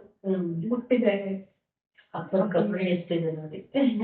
ಅದಷ್ಟು ಚೆನ್ನಾಗಿ ಅವರು ಜೊತೆಗೆ ಕೂತು ನಾವು ಮಾಡ್ಬೇಕಾದ್ರೆ ಅಪ್ಪ ಇಂತ ವರ ಕೊಟ್ಟಿದ್ದಾರೆ, ಅವ್ರಿಗೂ ಆಸಕ್ತಿ ಅಷ್ಟು ಚೆನ್ನಾಗಿ ಶಿವನ್ ವಿಗ್ರಹ ಕುರುಗಡ್ಡೆ ಸೆಲೆಕ್ಟ್ ಮಾಡಿರೋದಲ್ಲ ಆ ಕ್ಷಣದಲ್ಲಿ ಅವಾಗ ನೆನ್ಪಿದವರು. ಜೊತೆಗೆ ಶ್ರೀಪಾದ ವಲ್ಲಭರು ದರ್ಶನ ಮಾಡಕ್ಕೆ ಅಂತ ಅವತ್ತು ನರಸಿಂಹ ದಿನ ಅವ್ರದ್ದು ಅವತಾರದ್ದು ಮಾಡ್ತಾರಲ್ಲ, ಅಲ್ಲಿ ನರಸಿಂಹ ಸರಸ್ವತಿಗಳಿಗೂ ಮಾಡಿದ್ರು ಅವತ್ತು. ಒಳಗಡೆ ಹೋಗ್ತಾ ಇದೀನಿ, ನನಗೆ ಹೆಂಗ್ ಅನಿಸ್ತಾ ಇತ್ತು ಅಂದ್ರೆ ಯಾರೋ ಒಬ್ಬ ವ್ಯಕ್ತಿ ಕೂತಾಗ ಒಂದು ಕಾವು ಉಳಿಯುತ್ತಲ್ಲ ನನಗೆ ಆ ತರ ಫೀಲ್ ಆಗ್ತದೆ. ಗರ್ಭಗುಡಿ ಒಳಗೆ ಹೋಗ್ಬೇಕಾದ್ರೆ ಈಗ ಅಪ್ಪ ಕೂತಾಗ ನಾವ್ ಆಶ್ರಮಕ್ಕೆ ಹೋದಾಗ ಇಲ್ಲಿ ಅಪ್ಪ ಇದ್ದಾರೆ ಅಂತ ಒಂದು ಫೀಲಿಂಗ್ ಇರುತ್ತೆ, ಯಾರೋ ಇದ್ದಾರೆ ಗುರುಗಳಿದ್ದಾರೆ ಅಂತ ಒಂದು ಫೀಲಿಂಗ್. ಅದಲ್ಲಿ ನನಗೆ ಆಗ್ತಾ ಇದೆ, ಆ ಬಿಸಿ ಆಗ್ತಾ ಇದೆ ನನಗೆ. ನಿಜವಾಗ್ಲೂ ಕೂತಿದ್ದಾರೆ ಅಂತ ಭಯ ಆಗ್ತಿದೆ ನೋಡಕ್ ಗುರುಗಳು ನೋಡಕ್ ಅವ್ರದ್ದು ಇರುತ್ತಲ್ಲ ಆ ತರ ಭಯ ಆಗೋಯ್ತು ನನಗೆ. ಅವಾಗ ಅನ್ಸ್ತಿತ್ತು ಒಳ್ಳೆ ಕೂತು ನಮ್ ಆಶೀರ್ವಾದ ಮಾಡ್ತಿದಾರೇನೋ ಇವ್ರು ಅಂತ. ಅದೊಂದು ಅನುಭವ ನನಗೆ ಒಂಥರ ಅನುಭವಗಳನ್ನು ಪಡ್ಕೊಂಡಿದ್ದೀರಾ. ಕುರುಗಡ್ಡೆ ನನಗೆ ಅನುಭವ ಆಯ್ತು. ಮತ್ತು ಅಲ್ಲಿ ಹೆಸರು ಬರೆಯೋದಿತ್ತು ಒಂದು ರೆಸೆಪ್ಟ್ ಅಲ್ಲಿ. ಅವಾಗ್ಲೂ ನಾನು ಚಿನ್ಮಯಿ ಅಂತ ಬರೆಯೋದು ಕುರುಗಡ್ಡೆಯಲ್ಲಿ ಭಗವತಿ ಹೆಸರಿಟ್ಟಿದ್ರೆ ಅದು ಚಿನ್ಮಯಿ ಅಂತ ಬರೆಯೋದಕ್ಕೆ ಅದು ಇನ್ನೊಂಥರ ಅಲ್ಲಿ ಬರೆಯೋದು ಅಂತಂದ್ರೆ. ಇದೆಲ್ಲ ಇನ್ನೂ ಸಾಕಷ್ಟು ಅದು ಅಪ್ಪನ ಬಗ್ಗೆ ಹೇಳ್ಕೊಂಡ್ರೆ ಅಷ್ಟೊಂದು ಅನುಭವಗಳನ್ನ ಕೊಡ್ತಾರೆ. ಪ್ರತಿ ಈಗ ನಾವ್ ಮಾಡ್ತಾರ ಕೆಲ್ಸದಲ್ಲೂ ಅಷ್ಟೇ ಯಾವ್ದಾದ್ರು ನಾನು ಮುಂಚೆನೂ ಸ್ವಲ್ಪ ಯೋಚನೆ ಮಾಡ್ತಾ ಇದ್ವಿ ಹಿಂಗೋ ಏನು ಅಂತ.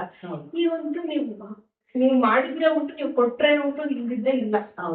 ಈಗ ನಮಗೇನೋ ಅಧಿಕಾರ ಆಗ್ಲಿ ಮತ್ತೊಂದು ನಮಗೇನೋ ಮುಂಚೆ ತುಂಬಾ ಆಸೆ ಇತ್ತು ಮತ್ತೆ ಹಂಬಲ ಇತ್ತು. ಇಲ್ಲ ಬೇಕು ನಮ್ಗೆ ಅಧಿಕಾರ ಬೇಕು ಅಂದ್ರೆ ಬೇಕು, ನಾವು ಗೆಲ್ಲೇಬೇಕು ಚುನಾವಣೆ, ಈ ತರದ್ ಬಂದಿತ್ತು. ಈಗ ಅದಕ್ಕೆ ನಾವ್ ಏನ್ ಕೆಲಸ ಮಾಡ್ಬೇಕೋ ಮಾಡ್ತೀವಿ, ಫಲಾಪೇಕ್ಷೆ ನಿನಗ್ ಬಿಟ್ಟಿದ್ವಿ ಅಷ್ಟೇ. ಕೇಳ್ತೀವಿ ಏನ್ ಮಾಡ್ಬೇಕು ಈಗ ನಮ್ಗೆ ಒಳ್ಳೇದಕ್ಕೆ ಮಾಡ್ತೀರಾ ಹಂಗಂತ. ಸೊ ಈ ಒಂದು ದೃಢವಾದಂತ ಒಂದು ಭಕ್ತಿ ಅಪ್ಪನಿಗೆ ಜಾಸ್ತಿ, ಅಪ್ಪನ ಜೊತೆ ಒಡನಾಟ ಮಾಡ್ದಂಗೆ ನಾನ್ ಮಾಡ್ತಾ ಇರೋ ಕೆಲಸ ಸಾಕಷ್ಟು ಆಗೋದಕ್ಕೆ ಶುರುವಾಯ್ತು. ನಾನ್ ಮಾಡೋ ಪ್ರತಿ ಒಂದ್ ಕೆಲ್ಸದಲ್ಲೂ ನನಗೆ ಅದೇ ಅನ್ಸುತ್ತೆ, ನೀವಿದ್ದೀರಾ, ಯಾವ್ದ್ರ ಬಗ್ಗೆ ಯೋಚನೆ ಮಾಡೋದ್ ಬೇಡ, ನನ್ ಕರ್ತವ್ಯ ನೀವೇನು ಕೊಟ್ಟಿದ್ದೀರಾ ಅದನ್ನ ಮಾಡ್ಬೇಕು, ಮಾಡ್ತಾ ಇದೀವಿ ಅಷ್ಟೇ. ಅದ್ರಿಂದ ಬರೋ ಫಲ ಎಲ್ಲ ನಿಮಗೆ ಬಿಟ್ಟಿದ್ದು. ಯಾವಾಗ್ಲೂ ನನಗೆ ದೇವಸ್ಥಾನಗಳಿಗೆ ಮುಂಚೆ ಅದ್ಕೊಡು ಇದ್ಕೊಡು ಭಗವಂತ ಕೇಳ್ಕೊಂಡು ಇದಕ್ ಒಂದ್ ಅಪ್ಪ ಅಮ್ಮ ಇಬ್ಬರೇ ಕಾಣೋದು ಫಸ್ಟ್. ತಿರುಪತಿಗೆ ಹೋದ್ರು ಇವ್ರೆ, ಧರ್ಮಸ್ಥಳಕ್ಕೆ ಹೋದ್ರು ಇವ್ರೆ, ಮನೆ ರಾಘವೇಂದ್ರ ದೇವಸ್ಥಾನಕ್ಕೆ ಹೋದ್ರೆ ರಾಘವೇಂದ್ರ ಮುಖ ಕಾಣಿಸ್ತದಂಗೆ ಅಪ್ಪನ ಮುಖ ಕಾಣಿಸ್ತದೆ. ದೇಶ ಎಲ್ಲ ರಾಘವೇಂದ್ರ ಸ್ವಾಮಿಗಳು, ಮುಖ ಮಾತ್ರ ಅಪ್ಪಂದು. ಅದು ಎಲ್ಲ ಹಂಗೆ ಇರ್ತದೆ. ಯಾವ ದೇವಸ್ಥಾನಕ್ಕೂ ಶ್ರೀಕರ್ ತುಪ್ಪ ಗೊತ್ತಿಲ್ಲ. ದೇವಸ್ಥಾನಕ್ಕೆ ಹೋದ್ರೆ ಅಮ್ಮ ಕಾಣ್ತಾ, ಅಮ್ಮನ ಅನ್ಸುತ್ತೆ. ಆಮೇಲೆ ಅದೇ ಅವ್ರದೇ ಒಂದಿದೆ. ಆಮೇಲೆ ಎಲ್ಲೇ ಹೋದ್ರು ಯಾವ್ದೇ ದೇವಸ್ಥಾನಕ್ಕೂ ಮುಂಚೆ ಅದ್ ಬೇಕು ಇದು ಬೇಕು. ಈಗ ಗುರು ಸೇವೆ, ಗುರು ಭಕ್ತಿ, ಇದೆರಡೇ ನಮಗೆ ಸಿಕ್ಕಿದ್ರೆ ಸಾಕು ಅಂತ. ನಿಜವಾಗ್ಲೂ ನಿಮ್ ಭಕ್ತಿ ನಿಜವಾಗ್ಲೂ ಸಾರ್ಥಕ ಆಗಿದೆ. ಅಪ್ಪ ಮೆಚ್ಚಿದ್ದಾರೆ ನಿನ್ಬೇಕು. ಅಪ್ಪ ಮೆಚ್ಚಿದ ಭಕ್ತಿ, ಅಪ್ಪ ಮೆಚ್ಚಿದ ಭಕ್ತೇ ಆಗಿದ್ದೀರ. ಏನಂದ್ರೆ ಇದು ಇವಾಗ ಮುಂದೆ ನೆಕ್ಸ್ಟ್ ಬರೋವರಿಗೆ ಈಗ ತರಿಗೆಲ್ಲ ಸಾಕಷ್ಟು ಮನೆಗಳಾಗಿದ್ದಾವೆ, ಇನ್ನೂ ಜಾಸ್ತಿ ಆಗ್ತಾ ಇದ್ದಾರೆ, ಭಕ್ತರು ಜಾಸ್ತಿ ಆಗ್ತಾ ಇದ್ದಾರೆ. ಆಮೇಲೆ ಬೇರೆ ಎಲ್ಲಾ ಕಡೆಯಿಂದನು ಈಗ ನೀವು ಅಪ್ಪನ ಒಡನಾಟದಲ್ಲಿ ಸಂಪರ್ಕದಲ್ಲಿದ್ದೀರಾ, ಅಪ್ಪನ ಪ್ರೀತಿ ಎಲ್ಲ ಅನುಭವಿಸಿದ್ದೀರಾ, ಖುಷಿಯಾಗಿದ್ದೀರಾ, ಕೃಪೆ ಪಡ್ಕೊಂಡಿದ್ದೀರಾ. ಹಾಗೆ ಈಗ ನೆಕ್ಸ್ಟ್ ಭಕ್ತರಿಗೆ ಏನ್ ಹೇಳಕ್ಕೆ ಇಷ್ಟಪಡ್ತೀರಾ? ನೆಕ್ಸ್ಟ್ ಅಪ್ಪನಿಗೆ ಬರೋರು ಹೊಸಬ್ರಿಗೆ ಆಗಿರ್ಬೋದು, ಭಕ್ತರಿಗೆ ಆಗಿರ್ಬೋದು, ಅಪ್ಪನ ಭಕ್ತಿ ಹೇಗಿರ್ಬೋದು ಒಂದೆರಡು ಮಾತಾಡಿ. ನಿಜವಾಗ್ಲೂ ಅಪ್ಪನ ಹತ್ರ ಹೋಗ್ಬೇಕು ಅಂತಂದ್ರೆ ನಾವ್ ಯಾರು ಕಳಿಸಿದ್ರು ಆಗಲ್ಲ. ಅಪ್ಪ ಮನಸ್ಸು ಮಾಡಿದ್ರೆ ಅವರು ಅಪ್ಪ ಹೇಳ್ತಾರಲ್ಲ, ದೊಡ್ಡೇರಿ ಕ್ಷೇತ್ರಕ್ಕೆ ಇಡ್ಬೇಕು ಅಂತಂದ್ರೆ ಅದು ಪೂರ್ವ ಜನ್ಮದ ಒಂದು ಪುಣ್ಯ ಇದ್ರೆ ಮಾತ್ರ ಆ ಕ್ಷೇತ್ರಕ್ಕೆ ಹೋಗಕ್ಕೆ ಸಾಧ್ಯ ಆಗುತ್ತೆ ಅಂತ ಹೇಳ್ತಾರೆ. ಹಂಗೆ ನಿಮ್ಮನ್ನ ಆಯ್ಕೆ ಮಾಡ್ಕೊಂಡು ಅಪ್ಪ ಕರೆಸ್ಕೊಂಡಿದ್ದಾರೆ ಆಶ್ರಮಕ್ಕೆ. ಒಂದ್ಸತಿನೇ ನೀವು ಹೋಗಿದ್ದೀವಿ ಅಂತಂದ್ರು ಅದು ಸಾಕಷ್ಟು ಜನ್ಮಗಳ ಪುಣ್ಯನೇ ಹೌದು ಅಂತ ಹೇಳ್ತಾರೆ. ಇಂಥ ಒಬ್ಬ ಗುರು ಅದೇ ಕಾರಣಕ್ಕೂ ನಾವು ಪಡ್ಕೋಬಾರ್ದು. ಸಿಕ್ಕಿರೋದೇ ನಮ್ಮ ಜನ್ಮಾಂತರದ ಪುಣ್ಯದಿಂದ ಅವ್ರು ನಮ್ಗೆ ಸಿಕ್ಕಿರೋವಂಥದ್ದು. ಅದನ್ನ ನಾವು ಯಾವುದೇ ಕಾರಣಕ್ಕೂ ಕಳ್ಕೋಬಾರ್ದು. ಇನ್ನು ದಿನ ಕಳ್ದಂಗೆ ಅಪ್ಪ 108 ಪರೀಕ್ಷೆಗಳನ್ನ ಕೊಡ್ತಾರೆ. ಯಾವ್ದು ಎಲ್ಲಾ ಭಕ್ತರಿಗೂ, ಹೊಸ ಭಕ್ತರಿಗೂ ಪರೀಕ್ಷೆಗಳನ್ನ ಕೊಡ್ತಾರೆ. ಯಾವ್ದೋ ಒಂದ್ ಕೆಲಸ ಆಗಲ್ಲ, ನೀವು ಕೇಳ್ಕೊಂಡಿದ್ದೀವಿ ಹಂಗಂತ ಅಪ್ಪನೇ ಸುಳ್ಳು ಅಂತ ನಾವೇನಾದ್ರು ಹೇಳ್ಬಿಟ್ರೆ ನಮ್ಮಂತ ದಡ್ರು ಮೂರ್ಖರು ಯಾರು ನಮಗೆ. ಹೌದು, ಅಲ್ಪಕ್ಕೋಸ್ಕರ ಬ್ರಹ್ಮಾಂಡನ ಕಳ್ಕೊಳ್ಳೋದಕ್ಕಾಗುತ್ತಾ? ಇದೆಲ್ಲ ಅಪ್ಪ ಹೇಳ್ತಾರಲ್ಲ, ದೇಹ ಇದೆಲ್ಲ ಮೋಹ, ಈ ಸಂಸಾರ, ಯಾವುದು ಸತ್ಯ ಅಲ್ಲ. ನಾನು ಒಬ್ಬನೇ ಸತ್ಯ, ನೀನ ನಂಬರಿ, ನಿಮಗ್ ನಾನು ಸಾಹಿತ್ಯ ಕೊಡ್ತೀನಿ, ನನ್ನ ಹತ್ರ ಬನ್ನಿ ಅಂತ ಹೇಳ್ತಾರೆ. ಅದೊಂದು ಮಾತ್ರ ನಮ್ ತಲೆಯಲ್ಲಿ ನಿಲ್ಬೇಕು ಬಿಟ್ರೆ, ನಮ್ಗೆ ಸಿಗ್ಲಿಲ್ಲ ಅಪ್ಪನ ನಮ್ಗೆ ಅದ್ ಸಿಗ್ಲಿಲ್ಲ ಅಂತ ನಾವೇನಾದ್ರೂ ಅಪ್ಪನ ದೂರ ಮಾಡ್ಕೊಂಡು ನಮ್ಮಂತ ದಡ್ರು ಪ್ರಪಂಚದಲ್ಲಿ ಇನ್ನೊಬ್ರು ಇದಕ್ಕೆ ಸಾಧ್ಯನೇ ಇಲ್ಲ. ಅವ್ರು ಕೊಡ್ಲಿ, ಅವ್ರು ಬಿಡ್ಲಿ, ನಮಗೆ 108 ಕಷ್ಟನೇ ಬಂತು. ನೀನೇ ಬೇಕಪ್ಪ, ನೀನೇ ಬೇಕಪ್ಪ, ನೀನೇ ಸಾಕಪ್ಪ ಅನ್ನೋ ಒಂದು ಮನೋಭಾವನೆ ಎಲ್ಲ ಭಕ್ತಿಗೂ ಬರ್ಬೇಕು. ತರೀಕೆರೆನಲ್ಲಿ ಎಷ್ಟು ಚೆನ್ನಾಗಿ ಸತ್ಸಂಗ ಆಗುತ್ತೆ ಅಂದ್ರೆ ನಾವು ಯಾವತ್ತೂ ಮನಸ್ಸಲ್ಲೂ ಕೂಡ ಎಲ್ಲಾ ಸತ್ಸಂಗಕ್ಕೂ ಬರ್ತೀರಾ. ಎಲ್ಲಾ ಸತ್ಸಂಗದಲ್ಲೂ ಅಷ್ಟು ಯಾರ ಮನೇಲೇ ಆಗ್ಲಿ ಸತ್ಸಂಗ ನೀವು 3 ಜನ ಕೂಡ ಅಪ್ಪ ಅಮ್ಮ ನೀವು 3 ಜನ ಕೂಡ ಬಂದು ಭಾಗವಹಿಸ್ತೀರಾ. ಅದು ತುಂಬಾ ಎಲ್ರಿಗೂ ಎಷ್ಟೋ ಜನರಿಗೆ ಅದು ಒಂದು ನಿಮ್ ಮಾದರಿ, ನೀವು ಒಂಥರ ನಿಮ್ ಭಕ್ತಿ ನಿಮ್ಮ ಇದು ಎಲ್ಲ. ಅಪ್ಪ ಹೇಳಿದಾರೆ, ನಮ್ಮ ತಂದೆಗೆ ಹೇಳಿದ್ದಾರೆ, ನೀನು ಏನ್ ಮಾಡ್ತೇವೆ ಬಿಟ್ಟೆ ಗೊತ್ತಿಲ್ಲ ಕಣಪ್ಪ, ಎಲ್ಲೇ ಸತ್ಸಂಗ ಆಗಲಿ ಅಲ್ಲಿ ಹೋಗ್ಬಿಟ್ ಬಾ ಅಂತಂದು. ಹಂಗಾಗಿ ಗುರು ವಾಕ್ಯ ಅದು ಮಾಡ್ಲೇಬೇಕು. ಹಂಗಾಗಿ ಯಾವ್ದೇ ಸತ್ಸಂಗ ಇರ್ಲಿ ಅಲ್ಲಿ ಯಾರೇ ಬರ್ತಿದ್ರು ಎಂತವ್ರೇ ಬರ್ತಿದ್ರು ಫಸ್ಟ್ ಅಪ್ಪನ ಸತ್ಸಂಗ ಅದಕ್ಕೆ ಹೋಗಿ ಅಟೆಂಡ್ ಮಾಡಿ ಅಪ್ಪನ ಒಂದು ನಮಸ್ಕಾರ ಸಮಾಧಾನ ಆಗುತ್ತೆ. ಅದೊಂದು ಸತ್ಸಂಗಗಳು ಸರಿಗೆ ಇರೋದು ಎಲ್ಲಾ ಕಡೆ ನಡೀತಾ ಇದೆ. ಅದಕ್ಕೆ ತಪ್ಪಿಸ್ರೆ ಇನ್ನಷ್ಟು ಜನ ಭಕ್ತರು ಆಗ್ಬೇಕು. ಅಪ್ಪನ ಆಶೀರ್ವಾದದಿಂದ 100% ಆಗ್ತಾರೆ. ಹಾಗಾಗಿ ಅಪ್ಪನ ಒಂದು ದಯೆ ಕೃಪೆ ಎಲ್ಲರ ಮೇಲೂ ಇರಲಿ. ಇಂಥ ಗುರುಗಳನ್ನ ನಾವ್ ಯಾವುದೇ ಕಾರಣಕ್ಕೂ ಕಳ್ಕೊಳ್ಳೋದು ಬೇಡ. ಅಪ್ಪನಿಗೆ ಶರಣಾಗತಿ ಆದ್ರೆ ನಮ್ಮ ಜೀವನ ತುಂಬಾ ಅದ್ಭುತವಾಗಿ ಇರುತ್ತೆ, ಪಾವನ ಆಗುತ್ತೆ. ಇಷ್ಟೊತ್ತವರೆಗೂ ನಿಮ್ಮ ಅದ್ಭುತವಾದಂತಹ ಅನುಭವಗಳನ್ನ ನಮ್ಮೆಲ್ಲರ ಜೊತೆ ಹಂಚ್ಕೊಂಡಿದ್ದಕ್ಕೆ ನಿಮ್ಗೆ ತುಂಬಾ ಹೃತ್ಪೂರ್ವಕವಾದ ಧನ್ಯವಾದಗಳು. ನಿಮ್ಗೆ ಅಪ್ಪನ ಇನ್ನೂ ಕೃಪೆ ಆಗ್ಲಿ, ನಿಮ್ಮ ಎಲ್ಲಾದ್ರಲ್ಲೂ ಜಯಗಳಿರ್ಲಿ. ನೀವು ಸಾಂಸಾರಿಕ ಜೀವನದಲ್ಲಾಗಿರ್ಬೋದು, ನಿಮ್ಮ ರಾಜಕೀಯ ಜೀವನದಲ್ಲಾಗಿರ್ಬೋದು, ಸಾಲಾಗಿ ಯಶಸ್ಸು ಸಿಗ್ಲಿ ಅಂತ ಅಪ್ಪನ ಕೃಪೆಯನ್ನ ಬೇಡ್ತಾ ನಿಮ್ಗೆ ಹಾರೈಸ್ತೀವಿ. ಧನ್ಯವಾದಗಳು. ನಿಮ್ಗೆ ಹೃತ್ಪೂರ್ವಕ ಧನ್ಯವಾದಗಳು. सद्गुरुनाथ महाराज की जय, श्री सत्यपाल महाराज की जय। शरण।